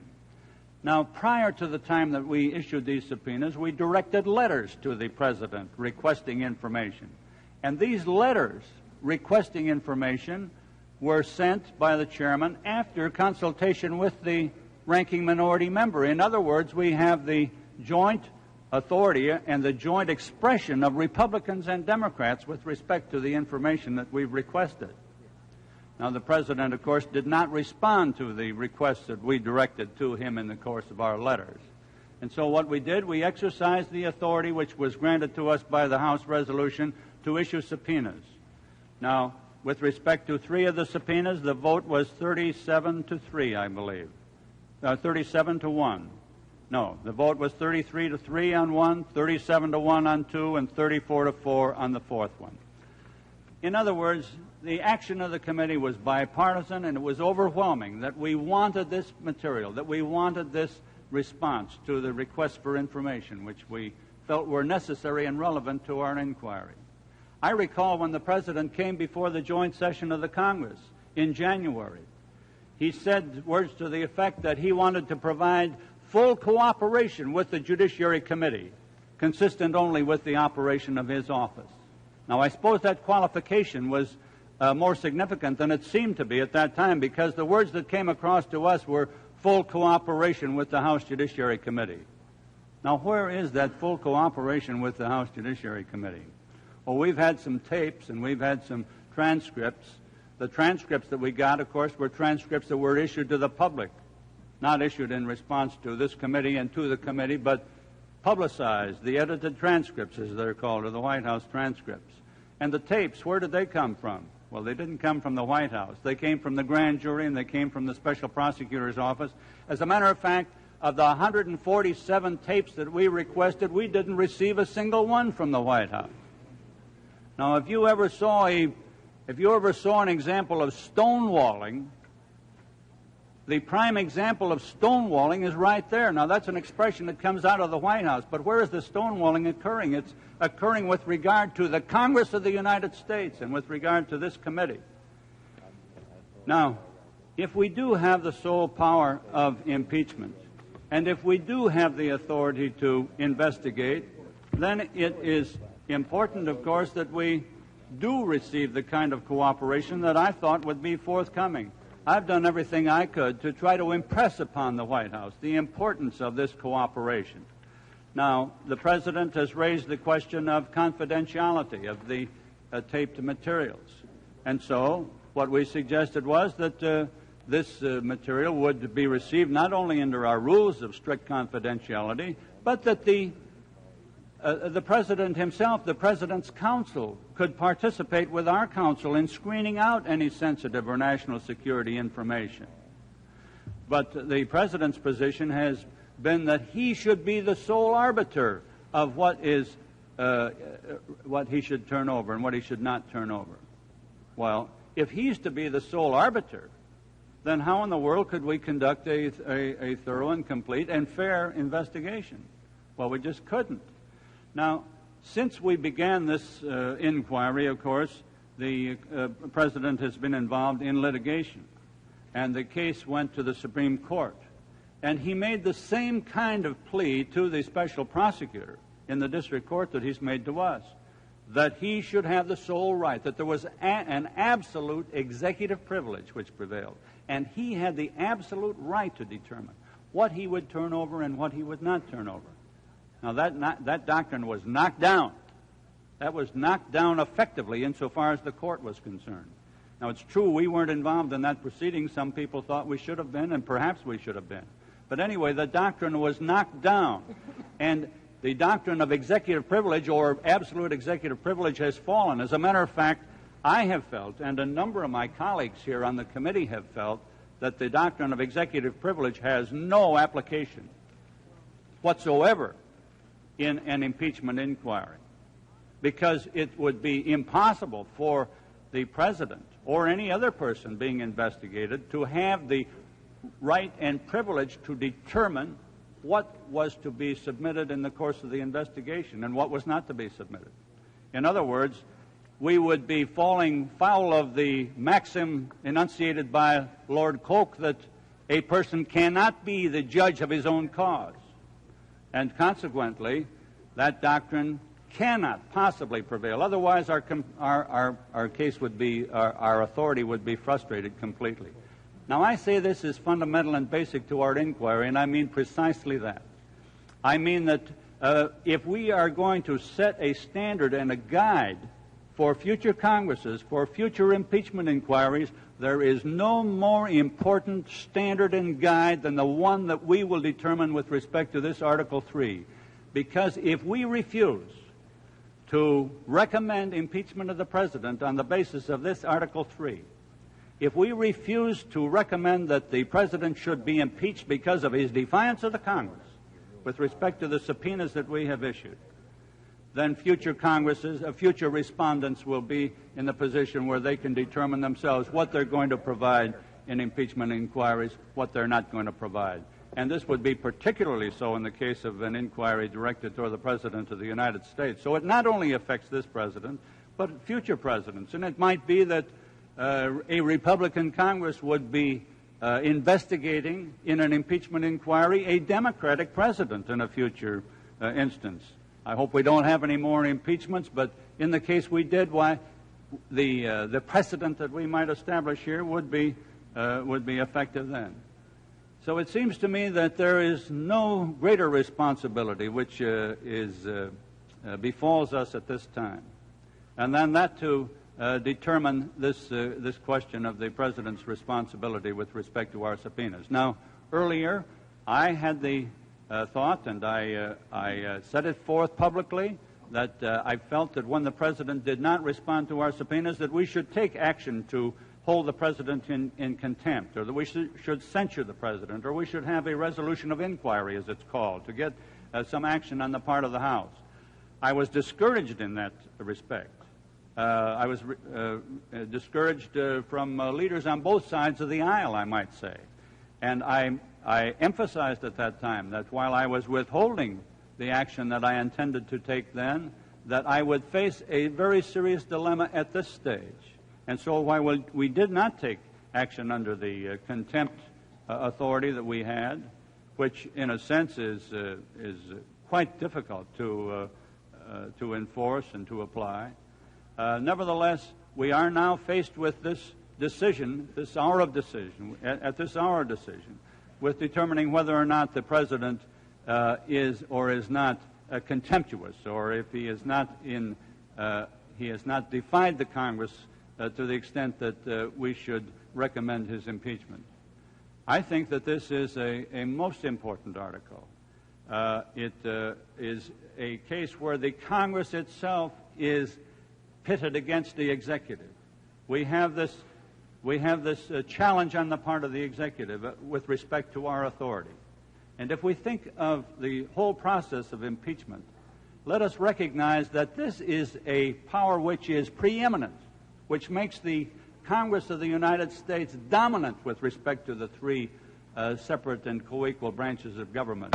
It bridges the separation of powers and gives us and reposes in us the responsibility to fulfill this mission. And the only way we can do it is through acting favorably on Article 3. Thank you, Mr. Time Chairman. of the gentleman has expired. I recognize the gentleman from Arkansas, Mr. Thornton. Thank you, Mr. Chairman. I have a perfecting amendment at the desk. The clerk will read the amendment. Amendment by Mr. Thornton.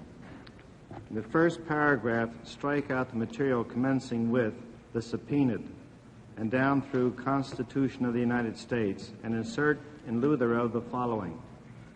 The subpoenaed papers and things were deemed necessary by the committee in order to resolve by direct evidence fundamental factual questions relating to presidential direction, knowledge, or approval of actions demonstrated by other evidence to be substantial grounds for impeachment of the President. In refusing to produce these papers and things, Richard M. Nixon, substituting his judgment as to what materials were necessary for the inquiry, interposed the powers of the presidency against the lawful subpoenas of the House of Representatives, thereby assuming to himself functions and judgments necessary to the exercise of the sole power of impeachment vested by the Constitution in the House of Representatives. The gentleman is recognized for 5 minutes. Thank you, Mr. Chairman. Members of the committee, the matters which have been raised by the proposed article by the gentleman from Illinois deserve our very serious reflection and thought. I've previously expressed my own views that the failure to comply with subpoenas does constitute a grave offense, and I've also expressed that in my view that offense should have been included within one of the substantive articles which has been previously presented and adopted by this committee. I think it could have been considered as an abuse of power, or even more logically, as an obstruction of justice in interfering with this committee's exercise of its constitutional duty. However, that did not occur during the course of the adoption of the articles which have been presented. And I don't see Mr. Dorr at the table, but I would like to direct the attention of Mr. Jenner, if I may, to paragraph 4 of Article number 1, as amended by the gentleman from California, Mr. Danielson, to include within that article a failure to produce materials required by congressional committees. Are you familiar with that article as amended? Yes, I am, Mr. Thornton. In your view, would that article permit the introduction of evidence with respect to the subpoenas which have been issued by this committee? I think that provision of Article 1 would not prevent the introduction of evidence in the area, but the problem presented is whether it is sufficiently specific in a charging sense to be able to assert that the failure to respond to the subpoena is itself an impeachable offense. Well, based on that answer, then, it seems that we are faced with the very real issue of giving a proper consideration to the failure of the President to comply with our subpoenas. I think that it's important that in approaching this we should be aware that here we are dealing very directly and intimately with a matter which can have a bearing upon the constitutional balances of power between the three departments of government, and that what we may do with regard to the adoption of this article is going to, in one way or another, possibly affect the future of those balances. If we do nothing, we may indeed limit the authority of the legislative branch to make a proper inquiry as to the misconduct under the impeachment provision of individuals in either the executive or judicial branches of government. If, on the other hand, we draw too broadly upon our power and authority, we might distort the balance of power to give the legislative branch, under its impeachment clause, the authority to continually investigate and determine the actions of members of the executive or judicial branches of government. For this reason, it seems to me that if this article is to be given consideration, it must be sharply limited and defined to the presence of offenses established by other evidence which might rise to the level of impeachable offenses. And that is the purpose and effect of the perfecting amendment which I have adopted, which I have offered, and which I ask the members to adopt. Because it seems to me that we are confronted with a very serious problem in presidential noncompliance with our subpoenas, but that we must draw carefully limiting language to prevent a distortion of the balance of power between the executive and legislative branch. I yield back the balance of my time. Time of the gentleman has expired. The gentleman from Wisconsin, Mr. Furlick. Thank you, Mr. Chairman. Members of the committee, the gentleman from Arkansas. No matter how sharply limited and defined you try to draw this article, this is clearly a case of alleged absolute power of the President versus the alleged absolute power of the Congress, a classic case in separation of powers. The President claims constitutional and historic tradition of executive privilege, and the Congress claims exclusive power of impeachment. What reasonable men would not properly place this impasse before the third branch, the courts, for final arbitration and decision, in the interest of obtaining information or substantiating the President's compliance or noncompliance under the Constitution? Clearly, the President has asserted his constitutional responsibility, vested in him in Article 2, to protect the office of the presidency against the infringement of other branches. This argument was also advanced by the President in responding to subpoenas sought by the special prosecutor. In fact, the President used the courts all the way up to and including the Supreme Court to advance his position. What the Supreme Court said in the United States versus Nixon in response to the President's argument is vitally important for this committee to understand. It said that in the performance of assigned constitutional duties, each branch of the government must initially interpret the Constitution, and the interpretation of its powers by any branch is due respect from the other. It further stated that in the last analysis, it is emphatically the province and duty of the Judicial Department to say what the law is.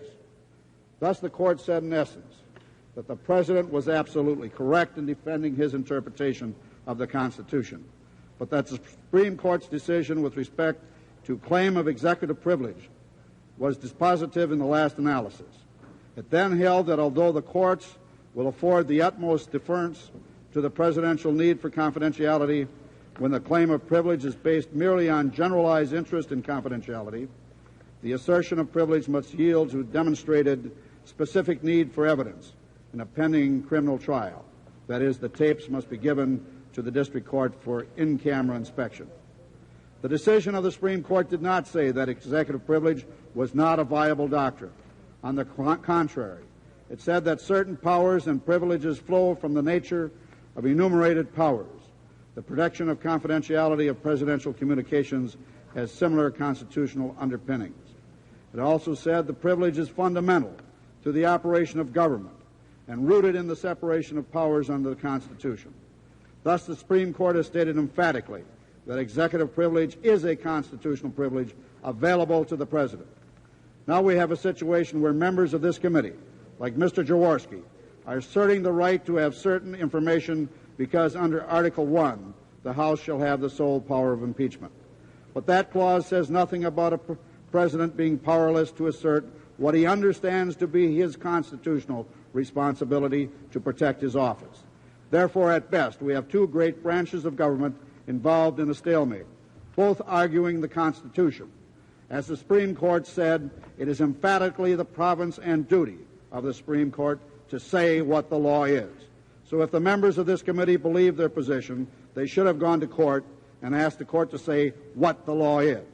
The committee has every right to assert its understanding of the Constitution, but it is not the final arbitrator. It is not the judge and jury. Our Constitution gives the courts the responsibility to interpret the law. And I would remind the committee that the President has responded to every judicial subpoena served upon him and has recently stated he intends to fully comply with Supreme Court rulings. So there is a remedy available to test these theories of constitutional authority, to get information, and that is to use the courts, not to attempt to impeach a president for defending what he believes to be his duty under the Constitution. Thank you, Mr. Chairman. I recognize the gentleman from Ohio, Mr. Seidler. Thank you, Mr. Chairman. I support the Thornton substitute. I also support the McClory original article, though I think the substitute is an improvement. And the reason it's an improvement is because it makes it even more clear that we are not stating a broad power to obtain presidential documents in any type of congressional proceeding, but we are limiting it to an impeachment proceeding, which is what we have before us. Now, it seems to me that the impeachment power, that no one can dispute that without the power to investigate, the impeachment power is meaningless. It's inconceivable that the Founding Fathers believed that a subject of an impeachment inquiry should be able to withhold relevant evidence from an impeachment proceeding. Certain privileges founded in our concepts of due process, I believe, are applicable even in impeachment proceedings, but certainly so-called executive privilege is not one of them. Impeachment is the express exception in the Constitution to the so-called separation of powers doctrine. The very purpose of the impeachment power is to discover and remove those civil officers who've committed certain serious offenses against the state. Stonewalling tactics have no legitimate place in procedures which are designed to find the truth as rapidly and as completely as possible. Now, if this were a court case, the question of privilege would be one for the judge or the court to decide. But here, in the first instance at least, the committee is the judge, acting for the full House, and the House thereafter. And if the House votes articles of impeachment, then the Senate is the ultimate court of appeal in this matter. And it's the Senate that can decide what the issues of law and fact are. Now, I'd just like to point out that every time this has come up in the past,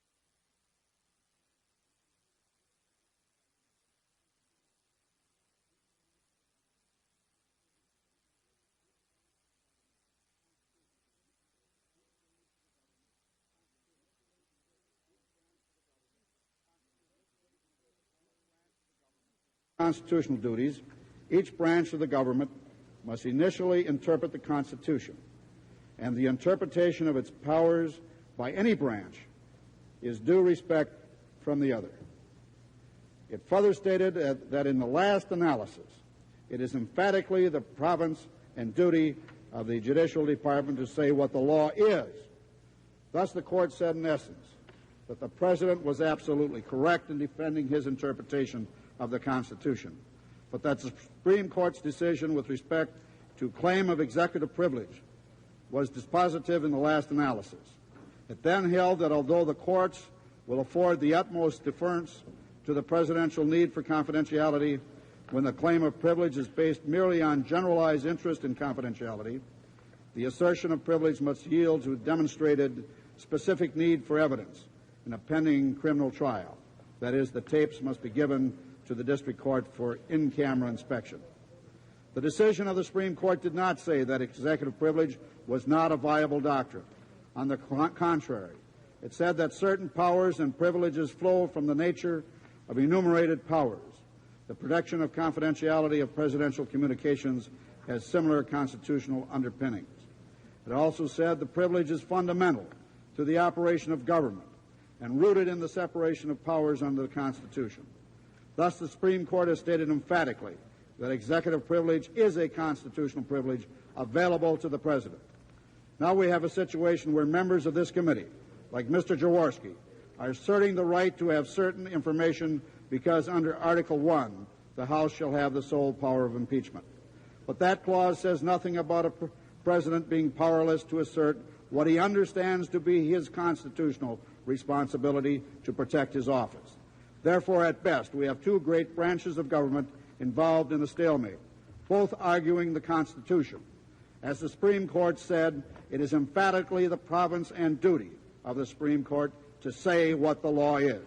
So if the members of this committee believe their position, they should have gone to court and asked the court to say what the law is. The committee has every right to assert its understanding of the Constitution, but it is not the final arbitrator. It is not the judge and jury. Our Constitution gives the courts the responsibility to interpret the law. And I would remind the committee that the President has responded to every judicial subpoena served upon him and has recently stated he intends to fully comply with Supreme Court rulings. So there is a remedy available to test these theories of constitutional authority, to get information, and that is to use the courts, not to attempt to impeach a president for defending what he believes to be his duty under the Constitution. Thank you, Mr. Chairman. I recognize the gentleman from Ohio, Mr. Seidler. Thank you, Mr. Chairman. I support the Thornton substitute. I also support the McClory original article, though I think the substitute is an improvement. And the reason it's an improvement is because it makes it even more clear that we are not stating a broad power to obtain presidential documents in any type of congressional proceeding, but we are limiting it to an impeachment proceeding, which is what we have before us. Now, it seems to me that the impeachment power, that no one can dispute that without the power to investigate, the impeachment power is meaningless. It's inconceivable that the Founding Fathers believed that a subject of an impeachment inquiry should be able to withhold relevant evidence from an impeachment proceeding. Certain privileges founded in our concepts of due process, I believe, are applicable even in impeachment proceedings, but certainly a so-called executive privilege is not one of them. Impeachment is the express exception in the Constitution to the so-called separation of powers doctrine. The very purpose of the impeachment power is to discover and remove those civil officers who've committed certain serious offenses against the state.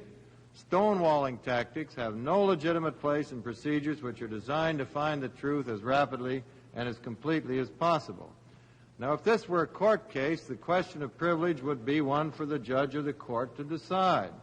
But here, in the first instance at least, the committee is the judge, acting for the full House, and the House thereafter. And if the House votes articles of impeachment, then the Senate is the ultimate court of appeal in this matter. And it's the Senate that can decide what the issues of law and fact are. Now, I'd just like to point out that every time this has come up in the past, presidents starting with George Washington and going through to Franklin Roosevelt have conceded that in an impeachment inquiry, the House can obtain whatever information the executive branch possesses.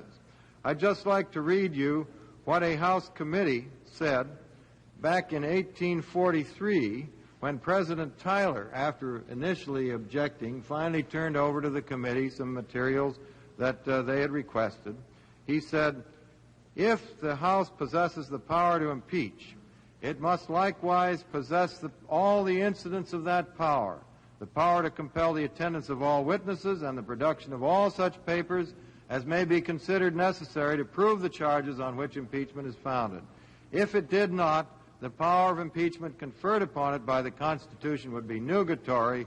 It could not exercise it with effect," unquote.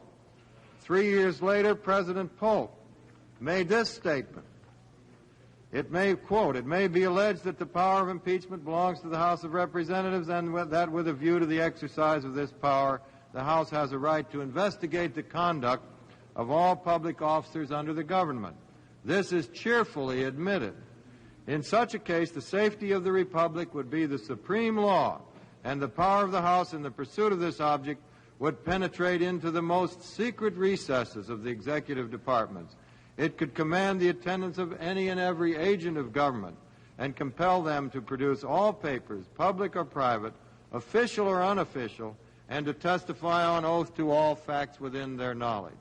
If the House of Representatives, as the grand inquest of the nation, should at any time have reason to believe that there has been malversation in office by an improper use or application of the public money by a public officer, and should think proper to institute an inquiry into the matter, all the archives and papers of the executive departments, public or private, would be subject to inspection and control of a committee of their body, and every facility in the power of the executive be afforded to enable them to prosecute the investigation.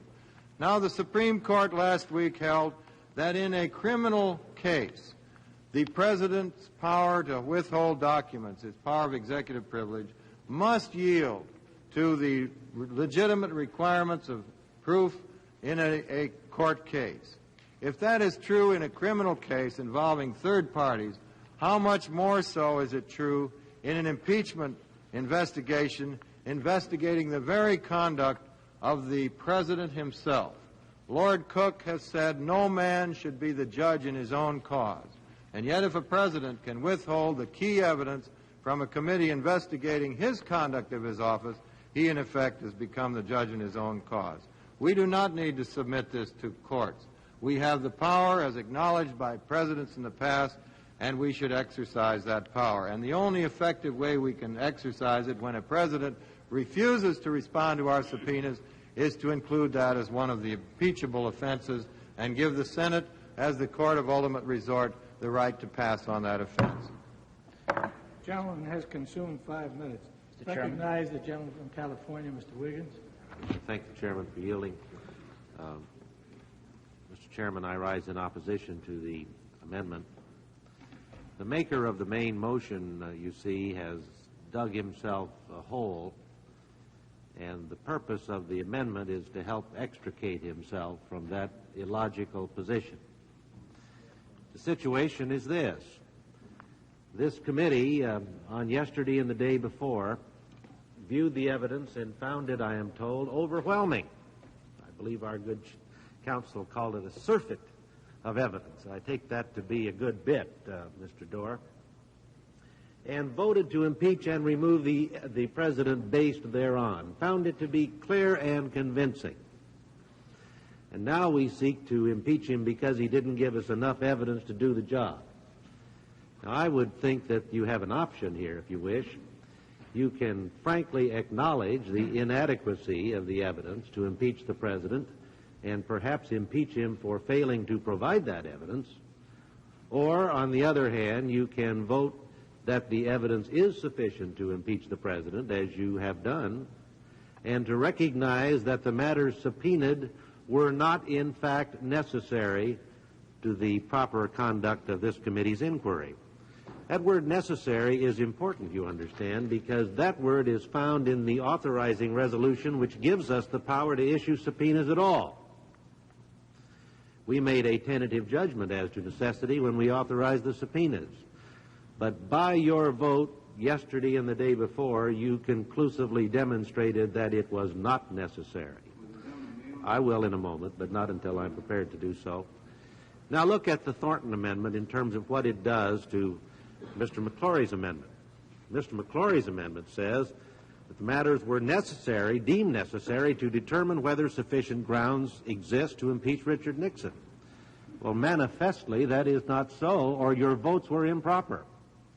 Recognizing that, I suspect my friend from Arkansas has proposed a perfecting amendment in which he says there were conflicts in the evidence and the subpoenaed material was desirable, perhaps not necessary, but desirable to resolve the conflicts. Well, that may be so, but you understand your vote yesterday and the day before indicated a positive resolution of those conflicts. They no longer are unresolved. Now, if logic and common sense still has any place to play in these proceedings, I would think that we had an election. We elected to impeach on the basis of the evidence before us, or we elect to impeach him for failing to provide that evidence. That those who voted for the first two articles cannot have their cake and eat it too and maintain logical consistency by voting for the third, in my opinion. In my opinion, this article is inconsistent with the prior two. I'll be happy to yield, my friend from California. All right. I voted against Article 1, which would involve a criminal charge, a conspiracy charge, obstruction of justice against the President because of the fact that there was insufficient evidence. And the amendment which is offered by the gentleman from Arkansas, which I propose to accept, would make reference to the fact of direct evidence, which is the subject, which was the evidence, the kind of evidence that was lacking with respect to the first article. I did not say that there was sufficient evidence to impeach the president on Article 1. I said there was insufficient evidence. I cannot yield further, and I'll hope the gentleman will have further time, but unless my memory fails me, the gentleman found by clear and convincing evidence just on yesterday that the president should be impeached and removed from office. I'll yield to the gentleman from California. Appreciate the gentleman yielding. I think what we're doing in this article, as in every article of impeachment, is attempting to define by the legislative process, by the impeachment process, if you will, the extent of powers that we will permit presidents to exercise in the future. It's, if you will accept it, a constitutional redefinition of those powers. And I think what the author of the resolution and the author of the amendment is saying in this instance, that future presidents, if subjected to an impeachment inquiry, will not be permitted to make the determination that this president has sought to make, that he will determine what is relevant to that inquiry. The way to do it is by legislation and not by a bill of attainder. Expired. I recognize the other gentleman from California, Mr. Daniels. Thank you, Mr. Chairman. I support the article offered by the gentleman from Illinois, Mr. McClory, and also the amendment offered by the gentleman from Arkansas, Mr. Thornton. I feel, Mr. Chairman, that it is essential that we resolve this issue of the subpoenas. The issue has been joined. This committee has issued a number of subpoenas. The President has directly stated that he refuses to obey them and reserves the right to decide what evidence will be presented before us from his office. The question we have here is very delicate and very finely drawn, but it is critical to the separation and allocation of powers under the Constitution. The Thornton Amendment brings into this article a type of responsible restraint that we need. It limits the impact of this article solely to the function of the Congress under the impeachment clause, our sole power to impeach. This is a basic issue of constitutional separation and allocation of powers. I submit that in resolving this question, this committee and the Congress must remember that we have no more right to refuse a jurisdiction which is ours than we have to assume a jurisdiction which is not ours, nor does the Judicial Department, nor does the Executive Department. It is for us to make a judgment here and on the floor of the House as to whether we are going to exercise our responsibility and our jurisdiction under the sole power of impeachment. Finally drawn in the Thornton Amendment to the McClory resolution, I submit that we will have met that issue, and I urge that both the amendment and the article be adopted. I would yield to the lady from New York. Thank the gentleman for yielding, and I'd just like to add a few points to his very eloquent statement. There's been some talk that the failure of the President to comply with the subpoenas wrought no harm. And I would just like to point to the area of the milk inquiry, in which we did seek a number of subpoenas, and in which the committee in general has come to the conclusion that the evidence has not been sufficient, even though there have been any number of indictments handed down, and some of the conversations that we subpoenaed had to do with these indicted persons. Secondly, the argument is the same as was raised yesterday with respect to IRS, that an illegal act which does not succeed is somehow less illegal. That reminds me of the fact of attempted murder. Do we allow somebody to go free because the victim survives? That's really a doctrine I think that we can't countenance. And I would like to add one other point, and that has to do with seeking the root of the courts. You know, the Founding Fathers placed the impeachment power solely in the hands of the Congress, and they explicitly rejected having the Supreme Court sit as the trier on a conviction. And if we were to allow the Supreme Court to decide on the relevance of the evidence to an impeachment inquiry, and if we were to allow the Supreme Court to decide basically what an impeachment inquiry would have, I feel we would be violating the decision of the Founding Fathers to place the right to inquire for the purposes of impeachment solely in the hands of the Congress. And I very strongly support this resolution. And I thank the lady from New York, and I point out that since the issue has been joined and it's before us, we must not retreat from our responsibility, for this action will establish a precedent which could bind the Congress on this very delicate point for centuries to come. Gentlemen, yield to me. I'm a little bit surprised by the argument of the gentleman from California, Mr. Wiggins. Mr. Wiggins is a very, very able lawyer, and he knows that in a court trial, the parties are entitled to all the relevant evidence, not enough or a bare sufficiency to support a particular point of view, but all the evidence, because the more evidence you can get, the stronger your case is, and the better chance you have of prevailing. That's an argument which I think is so easily disposed of by any lawyer practicing in the courts that I'm surprised that he would even make it. I yield back. Time, gentlemen, has expired, and all time has expired in support of the amendment. There are 5 minutes remaining in opposition to the amendment. Gentlemen. Mr. Chairman. Gentleman from Illinois, Mr. Clark. If there is no request for time in opposition, I request time. The gentleman's time will be reserved. Mr. Chairman. Mr. Chairman. Mr. Chairman. Mr. Chairman. There's 5 minutes remaining in opposition. I recognize the gentleman from Utah, Mr. Owens. I know this amendment obviously is going to pass, but I oppose it. I suppose I feel stronger about this particular article than I do even about the other two that we passed. I would vote to impeach on this basis, on this article, even if there were no other evidence. I think that through it all, the power and the process of impeachment must come through unfettered.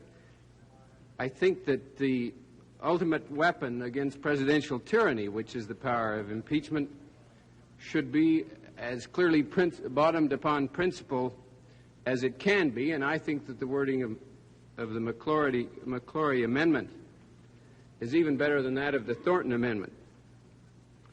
The committee, I think, must say to the President, to future presidents, that impeachment will be automatic if the President asserts his unique power to stonewall Congress in a legitimate impeachment inquiry in the future.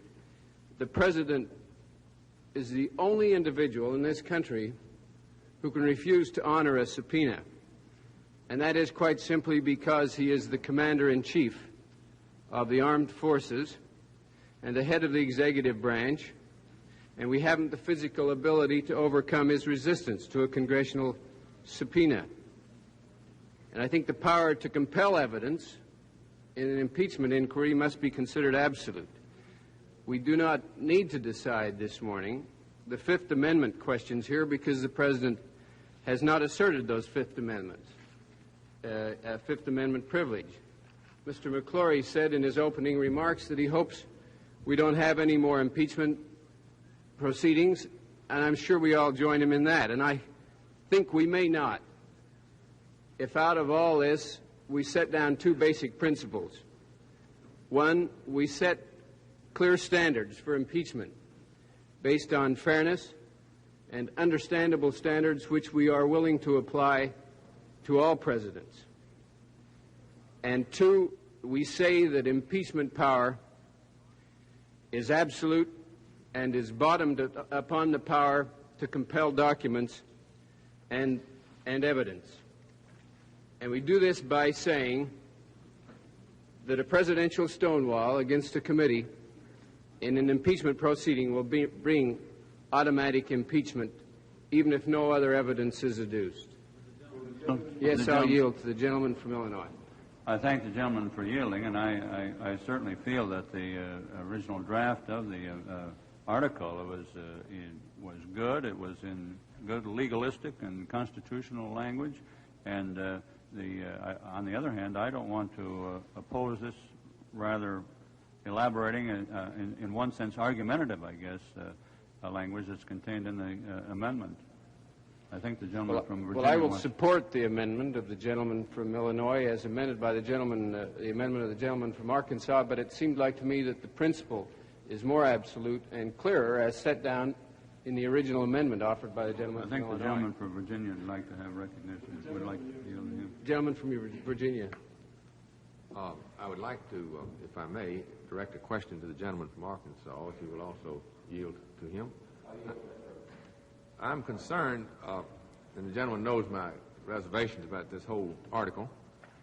I'm concerned about this language in your amendment, which says that in order to resolve by direct evidence fundamental questions relating to presidential direction, knowledge, or approval of actions, and here's the language that I wonder about, demonstrated by other evidence to be substantial grounds for impeachment of the president.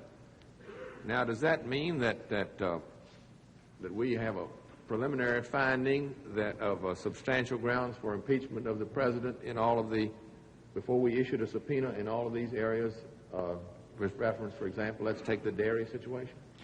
It seems, if the gentleman will yield, it seems to me that the requirement is that a threshold level of evidence of substantial offenses, which might rise to the level of impeachable offenses, must be demonstrated before an impeachment could occur upon a refusal to obey a subpoena. And that's the thought that I've tried to express in this carrying draft. this a little further, then you've said here that we have in fact made that preliminary determination as to these other matters by this resolution.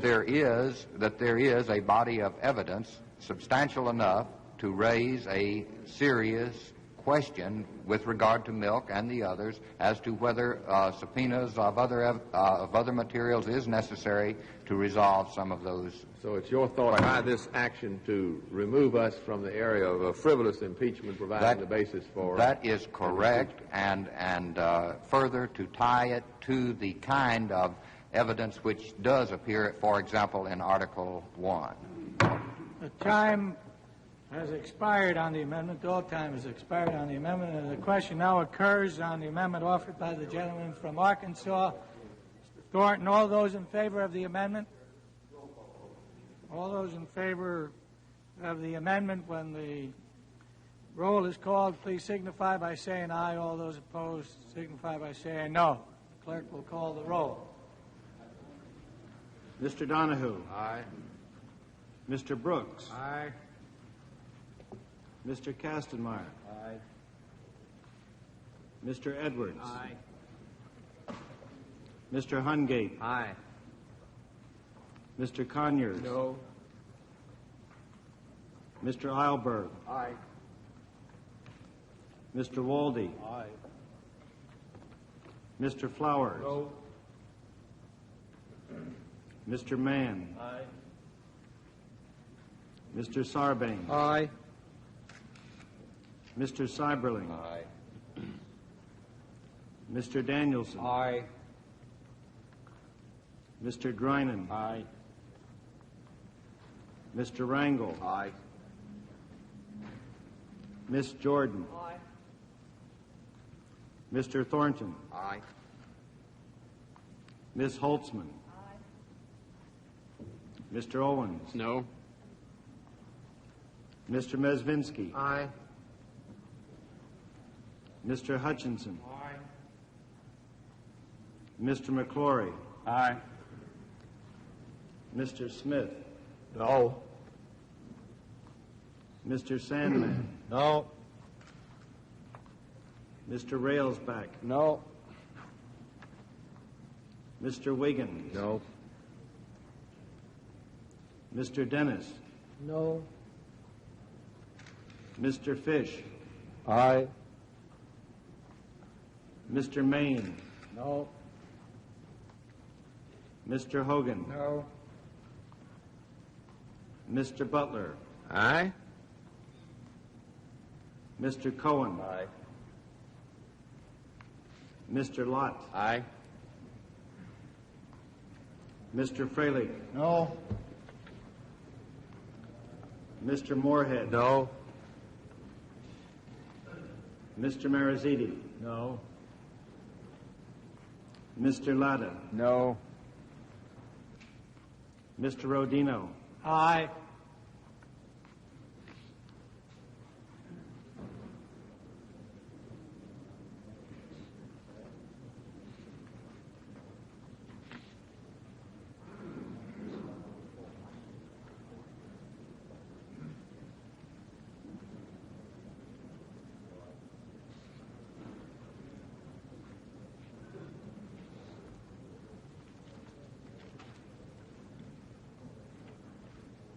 Mr. Chairman? Clerk will report. 24 members have voted aye. 14 members have voted no. The amendment is With the amendment taken care of, the committee will move on to the third article. NPAC's videotape coverage of the House Judiciary Committee impeachment debate will continue shortly.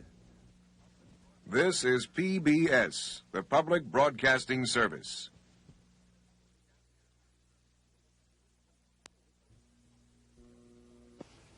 Broken off the engagement and you haven't told her yet?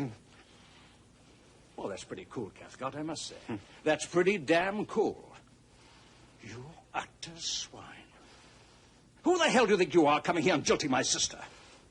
An utter swine, of course. Captain Cathcart has been found shot dead. Good God. The police suspect foul play. Poor devil. Oh, poor little Mary, too.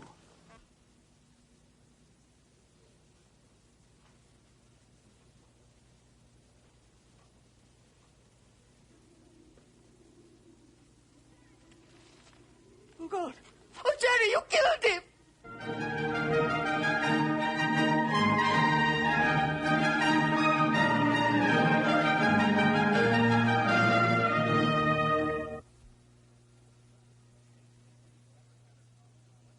The ATP Summer Tennis Tour will attract world-famous players competing for top prize money. Stan Smith, Arthur Ashe, Marty Reeson, Chris Evert, Yvonne Goolagong, Rod Laver, and Bjorn Borg are just a few of the players you'll see in major tournaments, like the Canadian Open from Toronto, the U.S. Claycourt Championships from Indianapolis, and the U.S. Professional Championships from Boston. All great tennis, all on this station, all summer long.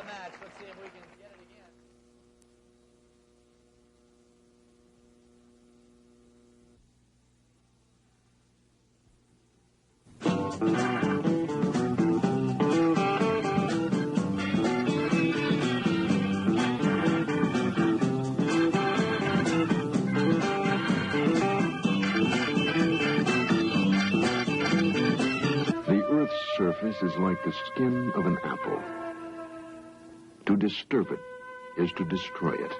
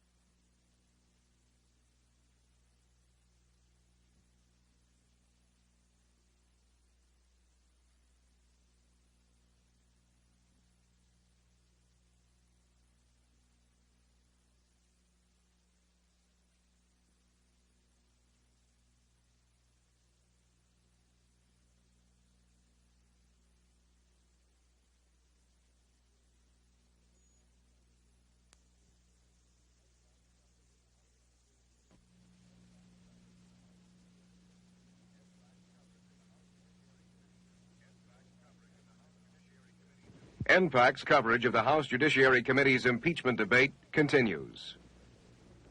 And now, as we return to the debate at the Capitol, the subject is the President's refusal to honor the Judiciary Committee's subpoenas for information. There being no further amendments for the desk, the Chair wishes to announce that there is 1 hour and 20 minutes remaining for purposes of debate on the article itself, and the Chair would like an expression of those who wish to speak on the article so that the time may be evenly divided between the opponents and proponents of the article. Would those who wish to speak in favor of the article please raise their hands first? Mr. McClory, Mr. Hogan, Mr. Fish, Mr. Mann, Mr. Danielson, Mr. Drinan, Mr. Jordan, Mr. Thornton, Mr. Conyers, Mr. Eilberg, Mr. Hungate, Mr. Kassenmeyer, Mr. Edwards. All those who wish to speak in opposition. Mr. Cohen, Mr. Butler, Mr. Froelich, Mr. Lotta. Mr. Froelich does not seek recognition. Mr. Hutchinson, Mr. Smith, Mr. Sandman, Mr. Railsback, Mr. Dennis. Mr. Moorhead, I did announce Mr. Moorhead, and Mr. Mariziti. We had 30 minutes of debate on the amendment in which everybody got 5 minutes, and it seems to me like the article is more important, and we're going to be restricted to what will not be time to discuss the points I wish to raise. I wonder if we could reorder these priorities a little bit here this morning. I ask unanimous consent that the time for debate of the article be extended 1 hour. There's 1 hour and 20 minutes remaining. To a total of 2. I ask unanimous consent that we extend the time to a total of 2 hours, 1 hour to each side for debate of the article. The gentleman will state his reservation. Defer consideration of that unanimous consent request until we see how we're getting along. I have a feeling that, as is the custom in the House, there will be a great deal of yielding to members to develop their arguments more fully. But if at the end of an hour it's clearly apparent that we have not had an adequate discussion, I certainly would not object to a unanimous consent request at that time. Great. Parcels the time out on the basis of the fixed time limitation at this time, members will not have sufficient time to develop the arguments they want to make. Mr. Chairman, I can't argue with that either. Mr. Chairman. The Chair would like to announce that there are 23 members who have sought recognition, 10 members in opposition, and 13 members in support. And probably we could compromise by stating that each of those members, if the unanimous consent request is in order, and it would be in order, that each member be given 5 minutes. Would that suit the... Yeah, let's do that. Seems like the other side got the advantage there, Mr. Chairman. We'd like to kind of restrict it down to where the same side on each is. There's not as many of us as there are of them this time. It's kind of lonesome over here on this article. Mr. Chairman, Mr. Chairman, I think once again the gentleman from Alabama has shown his good sense. Why don't we just divide the time equally? I thank the gentleman for that comment very much.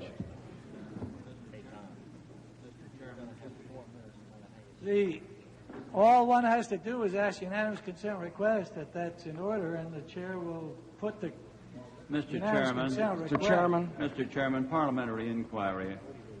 My parliamentary inquiry is this. If we are going to abandon our unanimous consent request, which I made at the outset and which was opposed and cut down, it seems to me that we should revert to the rule which we adopted when we began these debates and provide each member with an opportunity of 5 minutes to discuss the article.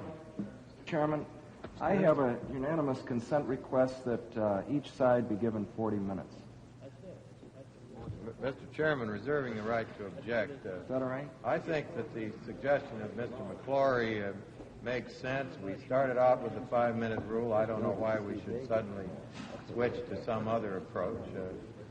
I just wonder whether there are any really serious objections to that.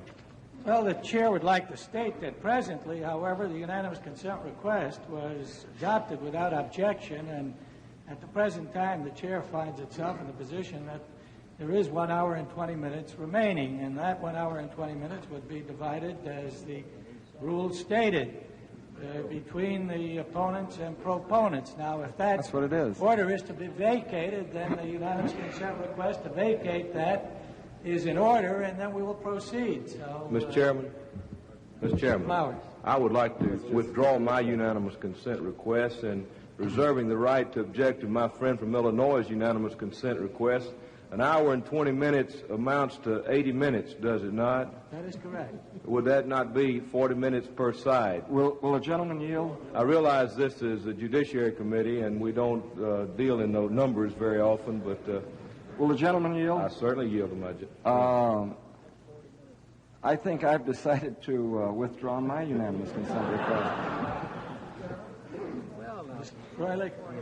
I ask unanimous consent that each individual on your list be given 4 minutes. Would the gentleman please restate it? Ask unanimous consent that each individual on your list be given 4 minutes.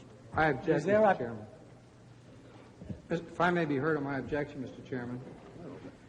I think that... The gentleman has objected. There's no unanimous consent request. Let's proceed. Unless the gentleman reserves his right to object. Let's go. I object, Mr. Chairman. Objection is heard. We're back to 1 hour and 20 minutes. The chair will recognize the gentlemen in support of the article, and there are 13 of them listed, and I recognize Mr. Hogan. And for how long, Mr. Chairman? 3 minutes. Thank you, Mr. Chairman. Mr. Chairman, I think this is perhaps the most important thing that we've been debating since these current deliberations began. What's at issue here is executive privilege. We know that throughout the Constitution there is the running theme of separation of powers and checks and balances. There are 3 areas where the President has challenged executive privilege. One is against Congress, where there is a legislative purpose, and clearly he has a valid claim to executive privilege in that instance. He claimed it in the instance of the criminal prosecutions, and the Supreme Court has, by a unanimous 8-0 decision, rejected his claim. If the Supreme Court rejected it in that instance, certainly the Supreme Court would reject his claim vis-a-vis the impeachment inquiry by this committee. I would not have supported this article prior to the Supreme Court decision, but now that we have it, there is no valid claim on the part of the President to ignore our subpoenas. Now, heretofore, I've had many discussions with my colleagues, Mr. Conyers of Michigan notably, who felt so very strongly about this, and at that time the question of executive privilege was a debatable one. It no longer is. The historical precedent we're setting here is so great because in every future impeachment of a president, it is inconceivable that the evidence relating to that impeachment will not be in the hands of the executive branch, which is under his controls. So I agree with the gentleman from Ohio, Mr. Seiberling. If we do not pass this article today, the whole impeachment power becomes meaningless. Now, my friend from Wisconsin, Mr. Freilich, says that we should have gone to court to enforce our subpoenas. Perhaps he is correct. Perhaps we should have. But in our system of justice, the individual who is mandated by the subpoena has the right and the opportunity and the obligation, if he challenges that subpoena, to move to quash the subpoena. The President did not do that. He merely ignored it. And having ignored it, the compulsion of our lawfully offered subpoenas still lies, and he has ignored them. I would have hoped that when the Supreme Court decision was handed down a few days ago, he would have immediately delivered that material to the House Judiciary Committee. He did not, so I urge that my colleagues support this article offered by Mr. McClory, because if we do not, we will be for all time weakening the House of Representatives' power of impeachment. I yield back the balance of my time.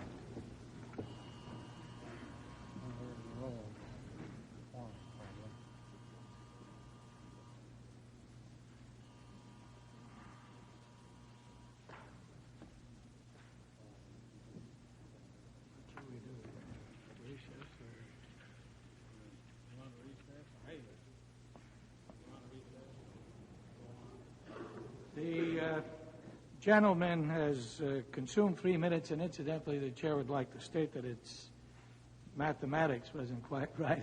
The gentlemen are entitled each to 3 minutes and 35 seconds each. So we will yield my 35 seconds to the next speaker in support of the article. We'll recognize them. Recognize the gentleman from New York, Mr. Fish. Thank you, Mr. Chairman. I would like at the outset to say that I, as one who had not made up his mind, had no option when the question was put for speaking either in favor of it or against this article. And to help me come to a conclusion, I'd like to ask a couple of questions. First of all, of counsel, and that is, if there were no Article 3, what would be the effect in a trial in the Senate of the Senate's ability to obtain the material that we have heretofore subpoenaed? Congressman Fish, may I, Mr. Chairman? Congressman Fish, the subpoena facts discussed would be admissible under Article 1, Watergate and cover-up, as part of the issue of continued cover-up. However, since Article 1 is Watergate and cover-up, it does not afford an affirmative charge with respect to that the failure to respond to subpoenas is an impeachable offense. In my judgment, if included under Article 1, that would have made that article duplicitous. So that if the committee is to recommend to the House an impeachment with respect to the President's refusal to respond to the subpoena, it is necessary that the committee state that in terms of a separate article. I thank the gentleman. My next question will be directed at the author, Mr. McClory. Mr. McClory, is it your view that if in the course of a trial in the Senate, or before that, the President should voluntarily come forward with the material that we have heretofore subpoenaed, that it would be possible for the managers in the part of the House to drop this article? If the gentleman will yield, I'll respond by saying emphatically yes, that if the President has been given all kinds of opportunities to come forward, and even at that late stage, if he came forward with the evidence, there's no reason why we couldn't drop the Article 3 entirely. I thank the gentleman. Mr. Thornton, if I could address a question to you. Where in your amendment to the article offered by Mr. McClory, you used the language that you discussed a few minutes ago with Mr. Butler, demonstrated by other evidence to be substantial grounds. Are you referring there to the substantiation for the subpoenaed materials that we received in each instance when the subpoena was before us, prepared by counsel, showing the direct need and the necessity for the subpoenaed material by this committee in the course of its inquiry? If the gentleman would yield, I'm referring to the evidentiary material which had been collected and presented to us in support of the subpoenas which were then issued. And finally, Mr. Chairman, just an observation, and I'd be glad to be challenged by anybody about this.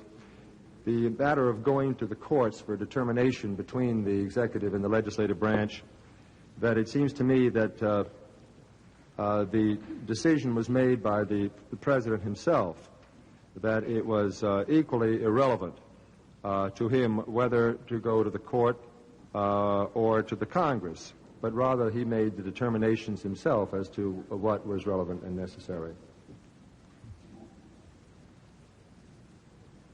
Gentleman has consumed 3.5 minutes. I recognize the gentleman from New York, Mr. Smith, for 3 minutes and 35 seconds. Mr. Chairman, this committee subpoenaed tapes, memoranda, and other records of the President. I voted to issue most of those subpoenas. The President has furnished some of the material, and he has furnished transcripts of many of the tapes, and he has declined to furnish the balance, asserting his constitutional right of executive privilege and the constitutional doctrine of the separation of powers among the three co-equal branches of this government as reasons for his declination to furnish. The committee asserts its constitutional right to reach and have this evidentiary material under the sole power of the House to impeach civil officers of the United States. And as was set forth by Mr. Froelich, here we have a constitutional confrontation between two co-equal branches of our government. Mr. McClory said, Congress is pitted against the executive. It seems only natural and proper to me that the third co-equal branch of our government ought to be the umpire or arbiter of this confrontation of claimed constitutional rights and duties, particularly when that branch happens to be the one whose normal function it is to declare the meaning and effect of the Constitution. And so it is that I am one of the 6 members of this committee who voted to submit the enforcement of our subpoenas to the courts, a position for which there is impressive support from constitutional scholars such as Professor Alexander Butterfield of Yale. However, the majority of our committee felt otherwise. I think this was a mistake, particularly in view of the recent Supreme Court decision which upheld the subpoena of some of the same material from the President by the special prosecutor. Most of us on the committee feel that our case is even stronger than that of Mr. Jaworski, but I think it's still a case, and I'm surprised at 38 lawyers who vote not to submit their case to court, even if they are congressmen and asserting the power and the superior and supreme power of the Congress. I still think we should have gone to court to enforce our subpoenas. It may have and probably would not have taken some additional time. However, even so, in a matter as important as the impeachment of the President, we should have made this effort to obtain the tapes and the other materials through the courts. If we had received them, we may have achieved some clear and convincing proof to connect the President personally and directly with the things which cannot be condoned that went on in the committee to re-elect the President and in the White House. In my judgment, we don't have that evidence today. Or the President may have refused to obey an order of the Supreme Court to deliver the material sought, and clearly, in my judgment, this would be impeachable conduct. One other aspect of court enforcement of our subpoenas ought to be mentioned. We have a long tradition in this country that the accused in a criminal case shall not be compelled to be a witness against himself. In fact, this is what Amendment 5 of the Constitution says as part of the Bill of Rights. Time of the gentleman from New York has expired. How much time did I have, Mr. Chairman? 3 minutes and 35 seconds. No, I thought our side had more time than the other. No, I have 4 minutes, isn't that so, Mr. Chairman? I think so. Yeah, he's in opposition. Oh, that's correct. I'm sorry. The gentleman still has 25 seconds remaining. Well, Mr. Chairman, I hope you didn't take that out of my time, but it will be said that this impeachment proceeding is not a criminal case, and of course it's not. But we must admit it is in the nature of a super criminal case, since it involves treason, bribery, or other high crimes and misdemeanors, and the punishment on conviction requires removal from office and disqualification to hold and enjoy an office of honor, trust, or profit under the United States. Truly a staggering punishment for any citizen. And so, in the background of any court action to enforce our committee subpoenas, and indeed in the background of any proposed article of impeachment, based on the President's partial failure to honor our subpoenas, there are at least the implications of the Fifth Amendment, that an accused shall not be compelled to be a witness against himself. Time has expired. I recognize the gentleman from Wisconsin, Mr. Kassenmeyer, for 3 minutes and 35 seconds. Thank you, Mr. Chairman. I support this article of impeachment to preserve the power of impeachment which the framers placed in the Constitution. Without the power to subpoena papers, materials, things necessary to its investigation, the Congress cannot meet its constitutional responsibilities. I submit that for a chief magistrate to prevent the Congress from meeting its congressional duty, its constitutional duty, is no different than when the President himself violates the Constitution. The offense is just as grave. It is a high crime in the classic sense which the framers intended when they used that phrase in the Constitution. Mr. Chairman, before it was indicated that the gentleman from Illinois, Ms. McClory, in presenting this article might have been inconsistent in the sense that whether or not he now feels or anyone feels that we need the material requested by this committee, and at the same time would find affirmatively, in fact, on articles of impeachment, claiming that the President had not given us material which we now would by implication say is unnecessary. In response to that, I would say that this committee made a determination at the time we voted the subpoenas. And we voted the subpoenas in May, in April, by votes of 37 to 1, 29 to 9, 34 to 4. This committee said at that time we needed this material. The President at that time said he would refuse to turn the material over to us. So we measure this particular article in the time in which it is seen, not in terms of whether subsequent to that fact we have or have not acquired sufficient evidence to make the determinations we're set upon today. Furthermore, it has been suggested that in many areas we may not have sufficient evidence, even to this date. Articles of impeachment which could lie in areas such as IT&T, dairy, and other areas may not well be endorsed by this committee for the reason, in fact, that we do not have the materials which we found necessary to our inquiry, but which the President has rejected. This article is the only answer this committee can give. I yield back the balance of my time, Mr. Chairman. The gentleman from California, Mr. Edwards, is recognized for 3 minutes and 35 seconds. Thank you, Mr. Chairman. I suppose that many times during the past few weeks, all 38 of us had looked with envy upon parliamentarians in our sister countries where, by a majority vote, the members of Parliament can just call a new election. And indeed, right now, there are several of these propositions to amend the Constitution before the House Judiciary Committee, but obviously will not receive attention this year. But a new election where a president gets into trouble is not provided in the Constitution. Our founders talked about it, but they rejected it for the stability that is inherent in a 4-year term. And they rejected it for the power that a 4-year term gives to a president. This 4-year term that can only be interrupted by death or impeachment. So this power of impeachment that we have in Article 2, Section 4 is all we have to protect the country from a president who gravely abuses his offices. We can't have a nice, convenient election down the road by a majority vote of Congress. We can't, like our country to the north, Canada or England or most European countries, call an election in a couple of months. We just have impeachment.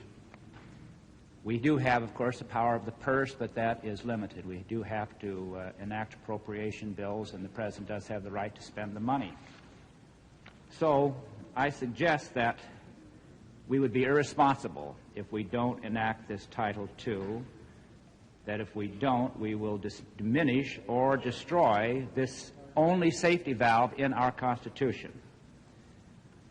And for this power of impeach to operate, if it's to have any meaning at all, any vitality at all, we simply must be able to get the evidence. That seems very clear. The inquiry must be complete if it's going to be fair, and we can't be fair and complete without the facts.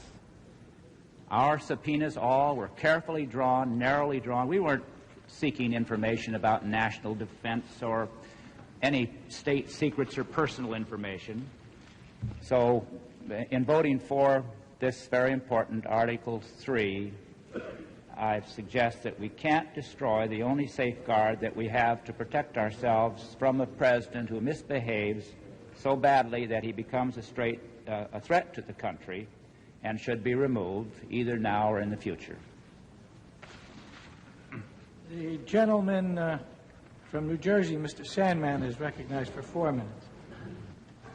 I'd like to yield 30 seconds of my time to my friend from New York, Mr. Smith, to finish his statement. I thank the gentleman. We are talking about whether in the background there were implications of the Fifth Amendment that an accused shall not be required to be a witness against himself. And I think the question which should be asked here is whether it is fair and according to our traditions to say to the President, in effect, we don't yet have the clear and convincing proof we need to impeach you, so we are requiring you to hand over what we hope will be your confession. And if you don't, in fact, hand over the materials which we hope will be a confession, we shall peremptorily impeach you for failure to turn them over on the order of the Congress, even though the Supreme Court might have found that you have good constitutional reasons for not handing them over. And I thank the gentleman. Thank you. I think the outstanding point that is being raised here, my friend from Illinois, Mr. Railsback, will raise in his time, and I want to yield to him in a moment.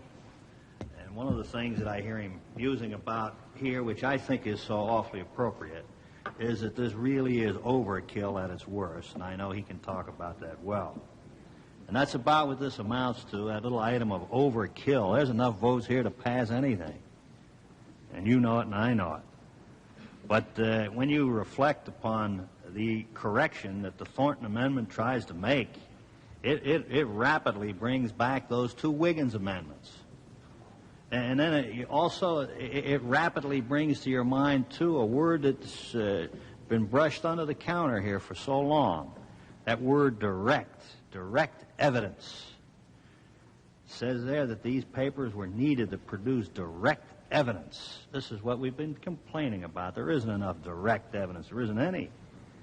And, of course, the Wiggins amendments are corrected in there, too, because he said it will provide the necessary factual questions relating to presidential direction. Remember that in the Wiggins amendment?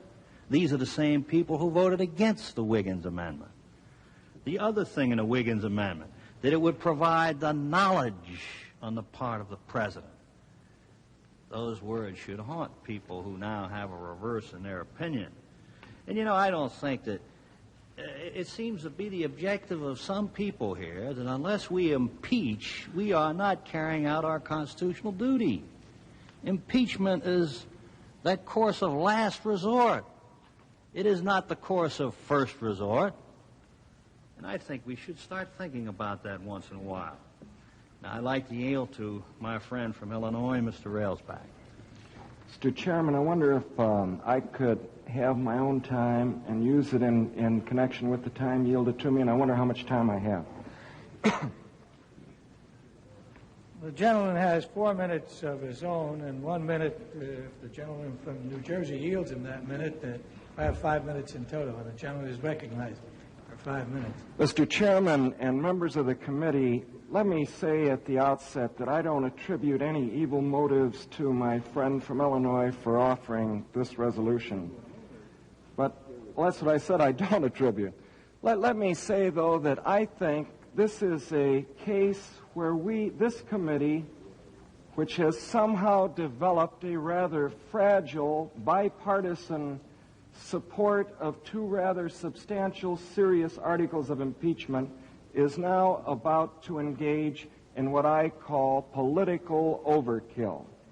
There are many Republicans, I can tell you, on the House floor that have been impressed with the evidence that has been adduced in respect to the obstruction of justice charge, very serious, and also the abuse of power charge. Now, what is this committee about to do?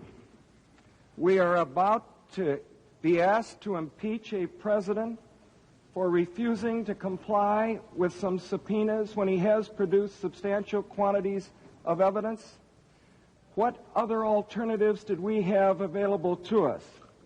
Well, number one, we've been asked by our counsel, and they made a persuasive argument, that if the president should refuse to comply, and frankly, I don't like the president stonewalling us or refusing to cooperate completely, I'll admit that. But number one, we did not try to cite him for contempt, and number two, we've been asked to draw negative inferences by reason of his failure to produce. Now we're going one step further, and we're saying, now let's impeach him for his failure to comply. What could we have done? We could have done what has been done for years. For hundreds of years, the established procedure has been for the witness to be given an opportunity to appear before the full House or the Senate, as the case may be, and give reasons why he should not be held in contempt. For example, he can argue that his refusal was justified, or he can agree to turn over the material to the full House. The Supreme Court has held that this kind of notice and opportunity for hearing are constitutionally required under the 5th and 14th Amendments to the United States Constitution. We're bypassing that procedure because we didn't think we had time to follow it. We refused to go to court when there were many of us that think a president has the right to assert executive privilege. You have two contesting political, separate but co-equal branches. What could be more natural but then to ask the third branch, which has been the traditional arbiter in disputes, to arbitrate this dispute and determine once and for all whether the president's assertion of executive privilege would fail. Now, let me just say, I have no doubt in my mind but what in this case the court would have ruled in our favor.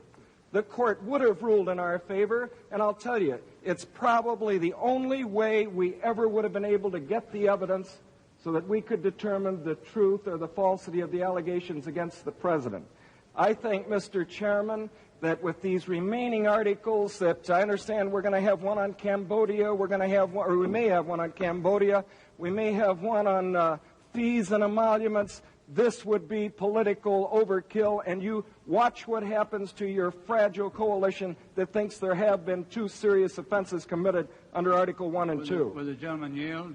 Yes, I'll be glad to yield. In suggesting that the courts might resolve this, the president has had the right all along to move to quash the subpoenas. If he wanted to inject the courts into this, the committee has decided that we were not subject to the court's jurisdiction, and I don't think there's any let me just say to the gentleman that in retrospect, I think history is going to show Alexander Bickel, one of the top constitutional experts in the country, came out about a week too late after we decided this in committee and said that's exactly what we should have done, because it wouldn't determine whether there's a right to final or ultimate review. It was trying to get an enforcement of a subpoena.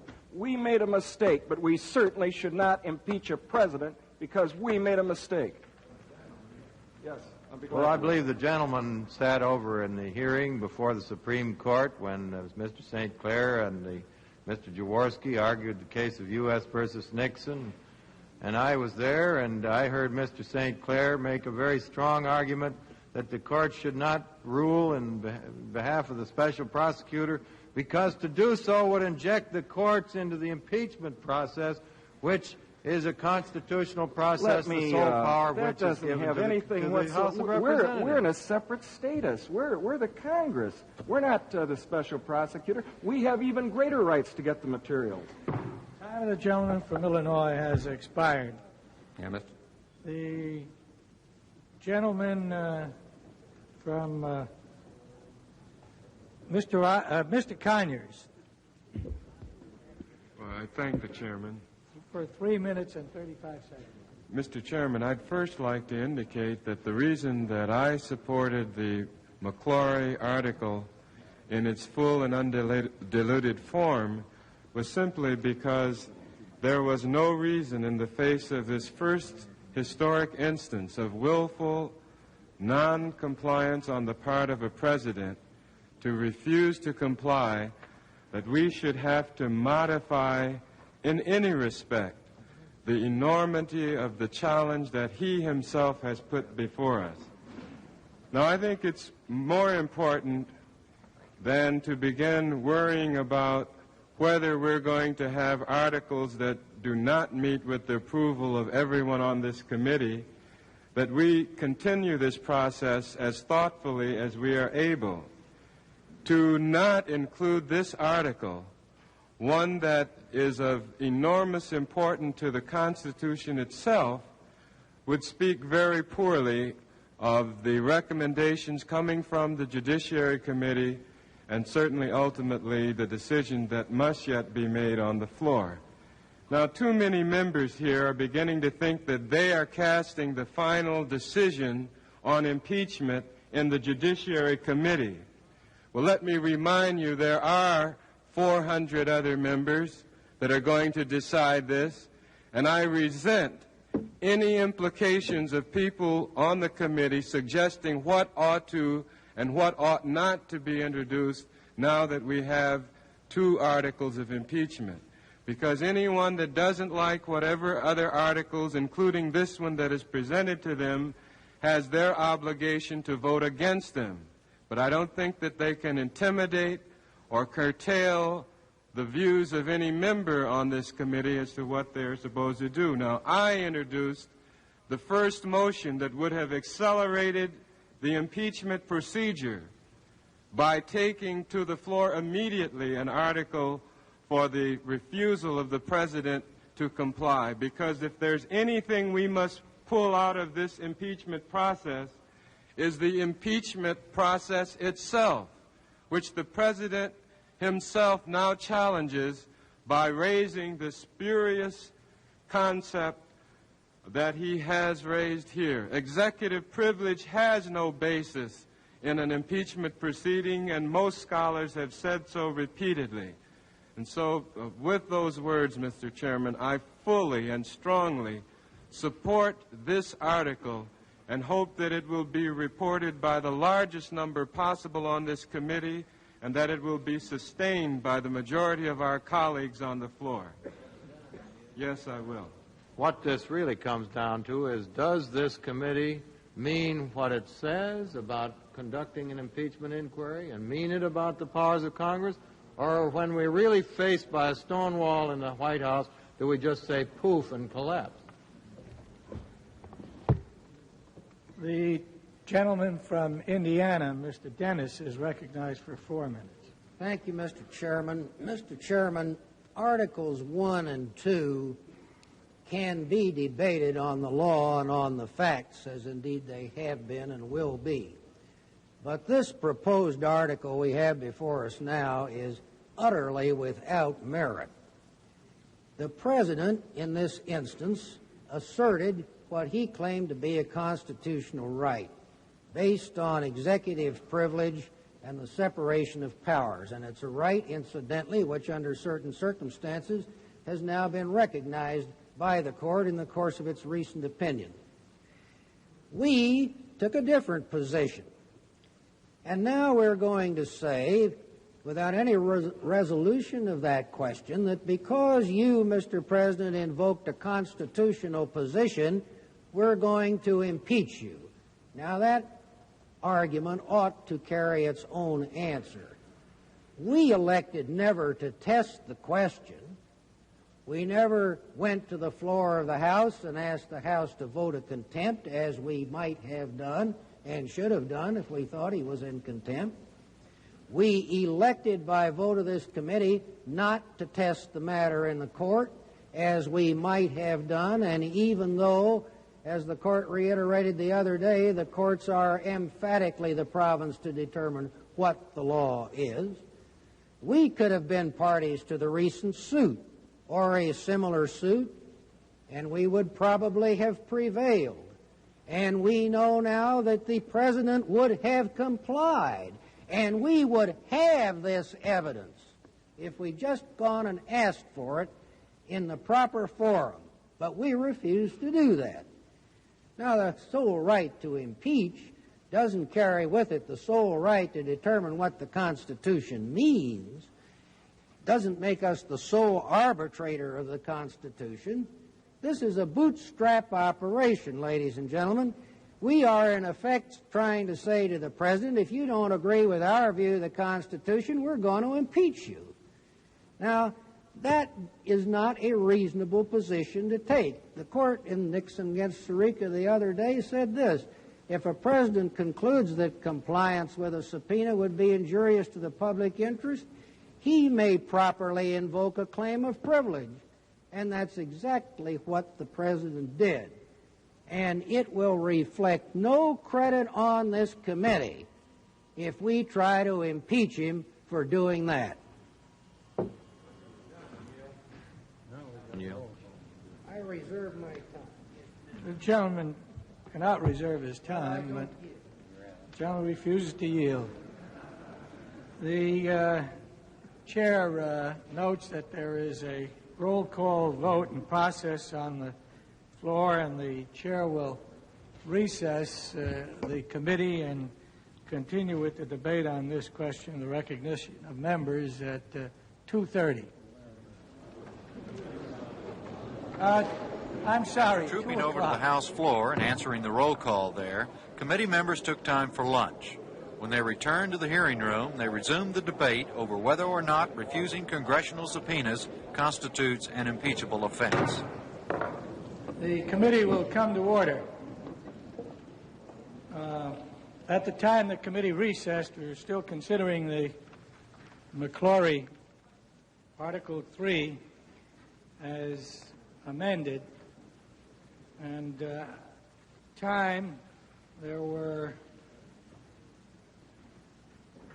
8 members who speak in opposition in support of the article, with 3.5 minutes for each member and 6 members to speak in support. So I will recognize now Mr. Eilberg for 3.5 minutes. Mr. Chairman, I think there is no justifiable defense for the President's refusal to comply with the subpoenas.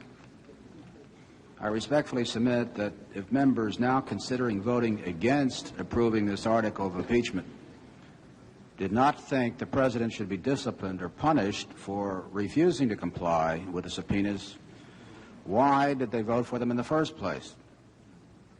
Isn't it true that subpoenas are demands backed up by the threat of punishment for noncompliance?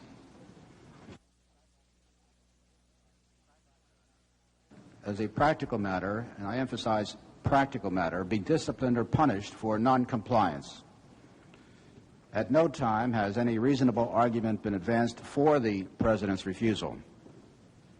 His lawyer argued that the President has executive privilege in this matter. He said disclosure of these conversations could endanger the principle of confidentiality and threaten the ability of the President to conduct the business of his office. But during the impeachment of Andrew Johnson, there was a far-reaching inquiry into the conversations between that President and his aides. No information was withheld from the committee making that investigation, and it cannot be argued that this resulted in any way in limiting any subsequent President's ability to communicate with his aides. No argument has been made which justifies any right of executive privilege in an impeachment inquiry. No legal scholar of which I'm aware, past or present, has argued that the President has the right to limit an impeachment inquiry into his conduct in any way, except possibly by pleading the Fifth Amendment. However, the President's lawyer, James St. Clair, said at his press conference last week that the President would not claim the Fifth Amendment. By failure to adopt Article 3, we shall be unleashing a presidency which has no limitations. The framers of the Constitution put the power of impeachment into the Constitution to provide a check on the President. They knew that a president who could not be called to account for his actions might become a dictator. And if we do not impeach Richard Nixon for not cooperating with this investigation, we shall be giving up at least some of Congress's right to question the president's actions. Thank you, Mr. Chairman. Recognize the gentleman from Virginia, Mr. Butler, for 4 minutes. Thank you, Mr. Chairman. Whether the House of Representatives shall impeach or not is in many ways a matter of discretion. We have a great deal of discretion as to whether or not we will impeach, and within the framework of our decision as to whether an impeachable offense exists or not, there is still the judgment which is imposed in us to determine whether it's in the best interest of the country not to impeach or not under those circumstances. In my judgment, we will have placed, after adoption of Articles 1 and 2 by the House of Representatives, we will have placed the issue of presidential conduct sufficiently before the Senate of the United States for a determination of whether the president should be continued in office or not. And any additional articles would extend the proceedings unnecessarily. We don't need this article, and it serves no useful purpose to pursue it, and I would recommend against it. The principal problem with me for this problem, the principal problem for me with reference to this article is that whether the conduct standing alone is an impeachable offense under the Constitution. I think not. I am concerned, however, that what we do in substance by Article 3 is to impeach a president for a failure to cooperate in his own impeachment. And to me, that is basically unfair.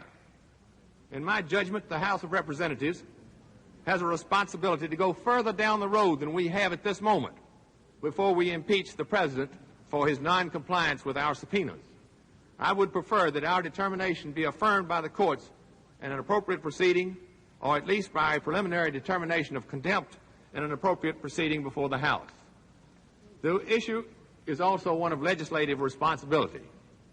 We are saying today, if we pass Article 3, that 20 members, a bare majority of a 38-member committee, can, for reasons deemed sufficient unto itself, issue a subpoena to the President and recommend his impeachment for their judgment as to the sufficiency of his partial compliance with the subpoena.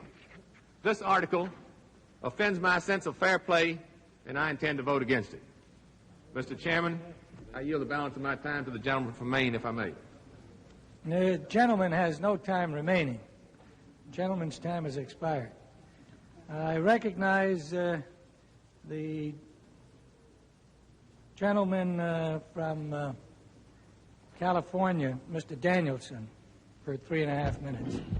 Mr. Chairman, I support this article of impeachment and would like to point out that the power of the Congress to subpoena any and every document from the President in the case of impeachment has been established as far back as 1792 by President George Washington and was restated in 1796. President Tyler in 1843, President Polk in 1846, President Grant in 1876, President Cleveland in 1886, Theodore Roosevelt in 1909, and Franklin D. Roosevelt in an opinion by his Attorney General in 1941.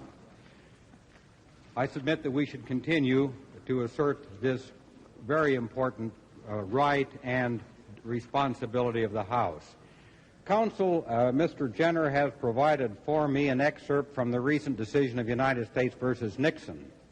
By simply substituting the word or the equivalent of House of Representatives for courts and impeachment as a function, here's what you'd find on pages 24 and 27 of the Supreme Court decision. The ends of justice respecting exercise by the House of Representatives of its sole power of impeachment would be defeated if its judgment were to be founded on a partial or speculative presentation of the facts. The very integrity of the impeachment system provided in the Constitution and public confidence in that system depend on full disclosure of all the facts. To ensure that justice is done, it is imperative to this constitutional function of the House of Representatives that compulsory process be available for the production of evidence needed by the House of Representatives.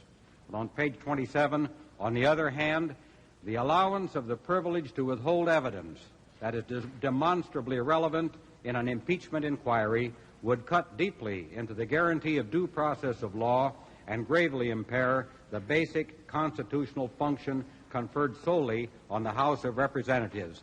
Ladies and gentlemen of the committee and Mr. Chairman, that is what the Supreme Court would probably state if this issue were before it. I yield the balance of my time to the gentleman from Illinois, Mr. McClory.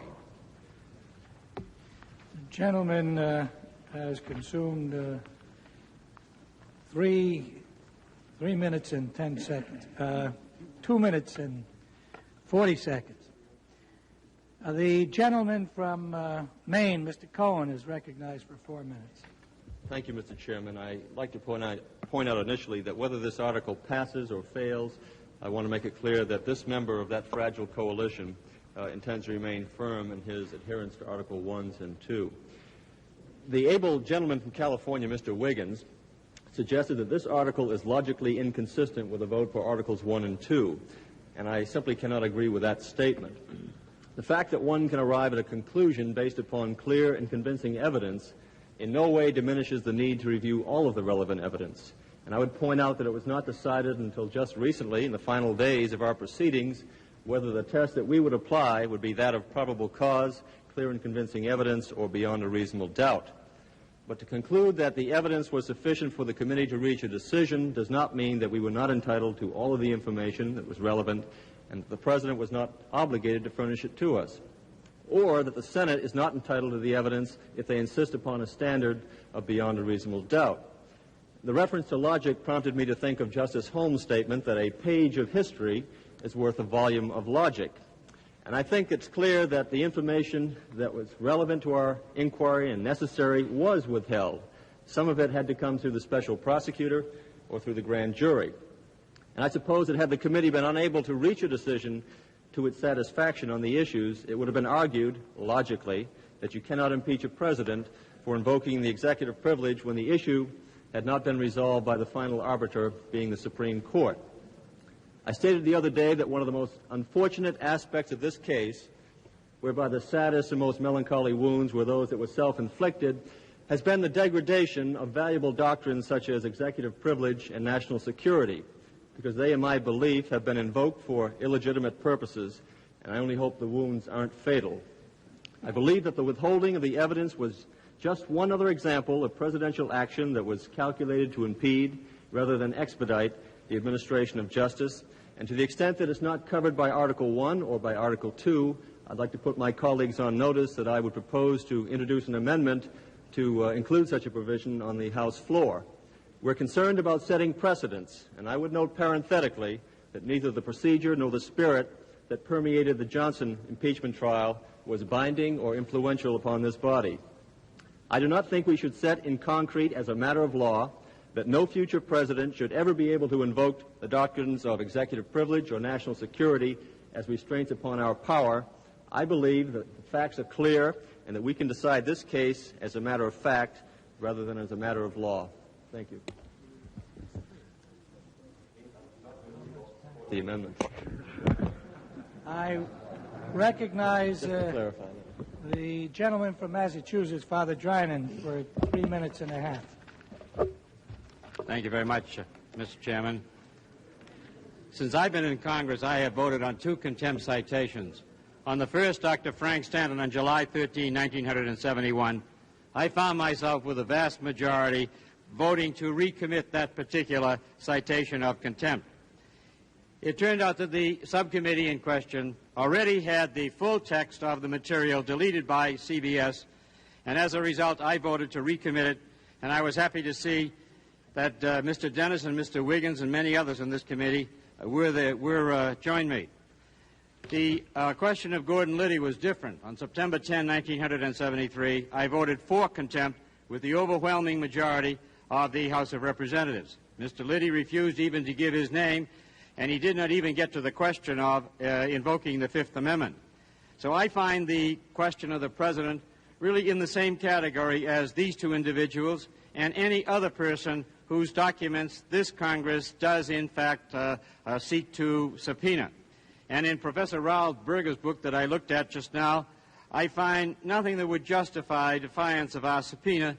And in the Supreme Court decision last week, the Court went out of its way to say that the President had not actually invoked any military or diplomatic justification for his refusal for the subpoenas. Similarly, in this case, we have not even approached any justification by the President in the area of military or diplomatic justification. I wish I could understand some of my colleagues who are saying that we should have gone to court, and since we did not do that, we are not now able to cite the President for contempt. And in the case of the President, contempt turns out to be impeachment, since he cannot, as a sitting President, be indicted in a court. And I, therefore, Mr. Chairman, say reluctantly that I must disagree with those who will vote against this article. And I think that this article strengthens the other two. I wish that it didn't have to be done, but I hope that we have a strong affirmative vote in favor of Article 3. I recognize the gentleman from California, Mr. Moorhead, for 4 minutes. Yes, Mr. Chairman. This particular article concerns me more than any of the others that have been filed against the President, because I believe that a very important constitutional question is involved. The assertion by the Congress that under the impeachment power, it can exercise absolute power over impeachment or any ancillary matter in connection with impeachment without court review certainly would lay the groundwork for legislative abuse of power. I think that it's important that we do have a check and balance. Under our system, the courts are the final determiner of what the law is. There are many things about the power that was given to Congress that might well have to be interpreted by the court. There are other constitutional rights that have been set down under our United States Constitution. Those rights, on occasion, come into conflict with the power that was given to the House of Representatives to bring impeachment proceedings. Those powers have to be weighed and balanced, and it's the courts that have been given that authority under our Constitution. I think that it is vitally important that this committee, before it considers impeaching a president for failure to follow their demands in a subpoena, to take the matter to court, as I and some of the other members on this committee voted to do. Some have said there no longer is a privilege of confidentiality in the president. But in the United States versus Nixon, the court said specifically as to the case they were deciding, in this case we must weigh the importance of the general privilege of confidentiality of presidential communications in performance of his responsibilities against the inroads of such a privilege on the fair administration of the criminal justice. But they did not rule out the claim in all cases to the privilege. Later on they said, moreover, a president's communications and activities encompass a vastly wider range of sensitive material than would be true of any ordinary individual. It is therefore necessary in the public interest to afford presidential confidentiality the greatest protection consistent with fair administration of justice. The need for confidentiality even as to the idle conversations with associates in which casual references might be made concerning political leaders within the country or foreign statesmen is too obvious to call for further treatment. It is important that the President or any other citizen of the United States have a right to have a judicial determination of the validity of any section of the Constitution or any law before he places himself in jeopardy of being impeached. I ask for a no vote. In a moment, we'll be back for the last words in this debate and a vote on Article 3. Impact's videotape coverage of the House Judiciary Committee's impeachment debate will continue shortly.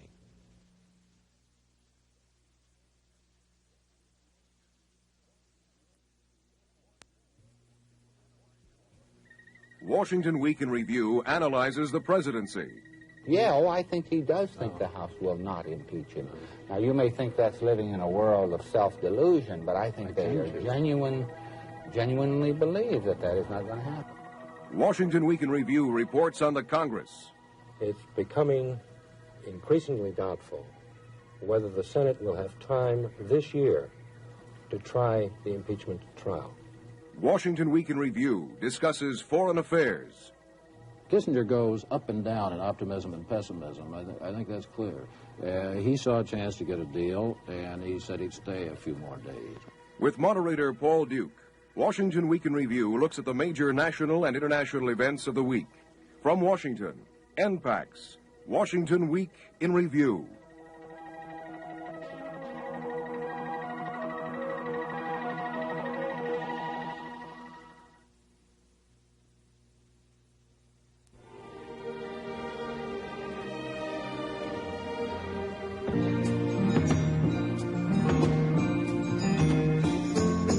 Such a feeling's coming over me.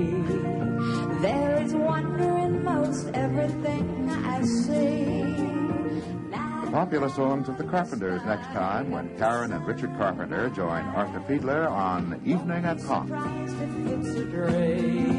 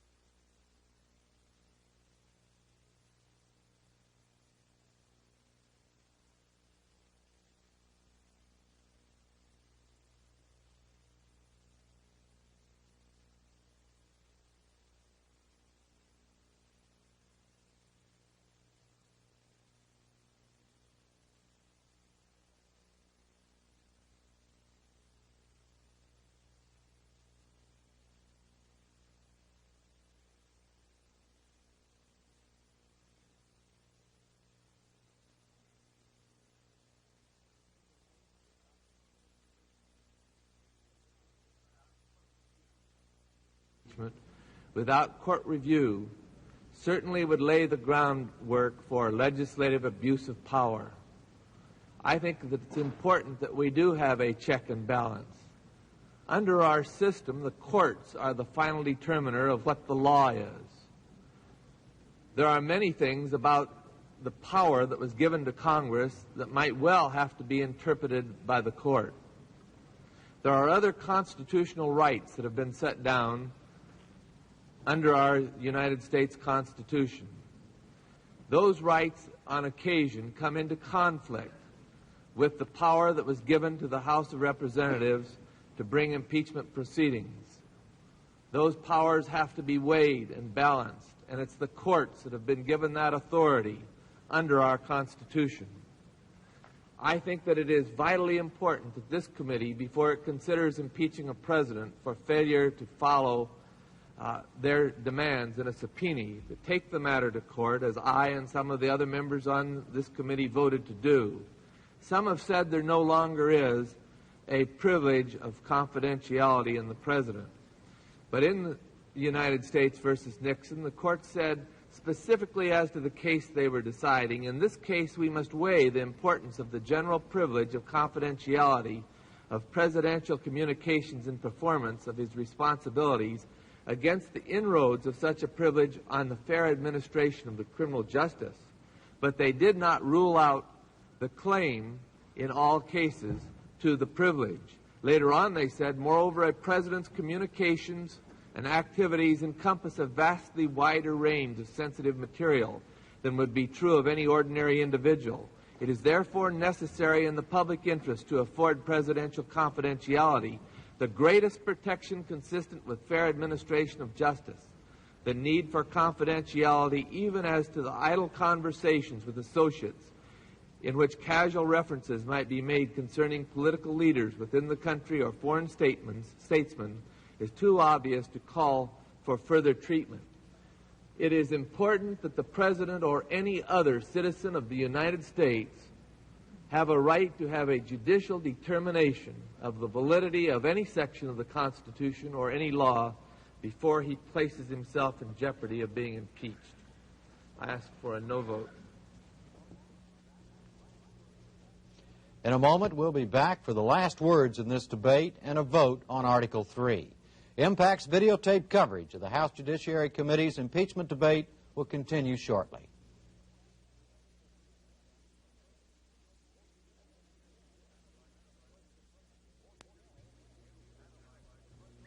Washington Week in Review analyzes the presidency.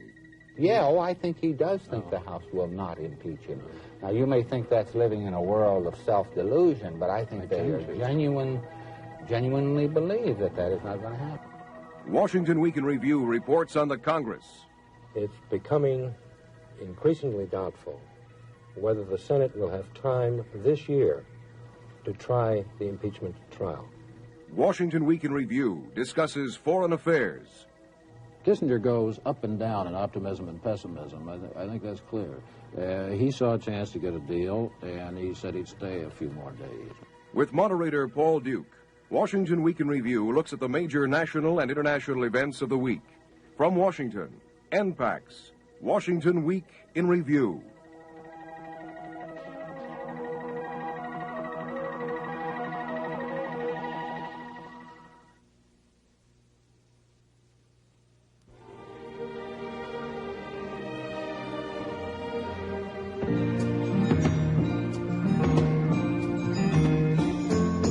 Such a feeling's coming over me.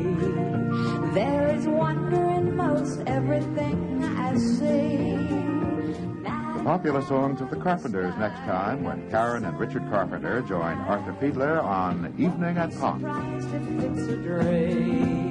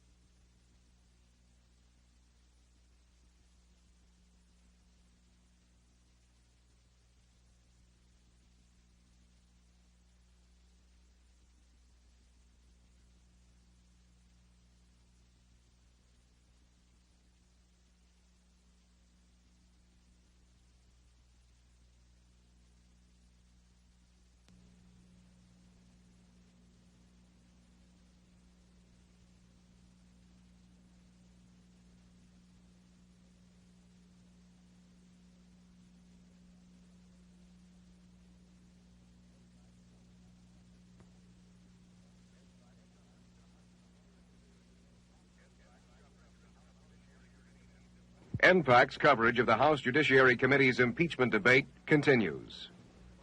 As we go back to the hearings, it is Congresswoman Barbara Jordan's turn to speak for the article that cites Mr. Nixon for refusing to honor committee subpoenas.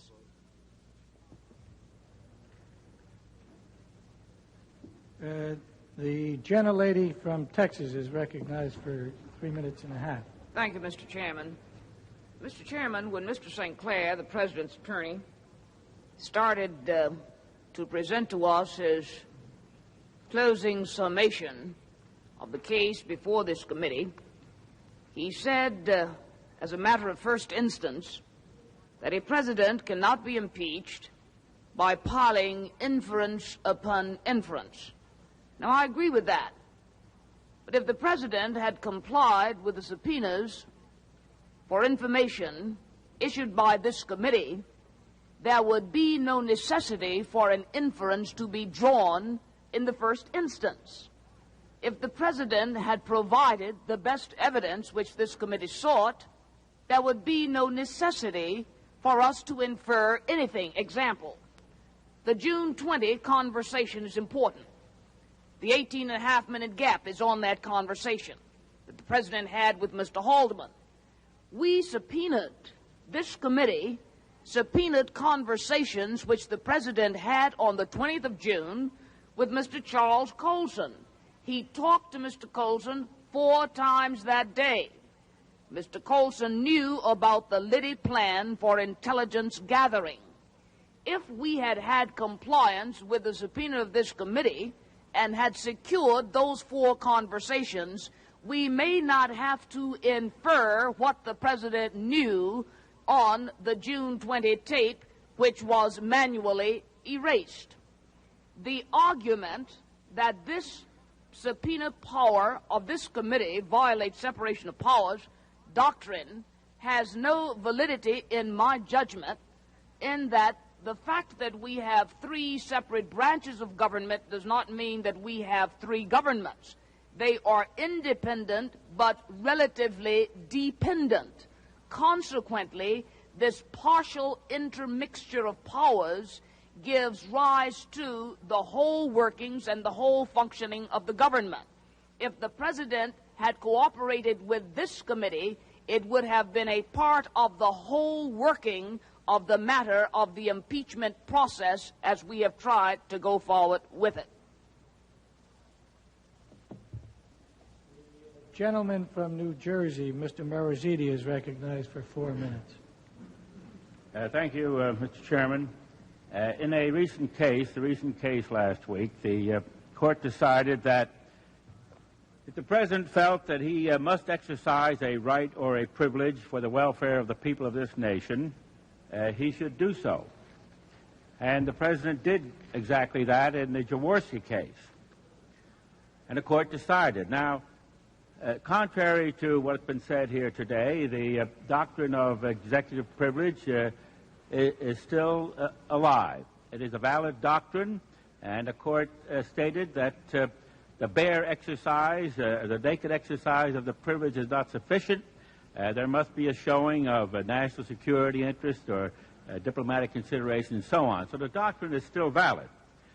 Now, this committee certainly has the right to recommend and to decide to recommend any number of articles of impeachment to the House. But as Mr. Dennis has stated, this committee does not have the right, and thank God it does not, to decide all constitutional questions and just what the Constitution means in every particular instance. Now, here we have a dispute between the executive branch and the legislative branch, and in cases of disputes between departments, the Supreme Court must decide and does decide. And I submit, Mr. Chairman, that this committee had a very, very simple solution to this dilemma. It was proposed in the Dennis motion several months ago, supported by some of us, to join the Jaworski application and make our application, get a decision, and let me say here and now that if the court had decided that the president should exhibit those tapes and deliver those tapes to this committee, and if he refused, I would have voted impeachment on that ground. But failing in this committee failing to take the action and support the Dennis motion and get a definitive decision, I cannot support this article of impeachment. The gentleman from Arkansas, Mr. Thornton, is recognized for 3 minutes and 30 seconds. Thank you, Mr. Chairman. Mr. Chairman, I'd like to say that many of the views which have been expressed in opposition to the adoption of this article are similar to views which I've expressed in urging that it should more properly be considered for inclusion in one of the general articles previously adopted. I'd like, in the short time that I have, to refer specifically to some questions that have been asked during the debate. The gentleman from New Jersey referred to the words direct evidence used in my perfecting amendment. For the purpose of the record, by those words, I intended to refer to that evidence within the President's custody and control which is most direct, the original documents and tapes to which our subpoena was addressed. Next, when I used the phrase that these papers and things were deemed necessary to resolve questions, I certainly did not intend to suggest that the committee lacked clear and convincing evidence upon which to base its decision, but rather that in resolving the questions before us, our committee was seeking to obtain all of the evidence relating to presidential direction, knowledge, or approval of actions demonstrated by other evidence to be substantial grounds for impeachment of the President. By its votes, this committee has already determined that there is clear and convincing evidence which has compelled a large majority of our committee to reach its conclusions with respect to Articles 1 and 2. But we are not charged with the simple duty of proceeding until we find sufficient evidence upon which to base our conclusions. We were charged with the duty of investigating fully and completely all necessary evidence and drawing our conclusions from that material. And our committee was impeded in its inquiry by the refusal to comply with our subpoenas. Now, we've already dealt with the question as to whether the courts should be called upon to determine the extent of our subpoena authority in an impeachment proceeding, and I think we correctly determined that the duty to enforce our subpoenas rested upon the Congress, not upon the courts. Mr. Chairman, there must be a sufficient nexus between the evidence subpoenaed and an independently impeachable offense for a refusal to comply with a subpoena to be an impeachable offense. I believe that the evidence gathered by the committee establishes that nexus between the obstruction of justice and the refusal to comply with our lawful subpoena. For the reasons I've outlined, I'm prepared to vote for the article offered by the gentleman from Illinois as it is now connected by amendment to substantive offenses charged in Article 1 and 2. However, I would like to state that I consider the matter to be more appropriately included in the body of a substantive article, and that I will therefore support the efforts of the gentleman from Maine to include it there on the House floor. The gentleman from Alabama, Mr. Flowers, is recognized for 4 minutes. Thank you, Mr. Chairman. Mr. Chairman and colleagues, I've voted for 2 articles of impeachment here because I was clearly convinced that they should have been voted for and that the evidence and the facts justified it, although I had a great deal of reluctance. Now, here in this instance, I'm just as clearly convinced, but I don't have any reluctance whatsoever in voting against it. And I seriously ask that my friends on this side and the 2 lonesome ones on the other side that appear to be voting for it, it's kind of lonesome over here, too, on this side opposing it. I ask that you consider what we're doing here. And let's not kid ourselves. If this article were standing alone, and I think that's the way we must look at it, but if it were standing alone, would we be seriously thinking about impeaching the President of the United States for this charge alone? I honestly think not. I honestly think not. Now, there may be some that disagree with me, but I honestly think not for the majority of this committee. And I do not see how we can possibly approach it in any other way. Perhaps we've been too imbued with our newfound power.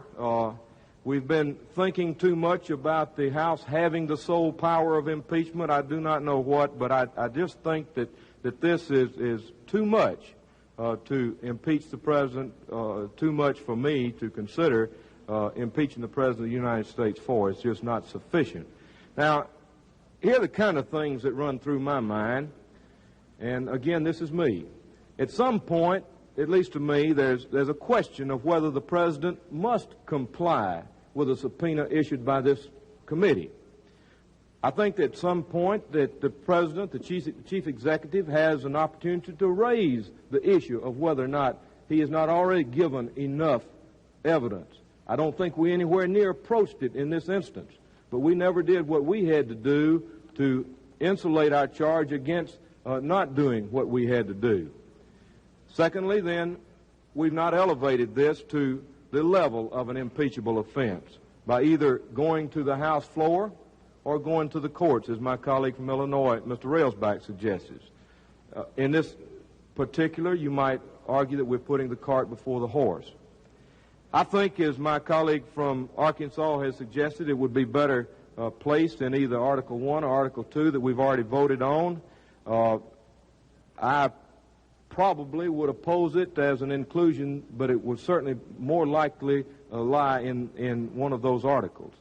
Now, one of our colleagues has quoted President Polk in 1846 this morning, and I think that's carrying it a little bit too far, too. President Polk was talking in the abstract about a matter, and it seems to me like he was trying to avoid the issue. You couldn't seriously argue that if President Polk were about to be impeached that this language would mean that he was going to go ahead and comply with the subpoena. That was not the case that was put to him, and I just don't think we can carry that far. Now, this situation may be what I was talking about the other night when I said that some people say there are too many lawyers on this committee, and I appointed myself without objection as the representative of the non-lawyers in the public. Now, I've heard somebody say since then that I was best qualified to do that. In any event, my friends, please reconsider what you're doing here. Does it stand on its own as an impeachable offense? I think not, and I firmly oppose this article of impeachment of my friend from Illinois. The time of the gentleman has expired. The gentleman from Missouri, Mr. Hungate, is recognized for 3 minutes and 30 seconds. Thank you, Mr. Chairman. I support this article and feel most strongly about it than any other. I respect those who disagree, and as I hear the arguments, I think I know now why there are no lawsuits in heaven. The other side has all the good lawyers. I'm sorry to disagree with my colleagues, but I do, and I disagree with Professor Bickel, too. It strikes me that in U.S. versus Nixon, Mr. St. Clair's argument was based on the fact this was an intra-executive branch squabble to which they shouldn't enter, and they based his argument on Professor Bickel's writings. As I recall, he did not approve of the one-man, one-vote decision, Professor Bickel, but he was wiser then, perhaps. I do not always agree with him. He is not always right. In democracies and republics, we face different problems than totalitarian countries where rulers can dismiss the legislatures. In republics, they ignore the people's representatives at their peril. Now, anyone can claim the Fifth Amendment and get it. That includes the president, and I think we wouldn't have any argument about that. But how are we to get evidence? We got it in this case by accident. When you talk of the separation of powers and the confrontation we face here, I'm indebted to another fine congressman, the late George Andrews from Alabama, for my education in this subject. Deeply impressed me. We do have three co-equal branches, but as Speaker McCormick used to say, all members of Congress are equal, but some are more equal than others. I think all branches of government are equal, but some are more equal. You can become president without being elected. We've had some tragic assassinations. Lyndon B. Johnson became president. Andrew Johnson became president without being elected. In fact, he was never elected. You can go to the Supreme Court without being elected. You can go to the Senate without being elected. Members serve there, and then they're never elected. They go back. They're simply appointed. But you can't come in the House of Representatives without passing before the people and being elected. And you only serve for 2 years. You better be close to the people. You better refresh your mandate. And this is some of the reason I think the Founding Fathers put the sole power of impeachment in the Congress. The power to impeach the President in the Congress. The power to impeach the Supreme Court justices is in the Congress.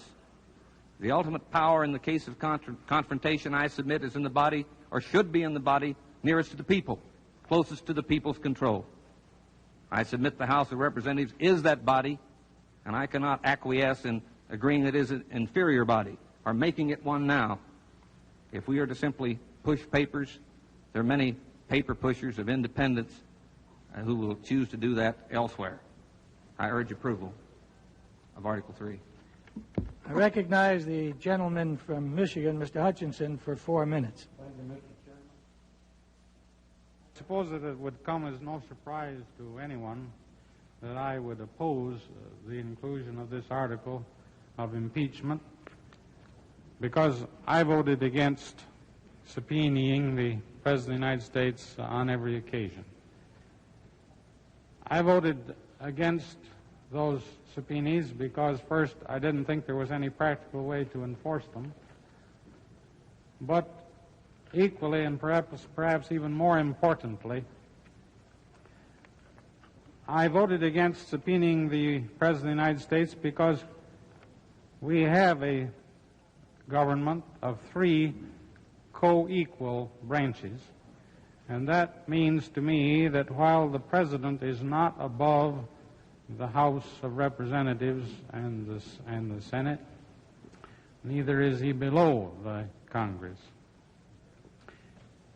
He is equal with the court, and the court is not above him, nor is he above the court. These are 3 coordinate branches. It seems to me to make that system work, there has to be an accommodation between those branches, but confrontation never settles anything. It was my expectation, my hope, I would say even expectation in the beginning, that the President and this committee could, through negotiation and discussion on the part of Counsel, work out a way in which the President would voluntarily make available necessary material. And I joined with the chairman of the committee in letters to the President making such requests. I think that the President has actually turned over a lot of material to this committee. I'm not going to enumerate it all because members of the committee are all extensively aware of the vast amount of material that has been turned over to the committee that has come from the White House. But in any event, when it came to subpoenaing the President, I did not think that even the power of impeachment should break down the doctrine of coordinate branches. I think that just as the President cannot order the House of Representatives to do anything, neither do I think that the House of Representatives can order the President to do anything. I happen to feel the same way about the court. I can't imagine that the President could order the court to do something, and so it's hard for me to accept the proposition that the court can order the President to do anything. At that level, at the very top of our structure of 3 coordinate branches, where the President is equal in all respects to the other 2 branches, I think the only way to get along is through cooperation and working things out in a satisfactory way in order to preserve the prerogatives of all 3 branches. Now, early on in this inquiry, I made a statement that I thought that in the face of an impeachment inquiry that the doctrine of executive privilege must fall. I've changed my opinion on that because the Supreme Court the other day recognized that the doctrine of executive privilege exists and has a place. We in the House, we have our privileges. I wonder if the people generally realize that any time that a member of this House of Representatives is summoned into a court, that summons cannot be answered without the member going to the House and getting the permission of the House to comply with the subpoena. Time of the expired. I'm sorry. I would like to have had more time. The gentleman from Illinois is recognized for 4 minutes and 20 seconds.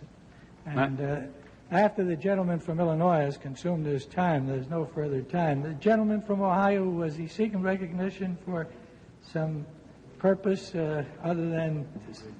Well, apparently the chairman didn't put my name down earlier in the day, but I'll not raise an objection. I regret, but the list that was given to me did not include the gentleman's name.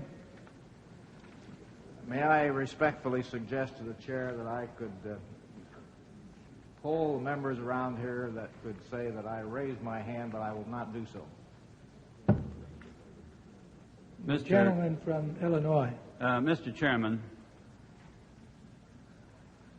this committee has urged the President to provide us with the necessary and relevant information to conclude and to do a thorough and complete inquiry. We've issued the subpoenas. He's rejected those. Following the rejection of our subpoenas, we warned the President in a letter of May 30th that if he did not respond, we would consider this as a ground of impeachment. The President's counsel has urged, and I think that he's urged appropriately, that charges against the President should be in separate and specific articles. This is a separate and specific article, and it's a separate type of charge, it seems to me. I hope myself that the additional evidence which will be presented, if it is presented in the Senate or at any other time, would exculpate and exonerate the President. And I've kept urging that during these weeks that I've been urging the President to respond favorably to our subpoenas. That same urging of the President has been directed by the Vice President, by the Republican leader of the House. Now, what did the President turn over in response to our request? He turned over nothing. If it were not for the fact that we got materials from the special prosecutor, we wouldn't have evidence upon which to operate or to conduct our inquiry. As a matter of fact, it would be entirely appropriate in response to the gentleman from Alabama to vote this as a sole and separate and distinct article of impeachment if we'd received all that we've received from the President and through the President, which is virtually nothing. So what we're considering here, the evidence that we have, we didn't get from the President. We got elsewhere. Now, it's pure speculation that by going to the court that we would be able to get some kind of a remedy. As a matter of fact, this committee has taken the position definitely and over again we did not want to subject ourselves to the jurisdiction or authority of the court. In the arguments which just took place in the case of U.S. against Nixon, the question was asked of Mr. St. Clair, and he responded quite correctly that the Congress had the sole jurisdiction of the subject of impeachment, and this was not a justiciable subject before the Supreme Court. The courts are excluded from our consideration of this. The House has the sole power of impeachment, and we have expressed that. Now, it seems to me that the other process that we could have gone through of contempt would be quite unacceptable, and we did not want to go through that. I suggested that some months ago, but I was deterred in that by leaders from both sides of the aisle, and with the prospect that we would take this up when it came to the consideration of an article of impeachment. And that's what we're doing at this time. It seems to me that it's entirely appropriate that we should tell the President, and this will be a guide for future presidents or future impeachments, that if there is no response, or if the response is inadequate to the request that we make, if our subpoenas are defied, well, then the Congress is going to take the kind of decisive action Contempt, of course, is a strong action. You can have summary contempt in a court and imprison and all kinds of strong penalties. So that this is decisive action. This is firm action. But it seems to me that it's the only kind of action that we can take under the circumstances. And I urge a favorable vote on this Article 3. I yield the gentleman from Ohio, Mr. Latta. Thank you very much for yielding. I'd like to yield about 45 seconds, so I have 15 seconds. I might say to my friend from Illinois that he's using my 4 minutes. He already spoke 10 minutes on this, so I'm very generous. So you ought to leave me at least have 60 seconds. I just want to point out one thing before we vote on this very important article, and it is a very important article, that history will record this as a precedent. And in the future, whenever any Congress wants to impeach a president of the United States, it can cite this article as a precedent. And whenever you have, as a gentleman from Virginia has pointed out, a majority of any committee that has subpoena powers decides to send down to the White House a subpoena that the executive chief does not choose to honor, he's subject to impeachment. Now, this is a dangerous precedent. And I think when we're talking about diminishing the powers of the presidency, here's another example of that, and I don't think we should take this long step towards further diminishing the powers of the presidency. Mr. Chairman, I would just say in conclusion that if what my colleague from Michigan says is true, that if we're powerless when it comes from expressing our authority with regard to impeachment where another branch of government is concerned, and we have to take whatever they give, and that's all, well, then, of course, the power of impeachment would be sterile indeed, and I urge a favorable vote on this. All time has expired. The question now occurs on Article 3 as amended. All those in favor, please signify by saying aye. Aye. All those opposed? No. The call of the roll is demanded and the roll call is ordered, and all those in favor of Article 3 as amended, please signify by saying aye when their name is called. Those opposed, no, and the clerk will call the roll. Mr. Donahue. Aye. Mr. Brooks. Aye. Mr. Kastenmeier. Aye. Mr. Edwards. Aye. Mr. Hungate. Aye. Mr. Conyers. Aye. Mr. Eilberg. Aye. Mr. Wolde. Aye. Mr. Flowers. No. Mr. Mann. No. Mr. Sarbanes. Aye. Mr. Seiberling. Aye. Mr. Danielson. Aye. Mr. Drinan. Aye. Mr. Rangel. Aye. Miss Jordan. Aye. Mr. Thornton. Aye. Miss Holtzman. Aye. Mr. Owens. Aye. Mr. Mezvinsky. Aye. Mr. Hutchinson. No. Mr. McClory. Aye. Mr. Smith. No. Mr. Sandman. No. Mr. Railsback. No. Mr. Wiggins. No. Mr. Dennis. No. Mr. Fish. No. Mr. Maine. No. Mr. Hogan. Aye. Mr. Butler. No. Mr. Cohen. No.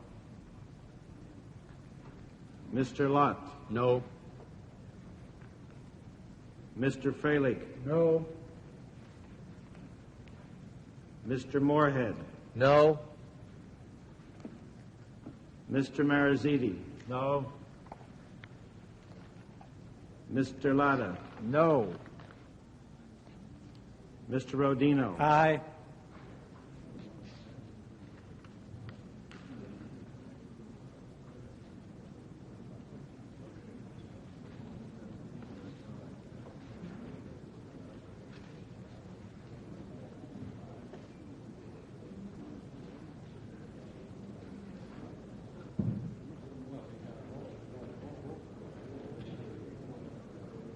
Mr. Chairman.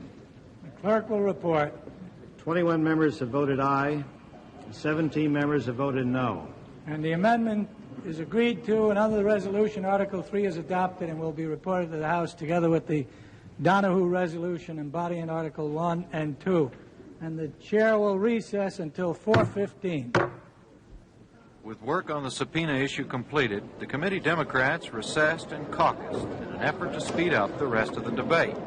When they returned, they took up the subject of the Cambodia bombing, which John Conyers wants added to the first 3 articles.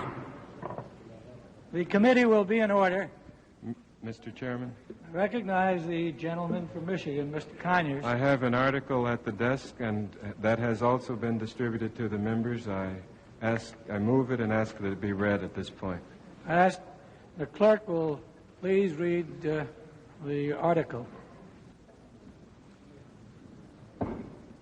In his conduct of the office of President of the United States, Richard M. Nixon, in violation of his constitutional oath faithfully to execute the office of President of the United States, and to the best of his ability preserve, protect, and defend the Constitution of the United States, and in disregard of his constitutional duty to take care that the laws be faithfully executed.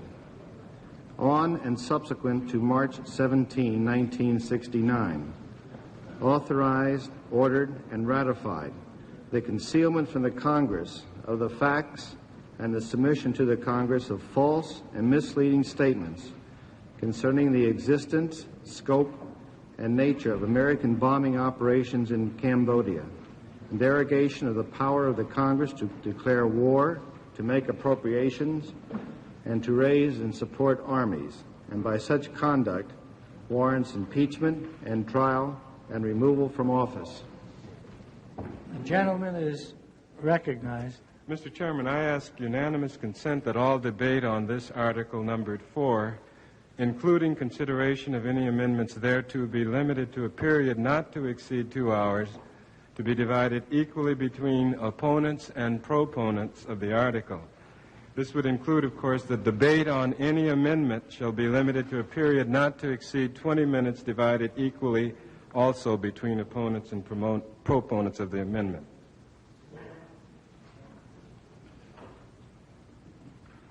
The gentleman would consider making it 1 hour. Is the gentleman objecting or to the unanimous Well, consent? I would reserving the I would right to object. I wonder if, to get all of this out of the way, I wonder if we couldn't make it 1 hour. I think that if the gentleman from Illinois would agree to this, because I think he's on the right track, how about an hour and a half? Okay. Without objection, then the article debated for 1 hour and 30 minutes, the 90 minutes to be divided equally between opponents and proponents of the article. This, of course, as the gentleman has already expressed in his unanimous consent request, would also include the limitation on the time for debate on any amendment hereto, which would not exceed 20 minutes and which would be divided equally between opponents and proponents, all such time coming out of the 1 hour and a half. Now, without objection, it is so ordered, and will the members who seek recognition on this kindly indicate by raising their hands, all those in support of the amendment, so that the chair may recognize them and note them for recognition. In support. Mr. Owens. In support. Ms. Holtzman. Father Drynan. Mr. Rangel. Mr. Walde. Mr. Conyers. Mr. Edwards. Mr. Kassemeyer. All those in opposition. Mr. Latta, so we don't overlook you, Mr. Latta. Mr. Cohen. Mr. Butler. Mr. Owens. Mr. Hogan, I'm sorry. Mr. Hogan. Mr. Dennis. Mr. Smith, Mr. Fish, Mr. Railsback, Mr. Sandman. Mr. Railsback, I've got you. Mr. Smith. Please read the names. Mr. Cyberling. Well, there's one over there. Mr. Flowers. Mr. Cyberling in opposition. Just so that we won't overlook anyone, Mr. Lotta, Mr. Cohen, Mr. Butler, Mr. Hogan, Mr. Dennis, Mr. Smith, Mr. Fish, Mr. Railsback, Mr. Sandman, Mr. Flowers, Mr. Cyberling, Mr. Mann.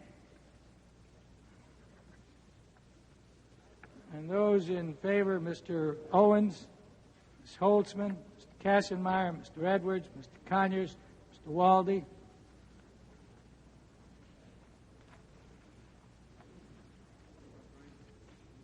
And Father Dryman. Now that's how much time for each? 1, 2, 5, 6, 7, 8, 9, 10, 11, 12. That's an hour and 45 minutes for 12. 45 minutes. For 12. The opponents will be recognized for approximately for a period of less than 4 minutes, about 3 minutes and 45 seconds each. 9 12. That's right. 3 and 3/4 minutes. 3 and 3/4 minutes.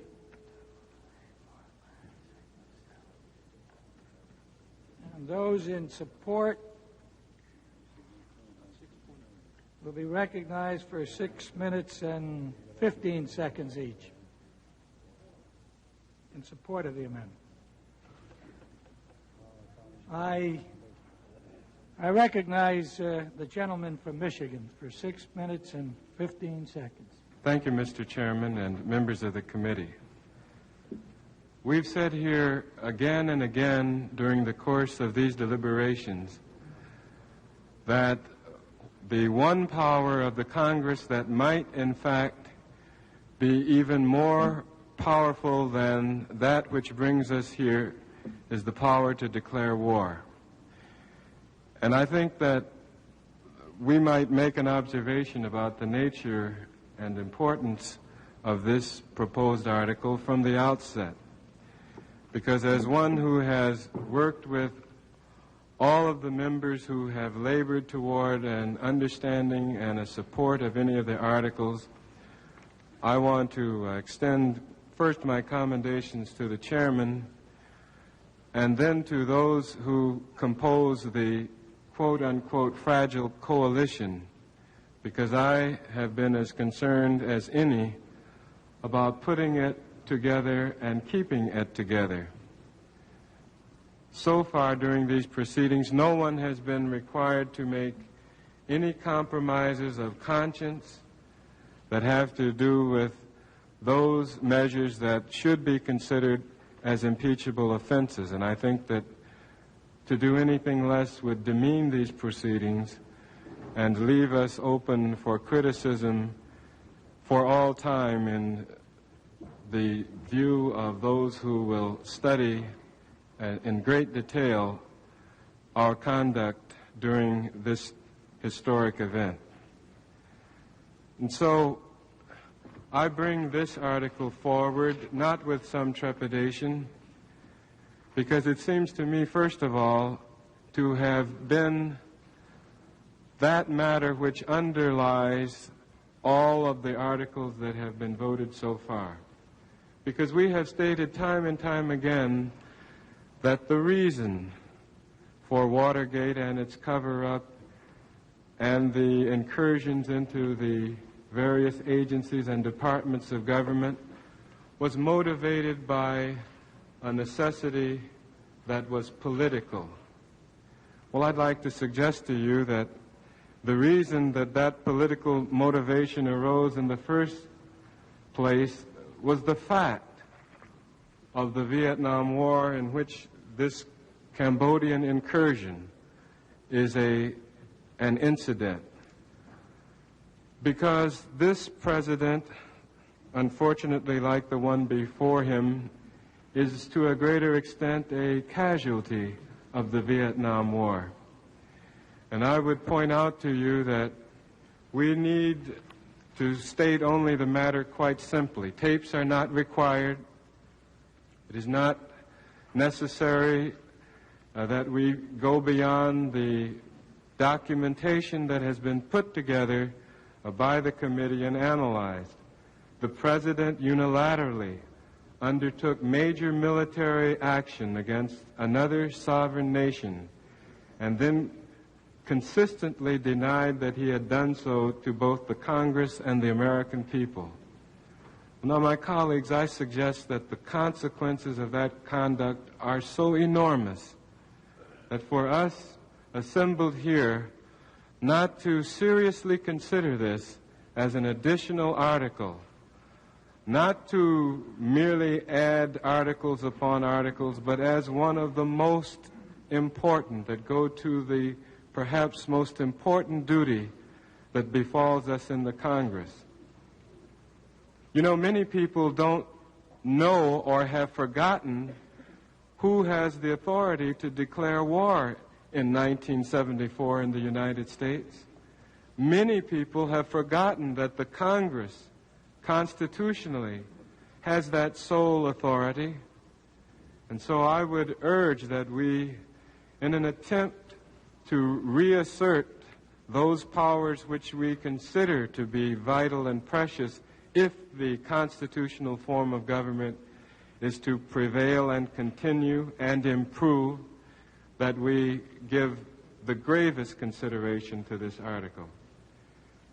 Now, I know that there is something else that's troubling us, and I am constrained to speak frankly to it, because there are members who, regardless of how much agreement that they may give to the arguments that will be presented by myself and the proponents, feel that perhaps they have some implication in the result of undeclared wars, and I think a word should be said about it.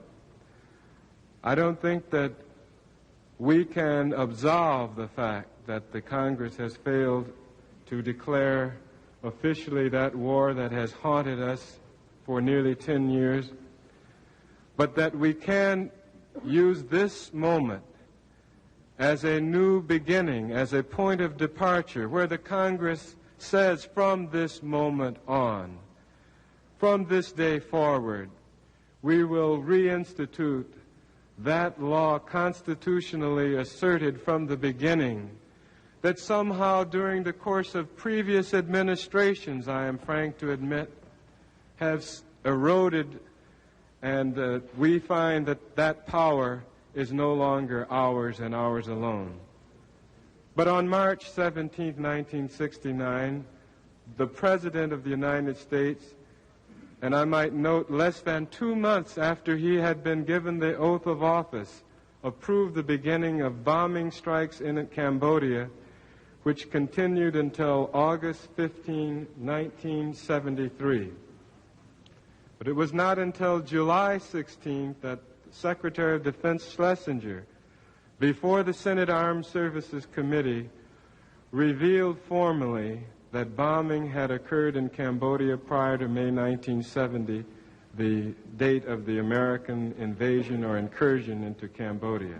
The gentleman's time has expired.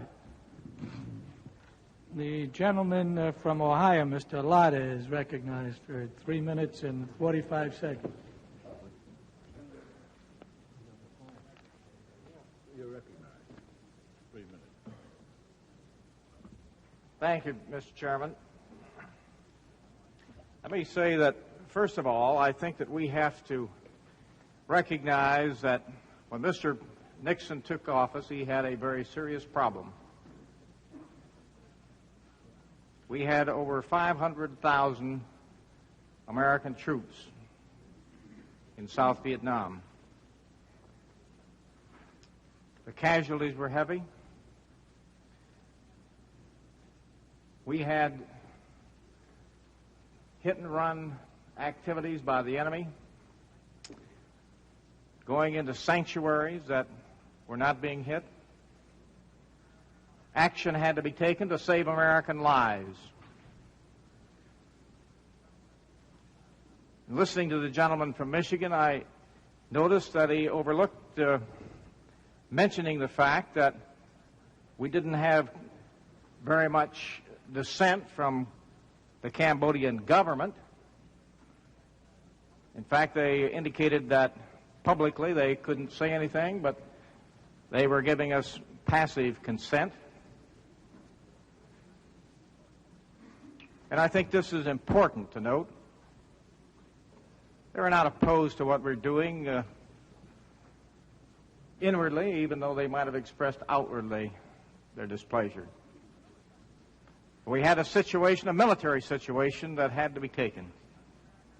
And I think the American people, especially the mothers and the wives of servicemen who are alive today, because of the action he took, would be asking us tonight not to vote an article of impeachment because this president took a decisive action to save the lives of their loved ones. And I think this is the crux of the matter. There's a lot of things that go on in time of war, and this was a time of war, that you don't put on the front pages of every newspaper. I can recall back in World War II that there were a lot of things that went on that we didn't like after we learned about them, that weren't put on the front pages of every newspaper. This wasn't peacetime, this was wartime. And we had a president who was concerned about it, concerned about our losses, a president who wanted to get us out and to cut those losses, to use an expression of his. And now are we about to condemn him because he brought those troops home? He even brought home the prisoners of war. I wonder whether or not they would be home today, or whether we would still be losing American men in Vietnam if he had not taken this decisive action. Now, it seems to me that we ought to stop, look, and listen. That we don't bring up these articles just to inflame the minds of the American people, has been alluded to just recently in the Washington Post. That we really consider these items on their merit. And this is not a meritorious article for impeachment.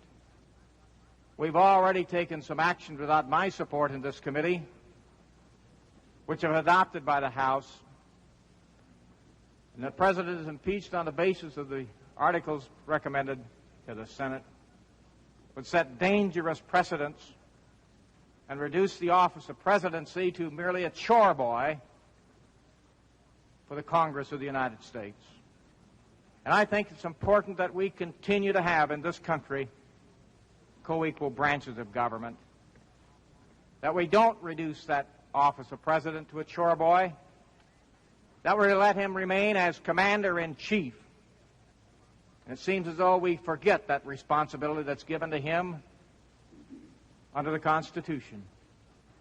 And a commander-in-chief sometimes has to take actions to protect the lives of his troops. And here we had a commander in action, a commander-in-chief, taking decisive action to save lives. The chair will now recognize the gentlewoman from New York, Mrs. Holtzman, for 6 minutes and 15 seconds. Thank you very much, Mr. Chairman. And I would like to speak in support of this article out of a matter of great conscience and of the utmost seriousness. I think that those who would argue that this is a matter of policy misunderstand the thrust of this article of impeachment, because this article goes to this system of government, and this article goes to the words of the preamble of the Constitution, "We the people," and this article goes to a system of self-government, where the people of this country, through their elected representatives, the Congress, can participate in decisions of substance to this country. And there is no question that the decision to go to war or the decision to conduct a major war effort, the decision to spend tax dollars, the decision to commit American lives is a substantial decision. And for a people who are a free people, a decision for the people ultimately to be involved in. And the decision with respect to the secret bombing of Cambodia was a decision in derogation of this system of free government and the participation of Congress. I am not saying that if the secret bombing were made public that the Congress would not have approved it. Congress may very well have approved it. But it was the right of Congress to have approved it. And it was the right of Congress to have known. And it was the right of the people to have approved it. And that is the point that's made here. And that is the seriousness of this article, and that is the seriousness of the President's actions. I think it's very significant to note that there are some facts here that are undisputed. There is no question that the President himself ordered the secrecy of the bombing. General Wheeler has testified to that. There is no question about it. There is no question also that the bombing that took place, the secret bombing, was of a massive nature. 3,695 B-52 sorties, 105,000 tons of bombs dropped. There is no question that the President ratified and confirmed the concealment of this bombing from the Congress. On April 30th, 1970, the President stated, after we had already been bombing for over a year, the American policy since then has been to scrupulously respect the neutrality of the Cambodian people. And then again on June 30th, 1970, the President reiterated that for 5 years, American and Allied forces have preserved Cambodian neutrality. But even more serious, on February 25th, 1971, after the bombing had gone on for almost 2 years, the President, in his foreign policy report submitted to the Congress, stated that in Cambodia, we pursued the policy of the previous administration until North Vietnamese actions after Prince Sihanouk was deposed made this impossible. So there is no question of the President's authorization of the secrecy. There is no question of the President's failure to tell the truth to the American people. There is no question that he ratified the submission of false reports to the Congress. And there is also no question that there was no justification for this. The only justification offered by this administration was that somehow we would affect Prince Sihanouk's administration in Cambodia. Well, let's assume for the moment that that justification is warranted. But Prince Sihanouk was deposed on March 18, 1970, and for 3 years thereafter, this administration, including the President, lied to the Congress and lied to the American people without any justification.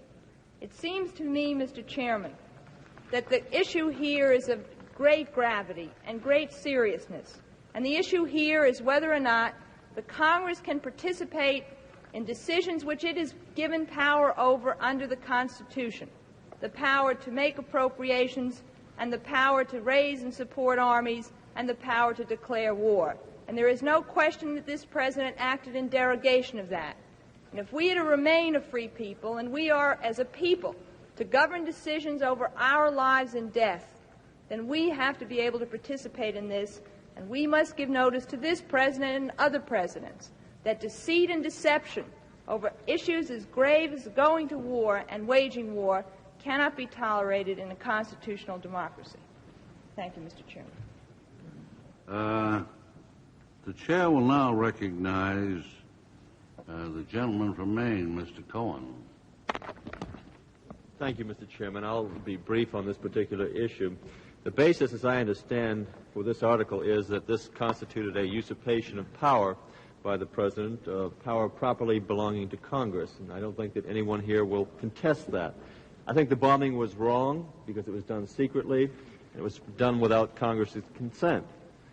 But while this usurpation may have taken place, I happen to believe that the usurpation has come about not through the bold power of the President, but rather through the sloth and default on the part of the Congress. because over the years, and it was a good 10 years, that Congress failed to take very strong action in this area in which they have the ultimate and sole control. So what happened after the bombing was disclosed? What action did Congress take at that time? I can recall my first year in Congress standing in the halls, listening to the countdown on a vote where that Congress finally determined to cut off the bombing in Cambodia. And I couldn't help but be impressed with the electricity in the air. For the first time, Congress is finally going to regain the powers that it had given up, again, through its own sloth and default. And so what happened is that last year, Congress, rather than condemning the President for past action, they actually went ahead and ratified it, in my opinion. They passed legislation which would have allowed the President to continue to bomb for an additional 45 days. Now, that to me was tantamount to ratifying a past act.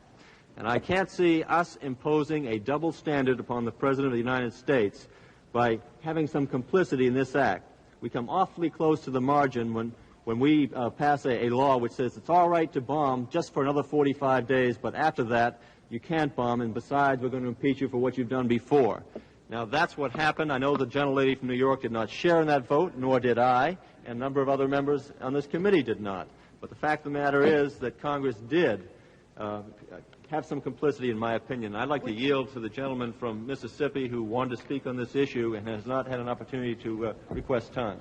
Thank you. I'll be very brief. I do want to follow up on your comments. Congress had another opportunity to act when we passed last year the so-called War Powers Resolution, but the effect of the actual wording of that resolution, in my opinion and in others that have studied this question, instead of really restraining the President, it actually authorized resumption of the Cambodian bombing that Congress had tried to end. So it's obvious to me that Congress has to share the blame here. And I think, once again, we must look at the results. President Nixon didn't start this war, but he ended it, and the Cambodian bombing obviously was one of the things that was used to bring it to a conclusion.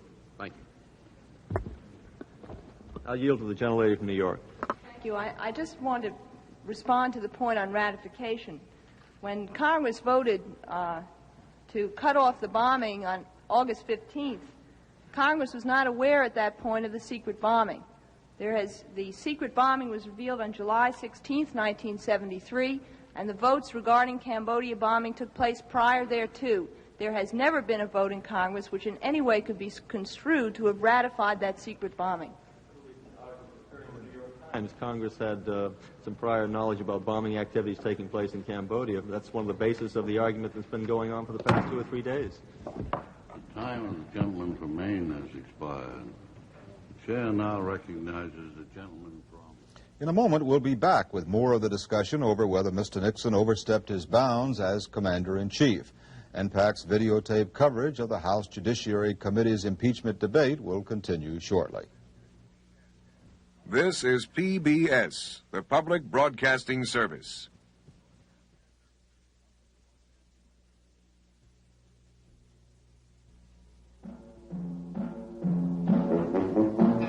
Can you hear it? Sure you can. Sound familiar? Sure it does. Feel that tingle? Oh, tingles are good, especially Tingles Revisited. Here it comes, the Great American Dream Machine. Re-originals of your favorites, as crisp and crunchy as the day they first came down the pike.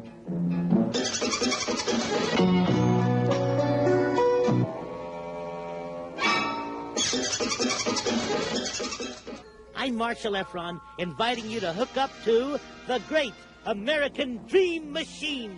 It'll make you feel good. The Great American Dream Machine.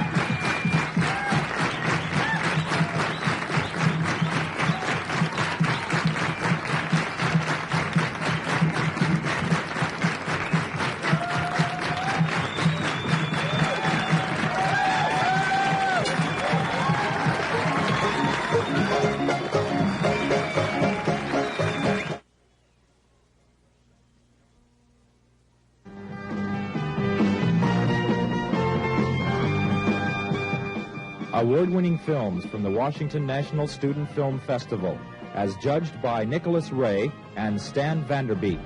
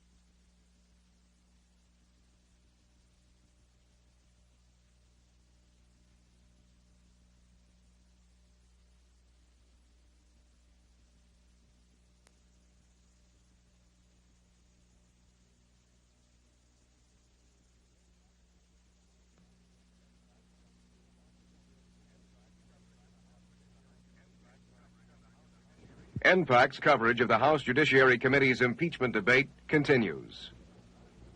Now, as we go back to the hearings, the members are discussing whether the secret bombing of Cambodia amounts to an impeachable offense. They will decide the controversy with another round of votes.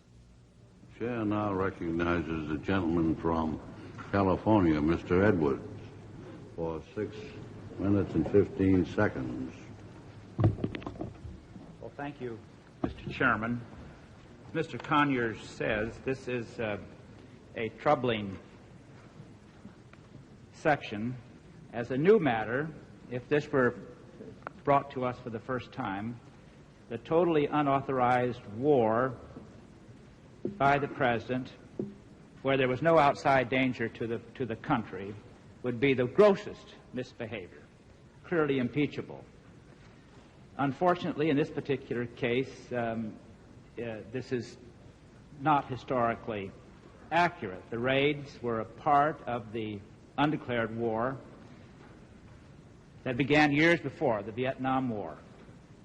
President Johnson was chiefly responsible for the huge escalation. I recall the first vote on the Vietnam War in the House on May 4th, 1965, for $700 million special appropriation, and only 6 of us voted against it.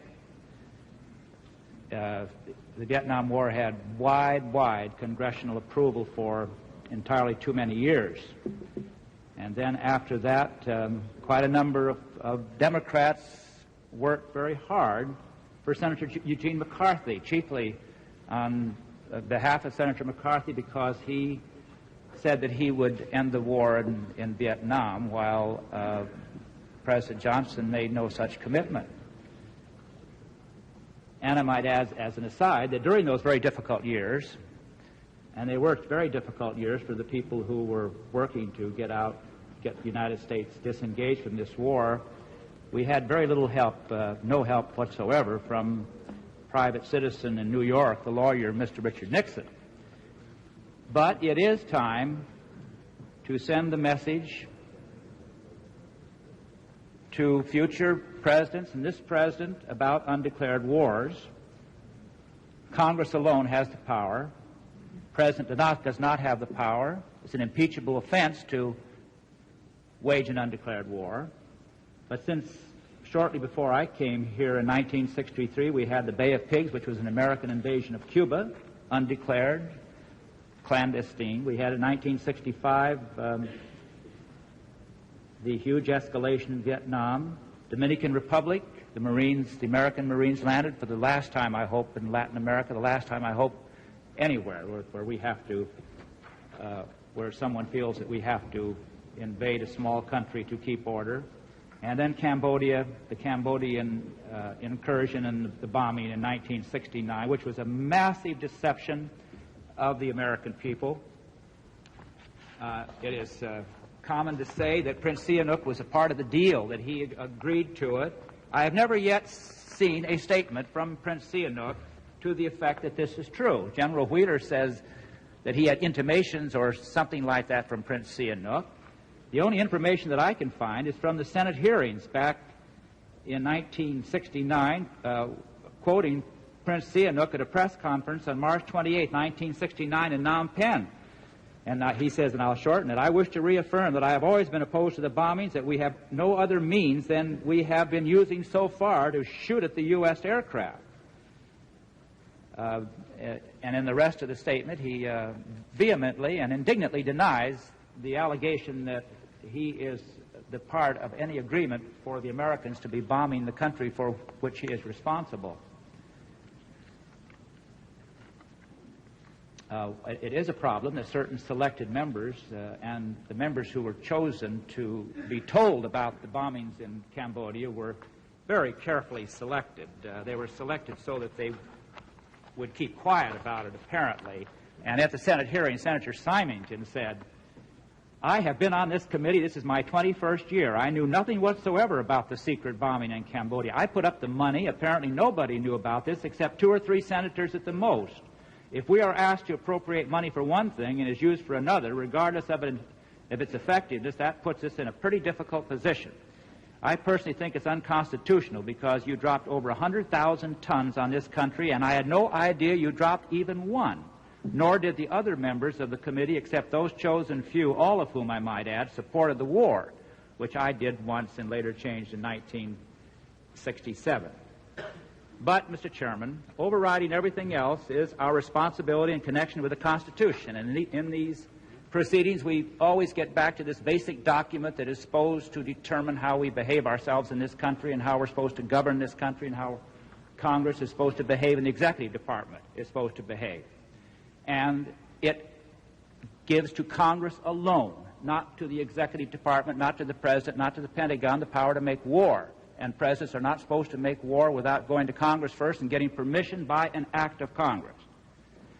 And I am going to support the amendment, the article offered by the gentleman from Michigan. He has been a leader in this important area of our national life for a long time. I compliment him for his leadership, and I urge an aye vote. Yes, I yield to the author. Comments, and I'd like to contribute this supplemental point of information. Prince Sihanouk of Cambodia, during the last 27 months of his regime, filed 109 protests to the United Nations against the bombing, so that there cannot be argued that there is no information as to whether he acquiesced or not. Furthermore, just ask yourselves, have you ever heard of anybody approving getting bombed, a leader or a citizen? I think that's an absurd suggestion to begin with. Now, in connection with the possibility that we may have wittingly or unwittingly ratified the president's conduct in Cambodia, I'd like to point out to you that the consideration of this article will determine whether or not we ratify the president's conduct. This is the first time, gentlemen and ladies, that this matter has been before the Congress, and it's before this committee. The time of the gentleman from California has expired. The chair now recognizes the gentleman from Virginia, Mr. Butler, for 3 3/4 minutes. Thank you, Mr. Chairman. I requested this time because I share with many members of this committee our concern about the question that's been raised.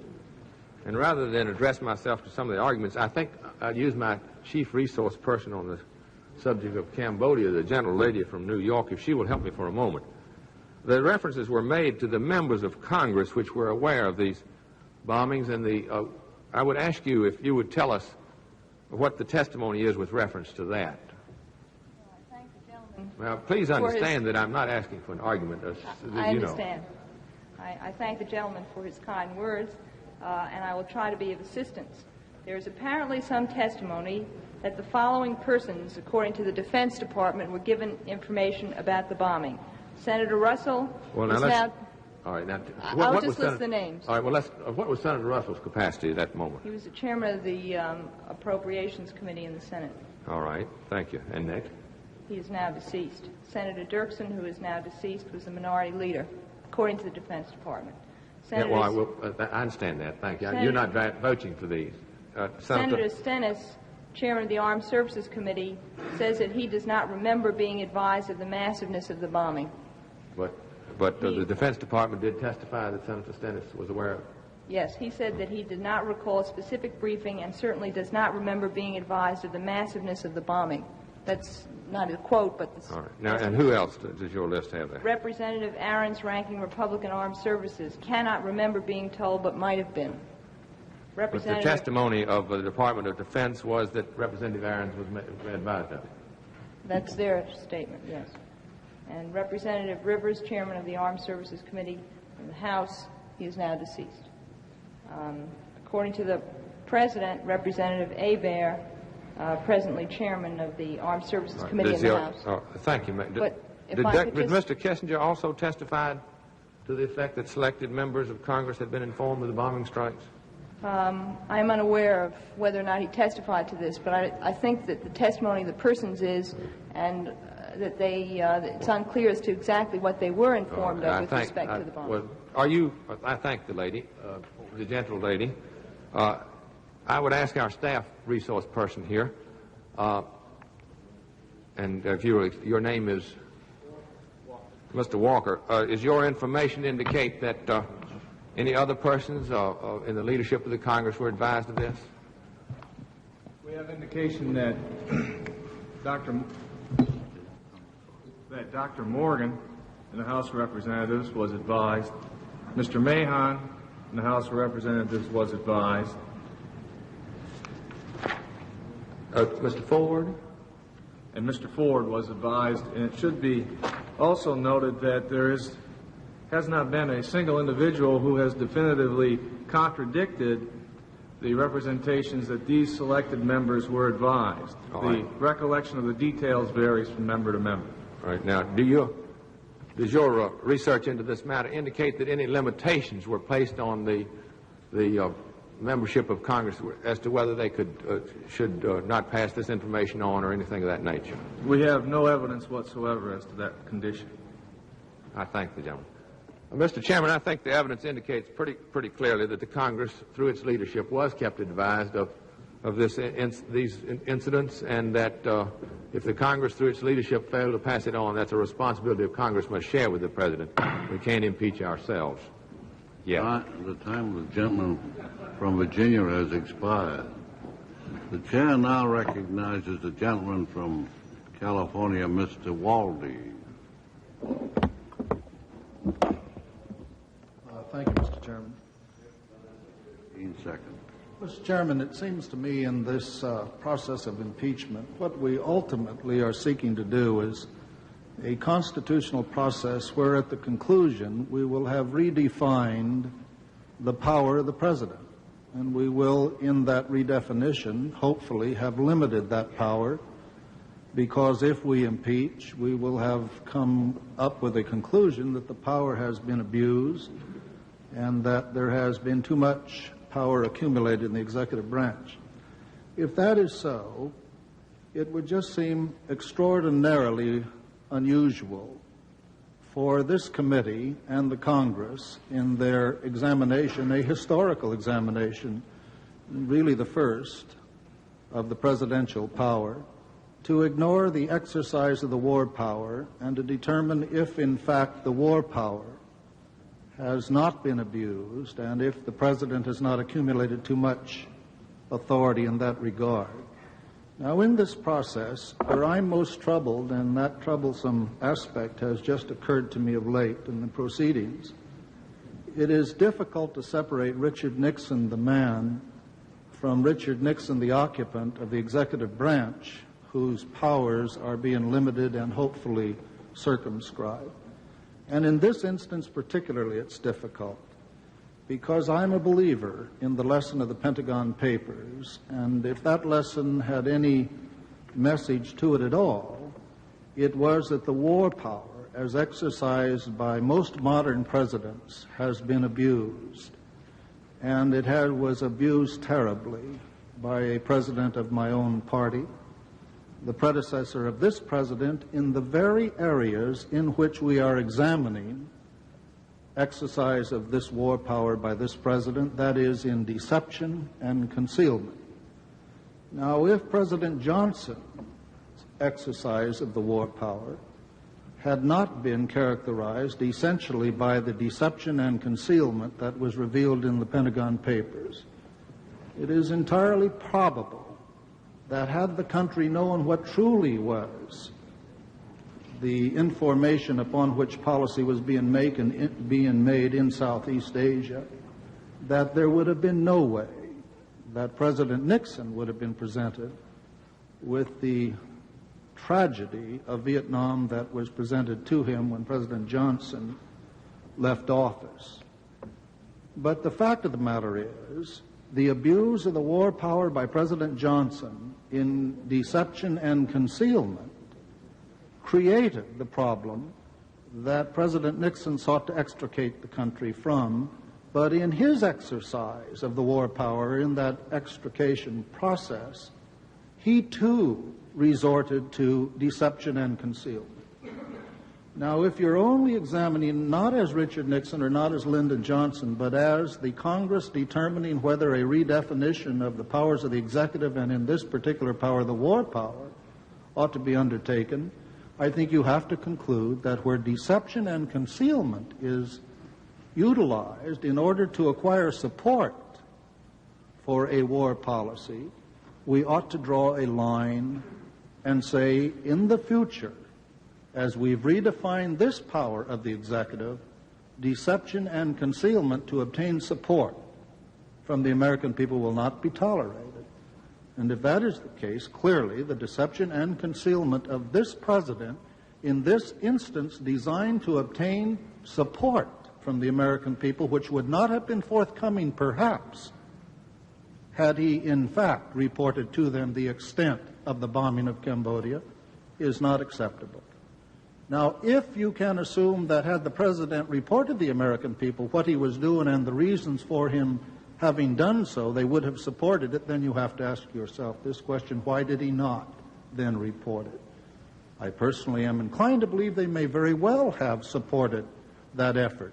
The president says he did not report it because Prince Sihanouk would not have permitted the bombing to continue if it had been known to the American people. Now, that's deception and concealment. That's an abuse of the war power. And as we redefine the powers of the executive in the hope that we limit those powers, if there is ever a power that ought to be limited, it's the war power. And in this very reasonable and minor area, no president in the future in the exercise of the war power shall be permitted to resort to deception and concealment in terms of his responsibility and duty and obligation in dealing with the American people. I yield to Mr. Conyers the balance of my time.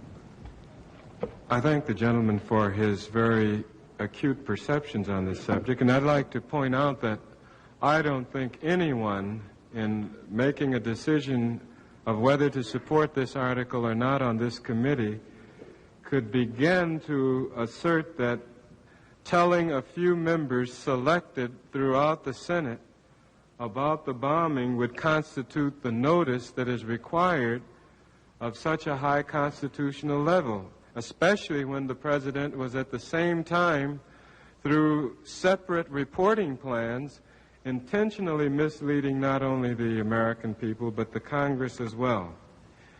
Now, a historian, Henry Steele Commager, made one statement that I'd like to attach, I think, appropriately to the considered judgment of my friend from California. And he said it would be a pity to impeach Mr. Nixon on grounds that are technical or vulgar.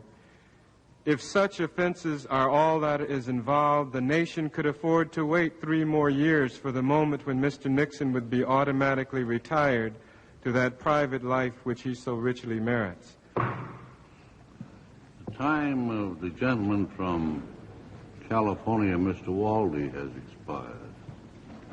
The chair now recognizes the gentleman from Maryland, Mr. Hogan, for Thank you, Mr. Chairman. For 3 3/4 minutes. Thank you, Mr. Chairman. I oppose this article, and I might say it's comfortable being back in the bosom of my friends. My friend from Michigan, Mr. Conyers, said that whoever heard of anyone approving getting bombed? Now, implicit in this statement is that the bombs were dropped on Cambodian citizens, and that's not the case. Some of us have been there to see the jungle area, sometimes triple canopy jungle, and there's no way to really see where the Vietnam border and the Cambodian border and the Laos border end or begin. Now, we should not lose sight of the fact that for 5 years, the communists, both the North Vietnamese soldiers and the Viet Cong, were using these Cambodian sanctuaries to attack the Allied troops in Vietnam. For 5 years, we let them get away with it. Now, there is no testimony from any source indicating that Prince Sihanouk did not approve these bombings. They weren't bombing his civilians. They weren't bombing his villages. They were bombing Cambodian jungles just over the border from Vietnam, where communist soldiers were using launching bases to further the war. If the Cambodian government had opposed this, they had every right to go to the United Nations and protest it. Now, members of Congress, as has been indicated by my friend from Virginia, knew about this from the beginning. But let's recall that virtually every single president has engaged in military activities without the prior consent of Congress. The Korean War was called a police action. There never was a declaration of war, and I don't think it would have been justifiable to impeach President Truman on that basis. All military experts agree that the Cambodian bombing helped to accelerate the end of the war and the return of the prisoners of war. But even if we do conclude that the President's actions in this instance did exceed his constitutional authority, no one can say that he did not act except in what he perceived to be the best interest of his country. There was no gain, there was no cover-up, there was no effort to evade responsibility for actions of he and his associates, as we've seen in some of the other material coming before us. He was doing his duty as he saw it to protect American troops, to end the war, and to use bargaining power to get our prisoners of war home. I think it would be an American tragedy if he were impeached on this basis. The chair will now recognize the gentleman from Indiana, Mr. Dennis. Mr. Chairman and members of the committee, this decision to bomb Cambodia was a matter of high military and diplomatic policy made by the President in his capacity as Commander-in-Chief in order to attack an enemy sanctuary and protect troops in the field in an ongoing war which he had inherited. It was made with the knowledge of the leadership of the Congress of both parties. It was made with the knowledge of the reigning prince of the country involved.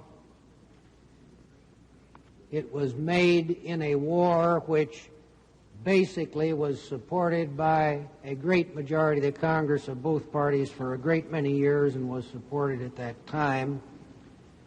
It was made in accordance with plenty of past practice, such as the Bay of Pigs, which has been mentioned. And to be honest about it, if the same thing were done tomorrow in a popular war, nobody would say anything about it now. If the Congress wants to legislate in this field, it can, as it made a rather clumsy effort to do last year. But to, at this time, use the weapon of impeachment against the President for this action, which was taken in the past and supported at the time by almost everyone involved, would be both unrealistic and unfair, and I do not believe for one moment that this committee will seriously consider doing so. I yield back the balance of my time. The gentleman from New York, Mr. Smith, is recognized for 3 minutes and 45 seconds.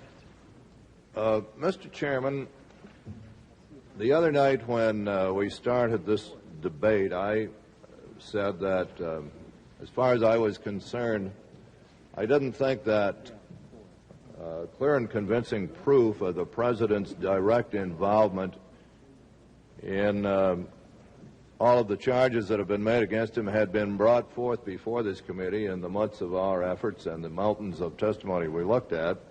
But I was bothered in one area, and that was this area of the bombing in Cambodia, in which the proof seemed to be clear and convincing to me that the president directly ordered bombing in Cambodia, and that it be concealed generally from the American people and generally from Congress.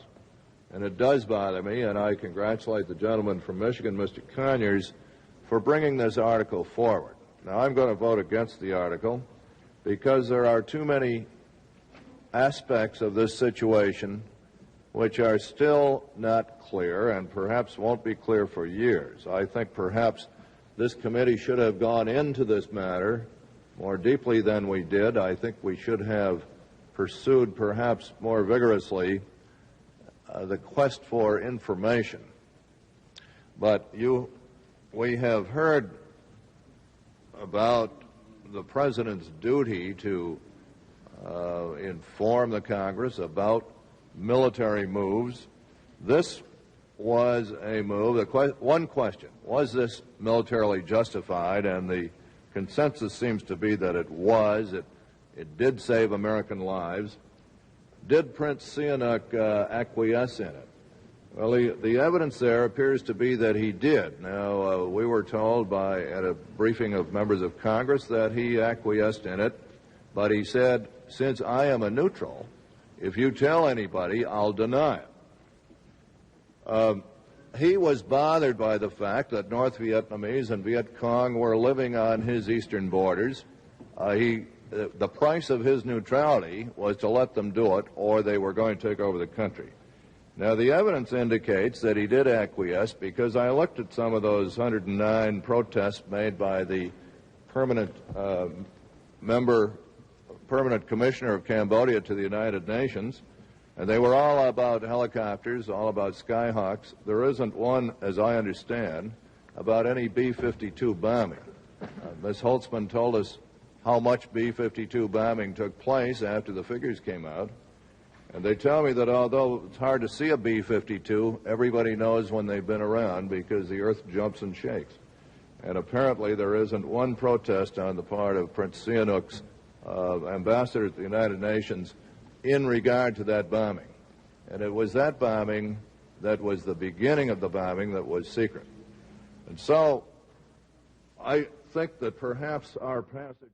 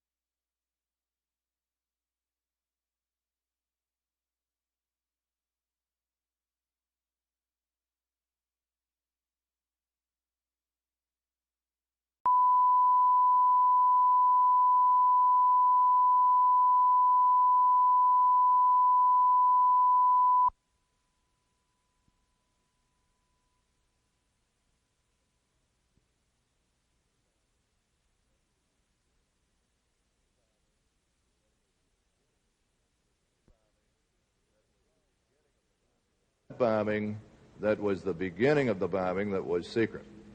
And so I think that perhaps our passage of the War Powers Act, the passage of the Congress's signing by the President, has made this question moot as to future presidents. I agree with Mr. Waldy, the gentleman from California, that the debate here will offer guidelines to future presidents.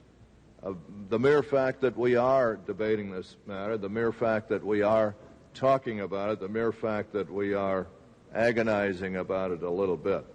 It is a troublesome matter. There are too many aspects that are unknown, and I'm going to oppose it, but I think this committee should have gone into it more deeply than we did. I yield back, Mr. Chairman. Time of the gentleman has expired. The gentleman from New York, Mr. Fish. Recognized for 3 minutes and 45 seconds. Thank you, Mr. Chairman. I think, Mr. Chairman, the question before us naturally is the unauthorized bombing an impeachable offense? Was it treason? I don't believe so. Was it bribery? Clearly not. Therefore, is it a high crime? And the high crimes that we have been talking about these past 5 days are crimes that would show a contempt for the Constitution. Now, we know where the authority to declare war lies. It is in the Congress. Therefore, I think the question comes down to whether this unauthorized bombing was a contempt of this institution, the Congress of the United States. The fact is that we in the Congress share responsibility.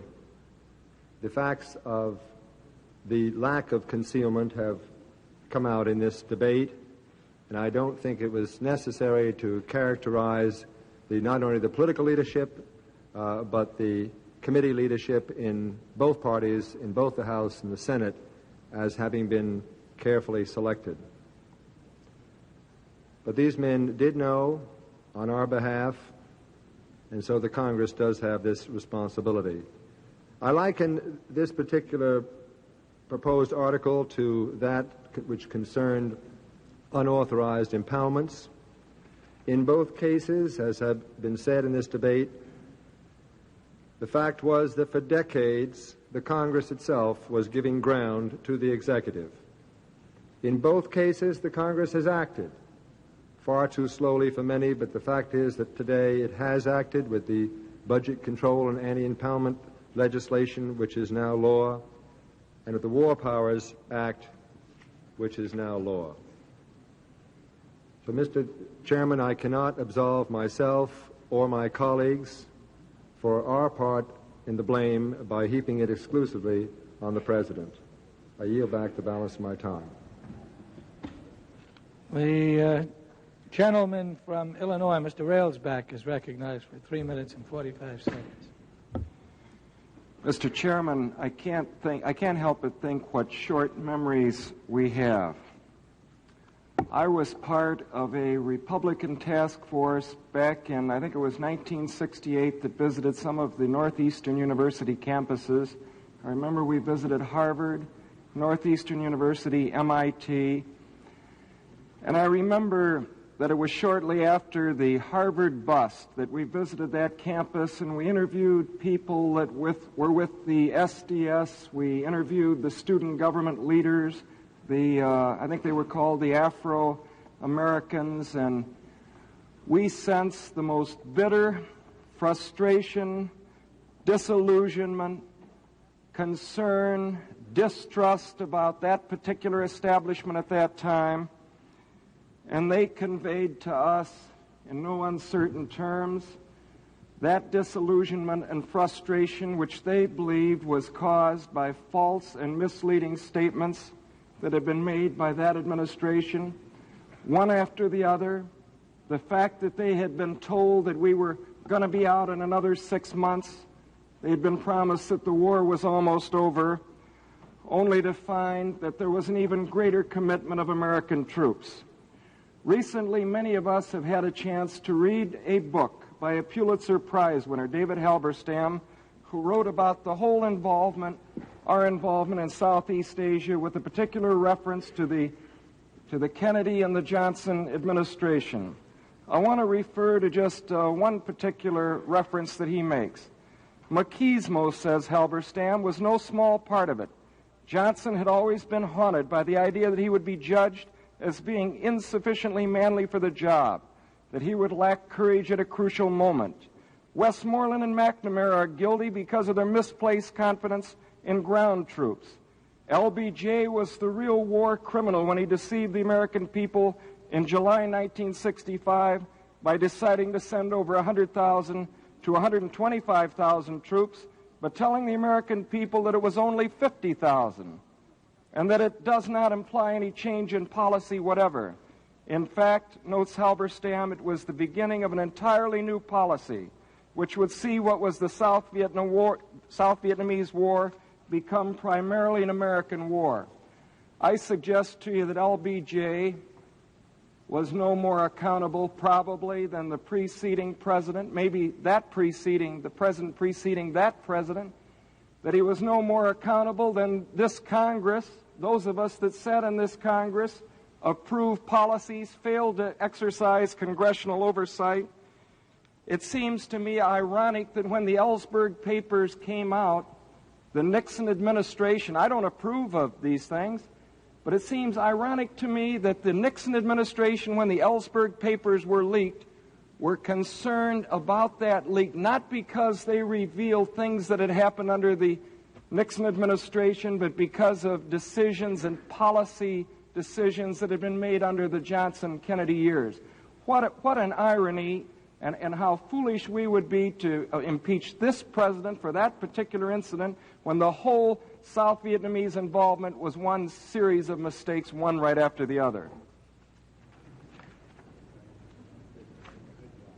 Recognize the gentleman from New Jersey, Mr. Sandman, for 3 minutes and 45 seconds. Mr. Chairman, and I'd like to address my remarks to the 37 other members, and I'd just like you to remember one little thing I'm going to say to you. Do you want to be remembered as that part of that Congress that tried to impeach a president of the United States because he did something which ended a war that his two predecessors couldn't do? That's a pretty good question. And I said yesterday, one of the closest admirers that the previous president had, I think, was myself. I thought he was a great man. I can remember when President Johnson, the first year I was down here, invited 40 freshmen to come over to the Oval Office and sit down with him. And it was at that particular time that he was making up his mind to accelerate the bombing. I know that history is going to be very unkind to, in my mind, what was a great man and a great president. He revealed to us the advice that he had received from all of the generals, General Westmoreland, and all of the rest of them, all on one piece of paper with their recommendations. And he said to us, he said, you know, I never went to West Point. I'm not a general. And he said, I don't know if we have any generals in this room or any West Pointers either. But these are the best military minds in the world, and I want you to look at their advice to me as the chief executive. And on every piece of paper, about 40 of them, the recommendation was to accelerate. Now, I said, what would you do? I'm asking you. There wasn't anyone who gave a dissenting opinion. There were 40 people in that room beside the president, and every one of them a congressman. Hindsight is always better than foresight, isn't it? And a Monday morning quarterback could have made a better guess, I suppose. But based upon the best information available, the president acted. It wasn't the right decision, as time revealed, and he's not going to get down in history as the man who did a very good job with that war. I remember when he made his farewell address over in the Longworth building, and I guess everyone else does too. A very sad man, broken-hearted man, because on his conscience was what he felt, the death of thousands of people. And the one thing he wanted to do more than anything else in the world was to end that war, and he couldn't do it. And along came Richard Nixon, with all the faults he may have had. He ended that war. 500,000 people were in Southeast Asia when he became president. 50,000 Americans lost their lives there. Nobody's dying in Southeast Asia today. And so we want to reward him by impeaching him. because he didn't tell everybody what he was going to do before he did it, and this is an awful funny way to run a war, isn't it? Concealment. Every war was run on concealment. You don't tell the opposition what you're going to do before you do it. I voted for the War Powers Amendment, and so did everybody else. It's a good thing. But let's not forget, the commencement of activities in Vietnam was the 81st time an emergency power was exercised by a president. And I say to you, let us not be remembered because we want to reward this man by throwing him out of office. Time of the gentleman has expired. Recognize the gentleman from Wisconsin, Mr. Kassenmeyer, for 6 minutes and 15 seconds. Thank you, Mr. Chairman. And I will not take all that time. I would like to yield some of my time to the proposer of the article, the gentleman from Michigan, subsequently. I think it's unfortunate that we're in position of tactically reviewing the war in Southeast Asia. This is really not the point of this article. But, very candidly, this article will not succeed. It will not be adopted either by this committee or the Congress. Nonetheless, I support it. I think the essence of the article is as fundamental as the three we have already adopted, if not more so.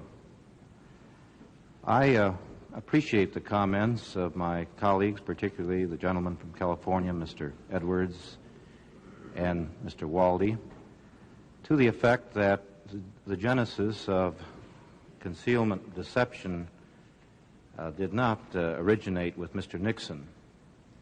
But whatever, as we now view culpability, there may be in history in the past. Those presidents are no longer presidents. In fact, they've long since gone to their grave. The question really is a constitutional one. If, in fact, the president did issue false and misleading statements engaging in deception and concealment concerning a matter of such great importance to the country as the conduct of war in which thousands and thousands of Americans were killed, irrespective of how Americans now view that war, then in fact he has committed an offense for which he is accountable.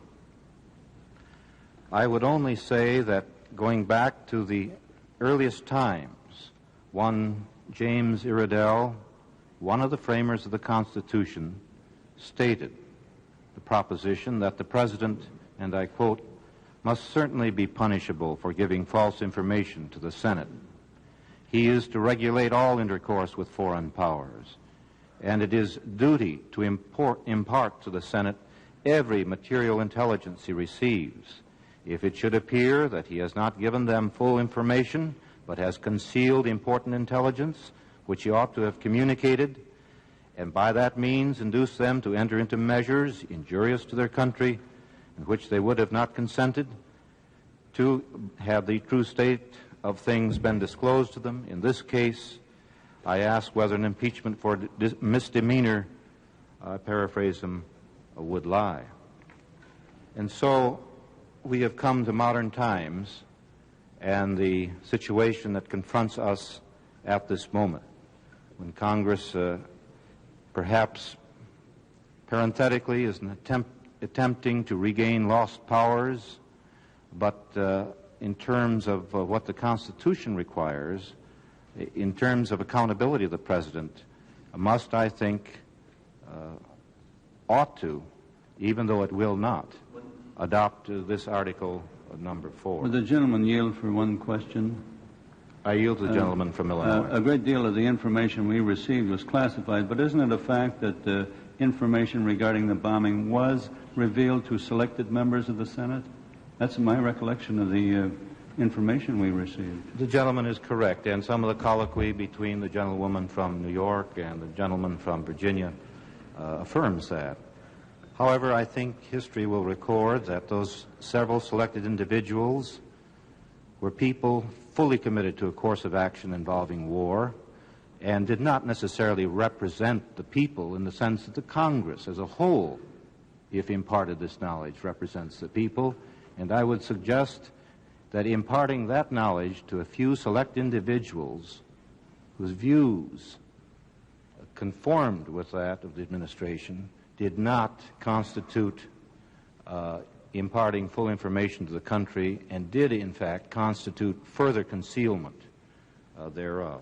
I yield to the gentleman from Michigan. Gentleman from Wisconsin for yielding, and I would pose this question to my colleagues because I appreciate the seriousness of the considerations before us. In a way, this article cuts differently from any of the others, and I would be the first to concede that were the president not being considered for impeachment on other grounds, it would be extremely difficult to have this consideration before us. But history has brought them together, ladies and gentlemen. The coincidental meeting of this consideration of war powers has arrived at the same time that the revelations of Watergate make this vote inescapable upon us. And I would only urge every member that if he or she feels that the record that we build should and ought include and recommend this article of impeachment legitimately, not to add on to a bill of impeachment unnecessarily, but responsibly to preserve and reclaim the probably most important single power that the Constitution vests in this Congress. I urge your support of this article.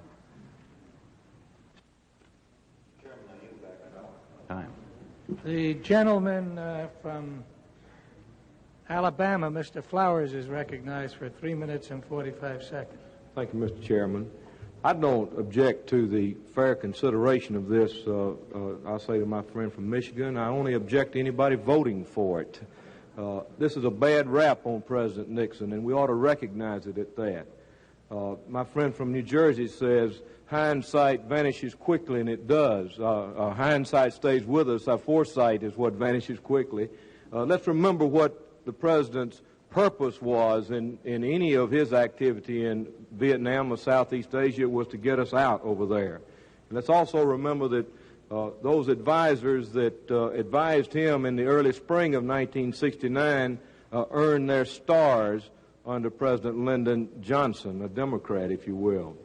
Now, I don't intend to demean the author of this article in any way, and I honor your conscience, Mr. Conyers, and those of others who join in this effort.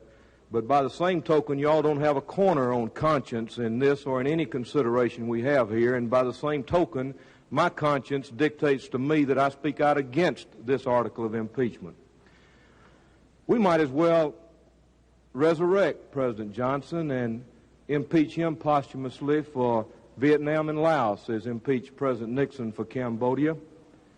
How many articles of impeachment were filed against President Johnson for what he had done in getting us into the war in Southeast Asia? I don't recall that any were. I was not a member of Congress during his administration. We might as well resurrect the memory of John Kennedy for Santo Domingo and the Bay of Pigs. President Eisenhower had his U-2 incident. President Truman in Korea. I don't know, we could go back almost throughout history and remember the Alamo. I don't remember who the president was there, but Davy Crockett may have been a member of the CIA. I'm not sure. You know, Congress has acted. We've got the War Powers Limitation Bill now, and I believe that's action enough, that's setting forth our judgment on this situation enough. We don't need to spell it out any further. We ought to vote this down by a large margin. You know, I still notice that when you say Vietnam, a certain number of people still jump up. Let's see if they do on this. I hope not, because this is a bad rap for President Nixon, and I call on all members of this committee to vote against this article. The gentleman from South Carolina, Mr. Mann, is recognized for 3 minutes and 45 seconds. Thank you, Mr. Chairman. It is unfortunate that the relationships between the President and the elected representatives of the people in Congress have deteriorated down over these 198 years to the point that the President cannot confide in the Congress, in that Congress whose duty it is to declare war. That situation exists, ladies and gentlemen, and it exists today. And we look ourselves straight in the eye and decide what can we do about it. To further exacerbate that problem by recriminations for past conduct is not the answer. Unless we can attribute to that President a motivation that is treasonous, and none of us would do that. There's no neat way to fight a war, and the judgments made under those circumstances can only be viewed in the light of history. And the judgments of Congress as it failed to declare war. What were we doing in Vietnam without a declaration of war? Appropriating funds, tacitly approving the commitment of troops. We have lately undertaken a definition of the powers, the respective powers of the President and the Congress, and so we should. And we should refer to Article 1, Section 8 of the Constitution and see that there are many responsibilities upon the Congress with reference to the operation of our armed services, to make rules for the government and regulation of the land and naval forces and other powers. So let us direct our attention to improving and restoring those rules and regulations, those relationships, those trusts that will not cause us to engage in a confrontation when that important item of national defense or national security is involved.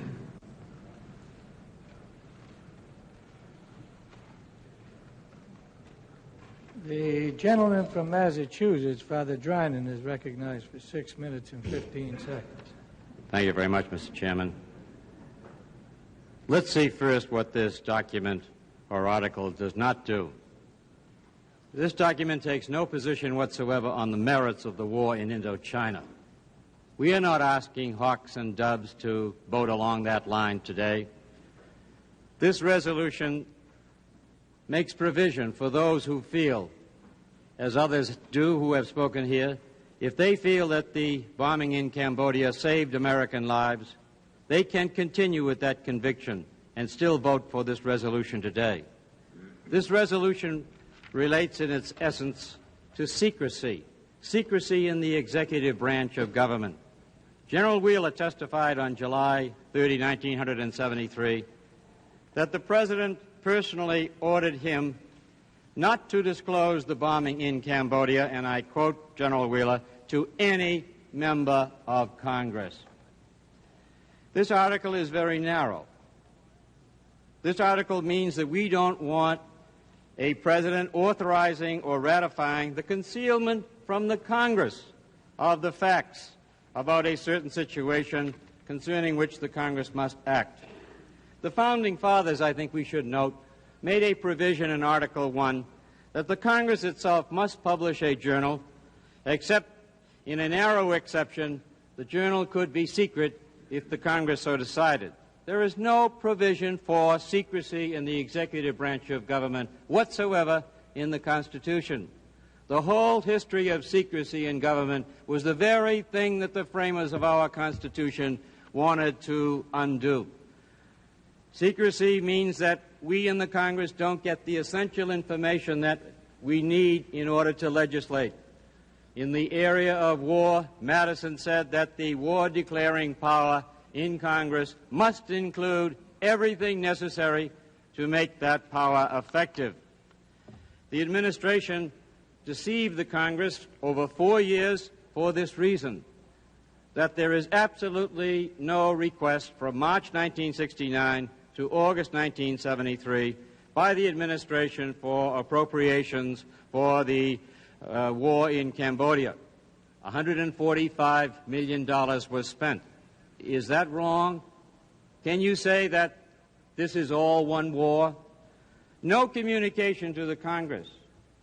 Even if, and this is in dispute, somewhere it was told on a secret basis to 4 or 5 people in the Congress that we have something going in Cambodia, the members of this very House were deceived because, as Senator Symington said, we authorized $140 million, not for war in Cambodia, but for war in Vietnam. At least now, the Congress has a right to know. And here are some of the questions that the Pentagon refused to testify to at the hearings a year ago in the Senate. Who authorized the falsification of documents? What reason is there now, long after the war has ended, for the continuation of the secrecy in this matter? Falsification of military documents appears to be a clear violation of Article 107 of the Uniform Code of Military Justice. Melvin Laird himself, in 1973, was Secretary of Defense in 1970 when these things occurred, and in 1973 he denied knowledge of it. Furthermore, why did the military feel that they could not trust their own highly classified reporting system? All B-52 strikes are carefully coordinated with special photo intelligence, and this was done outside of that ordinary system for reasons that the Congress has not been told of. To repeat, I think this is a very narrow article. It does not really involve what Prince Sihanouk thought, whether he acquiesced or did not. It does not involve your assessment of the Indochina War. All it says is that secrecy in government without justification or excuse can, in this instance, be an impeachable offense. Even the acquiescence of the Congress in some of the things that you have heard today is immaterial. The President himself told General Wheeler not once, but as General Wheeler said 6 times, that no one shall ever hear of this bombing in Cambodia. Mr. Jerry Friedheim, the spokesman for the Pentagon, in July 1973, said these sad words. He spoke of the falsification of documents. He spoke of the erroneous information that he transmitted to the Congress. And he said just a year ago, I knew at the time it was wrong, and I'm sorry. Did the President ever reprimand any of those who deceived the Congress? No, he ratified their conduct. And those who vote against this article will be saying, in effect, that the President, our next President, any President, can deceive the Congress, can have secrecy in the executive branch, can try to justify it by saying that we didn't want to embarrass some foreign prince. But that goes to the very heart of what the separation of powers is all about. Those who want the Congress to stand up in the future will say, I am never going to allow another president to ratify the concealment from the Congress of basic facts and give to the Congress false and misleading statements about anything domestic, about anything foreign, especially about bombing operations in a neutral nation. I hope that all of us will say with Jerry Friedheim that we knew at the time it was wrong, and we're sorry. Time of the gentleman has expired. The gentleman from Ohio, Mr. Seiberling, is 3 minutes and 45 seconds. Myself in strange agreement with the arguments of the proponents of this article on the issue that gave rise to it.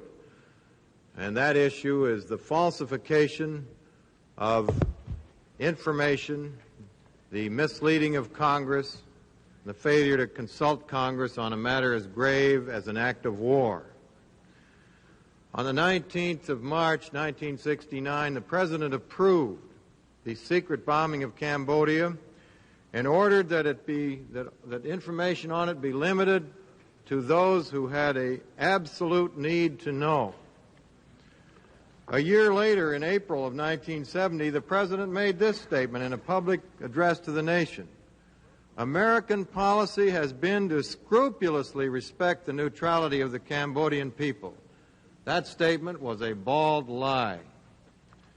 Now, as Mr. Drinan has said, the heart of this issue is the secrecy, the falsification of information, and thereby the deprivation of Congress of the ability to even exercise its constitutional powers over appropriations and over making war.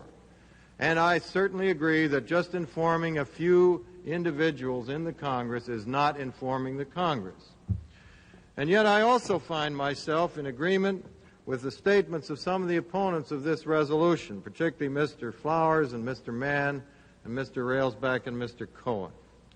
They have shown a sensitivity to the situation that we are in because of the fact that Congresses have not always lived up to their responsibilities, that they have allowed this sort of thing to go on. My mind goes back to the 1940 when President Roosevelt ordered destroyers to escort ships to Great Britain, a belligerent, which was an act of war, and yet I thought that was a great idea at the time. Now, there's a couple of other reasons why I'm opposed to this resolution. Here is a collection of the documents that has been published that the committee reviewed on this issue. And here's a collection of the documents that have not been published.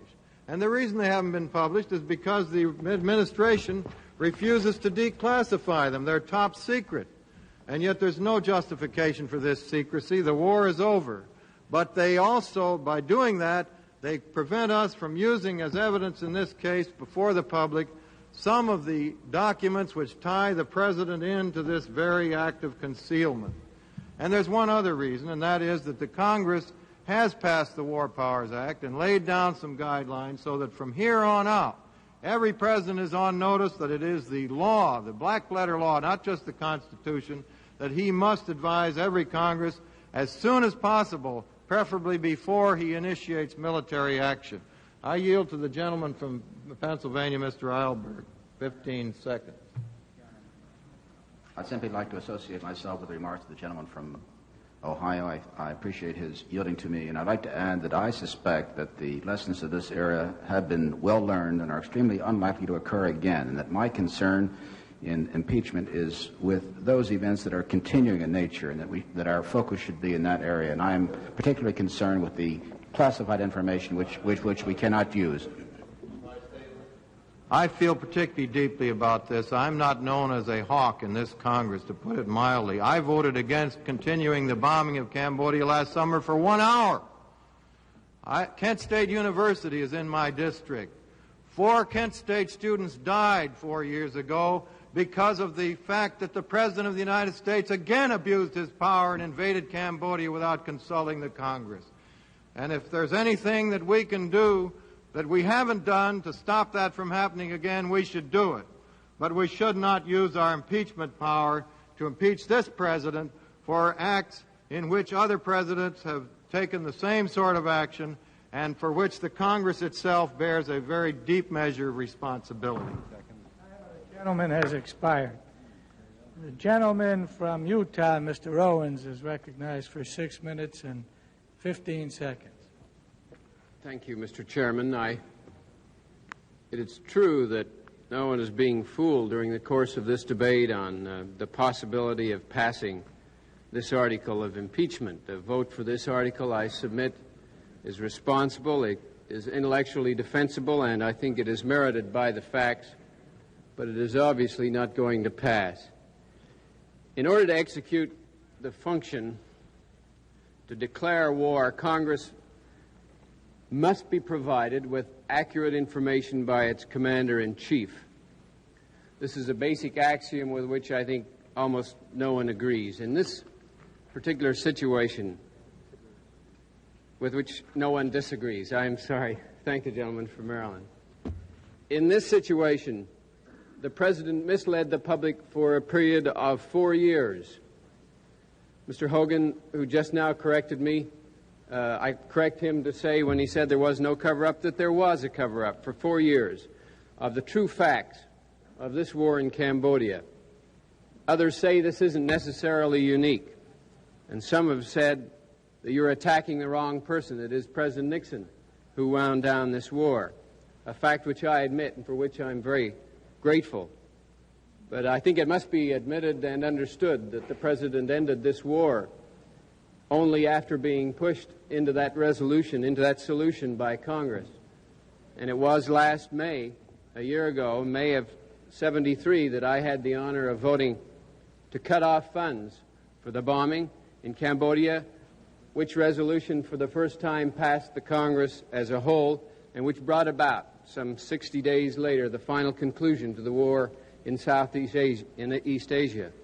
I think I would be less than candid if I did not admit quite openly that I think the last president of my party misled the public in the same way. I think the publication of the Pentagon Papers indicated quite clearly that President Johnson misled the people, that in the campaign of 1964, at a time when he was making speeches in one direction and representations in one direction, he was in fact preparing to go another, and that the Tonkin Gulf Resolution, supposedly his authority for fighting that war, was obtained at the cost of misleading Congress, purposely misleading Congress. How many impeachment resolutions, it has been asked quite recently in this debate, how many impeachment resolutions were introduced to impeach President Johnson? And I suppose the answer is none. But because none were brought against President Johnson, and because he was not brought to account for his misleading of Congress and of the public, cannot excuse this president. I am amazed, to use the terminology of the gentleman from New Jersey, that argument can surface, that the sins or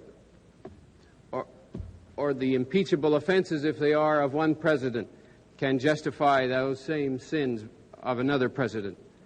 This president indisputably ordered secrecy in the reporting of, and the non-reporting and falsification of documents of this war after having ordered the war perpetrated.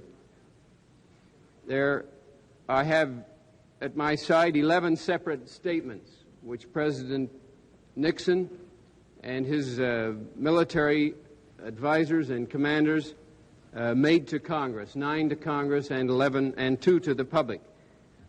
Lies all, in absolute derogation of the President's obligation to Congress to provide them with adequate and true information upon which they might fulfill their responsibility of whether we go to war or not.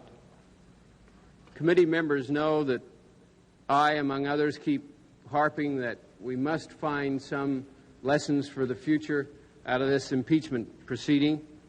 I hope that we will set down a standard for presidents and future wars, that something positive will come out of this, the history of this sad war in Southeast Asia and the history of this sad proceeding, that put together, that we will say that if there are to be future wars, and I hope, as I know all members of the committee do with all our heart, that there will not be,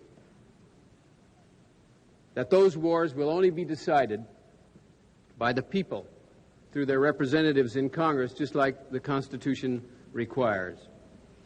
Mr. Chairman, I yield back the balance of my time. The gentleman has yielded back his time. Does the gentleman from Maryland desire that I yield? The gentleman has a minute and a half remaining. I yield to my colleague from Maryland. Mr. Chairman, will I make a parliamentary inquiry? The gentleman will state it. Is there some way a member who, when we came here, was not prepared to declare himself at that time as either a proponent or an opponent and thought he ought to listen to this debate and get some time to speak? As I recall, the time was parceled out on that basis, and that requires that the member at that time be, prior to listening to this debate, indicate and seek his time. I'd like to ask unanimous consent. I ask unanimous consent that I be allowed, I think 5 minutes would be in between what was allocated to proponents and opponents. Take 3.5. Well, I'll take the lesser total, 3.5 minutes. Mr. Latta. Take the time, however, to point out that earlier, even though I had my hand up on another matter, the chair, failing to write my name down, denied me my 4 minutes and 35 seconds or something like that. And the chair was very charitable, and he gave me 1 minute. But I shall be much more charitable, and I shall not object, and you shall have all of your time. The gentleman. Is there is reservation? I'd just like to inquire as to whenever my distinguished colleague makes up his mind as to which side he's going to speak on this issue, as to what order his name will be listed as being recognized. There's really no time is left. The gentleman from Utah had been the last speaker in support, and actually all time had expired. Well, I hate to find myself in the same position as my distinguished colleague, Mr. Latta, but having heard the distinguished chairman mention my name as one that had been on the list, I was hoping that you had not overlooked it.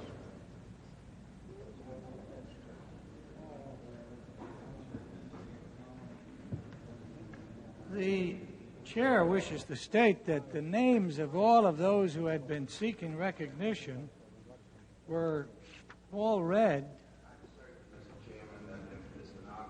Review the notes that she's taken, that my name would be recorded among those that wanted to speak. In any event, I would request unanimous consent to speak briefly on this subject.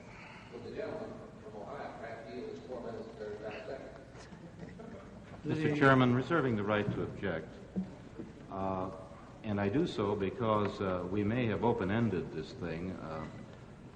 If I understand it, Mr. Sarbanes is seeking time. The request. You have mentioned my name as being on the list.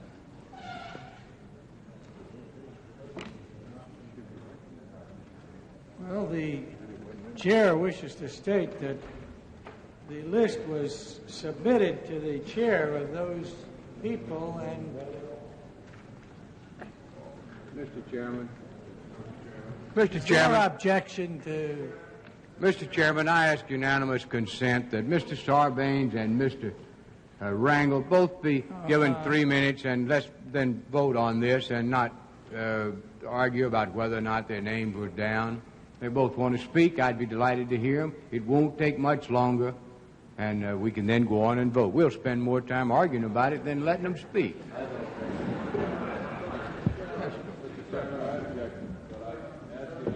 Object.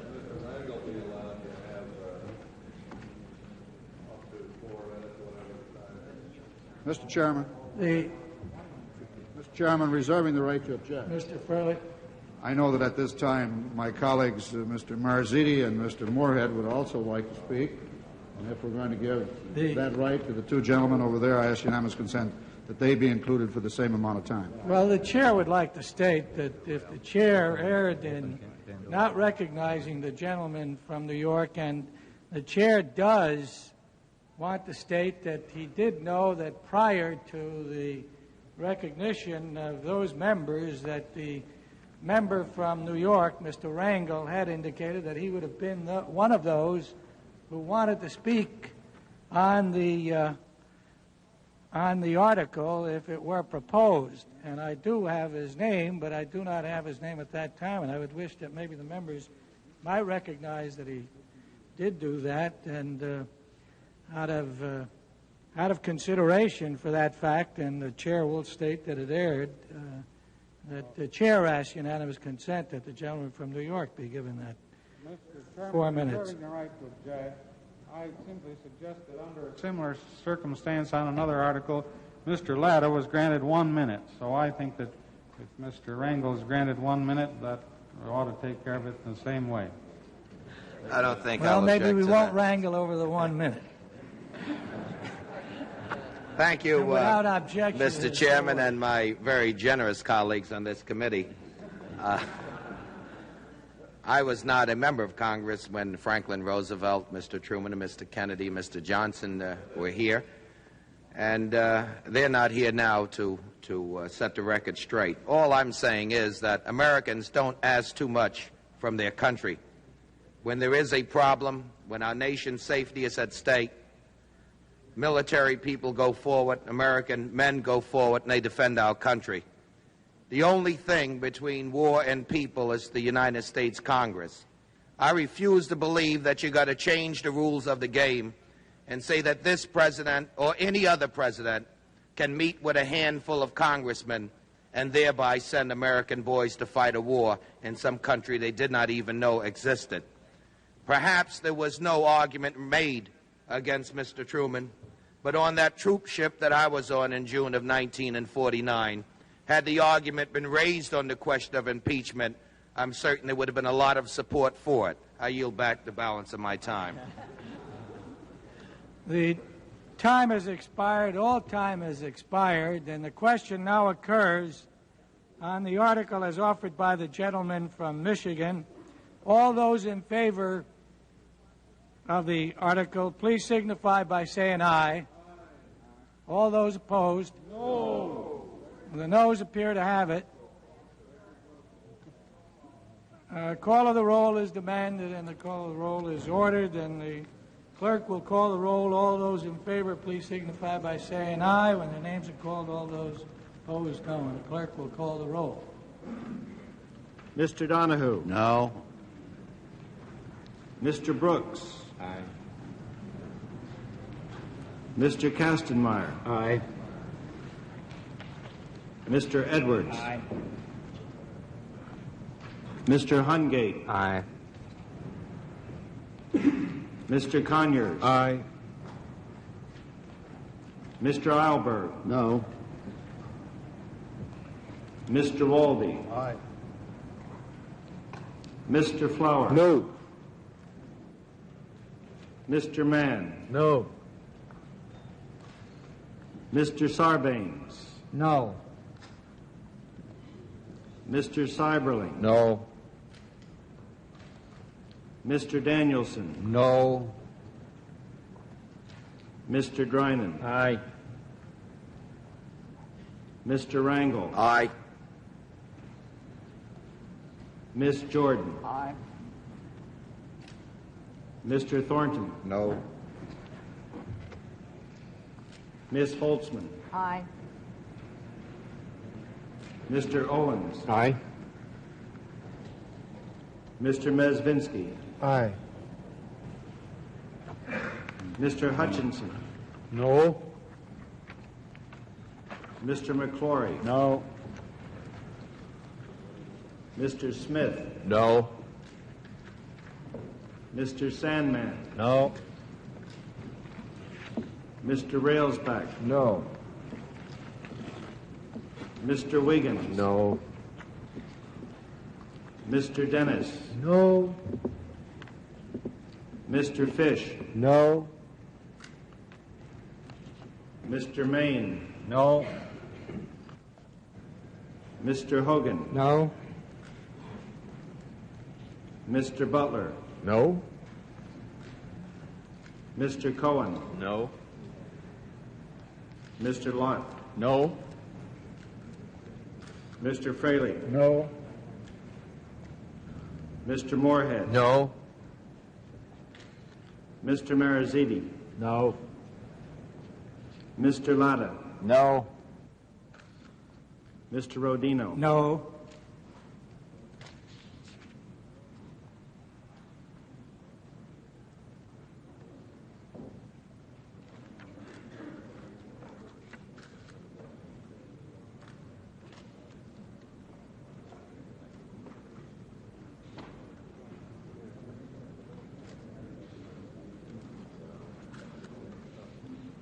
Mr. Clerk Chairman, will report.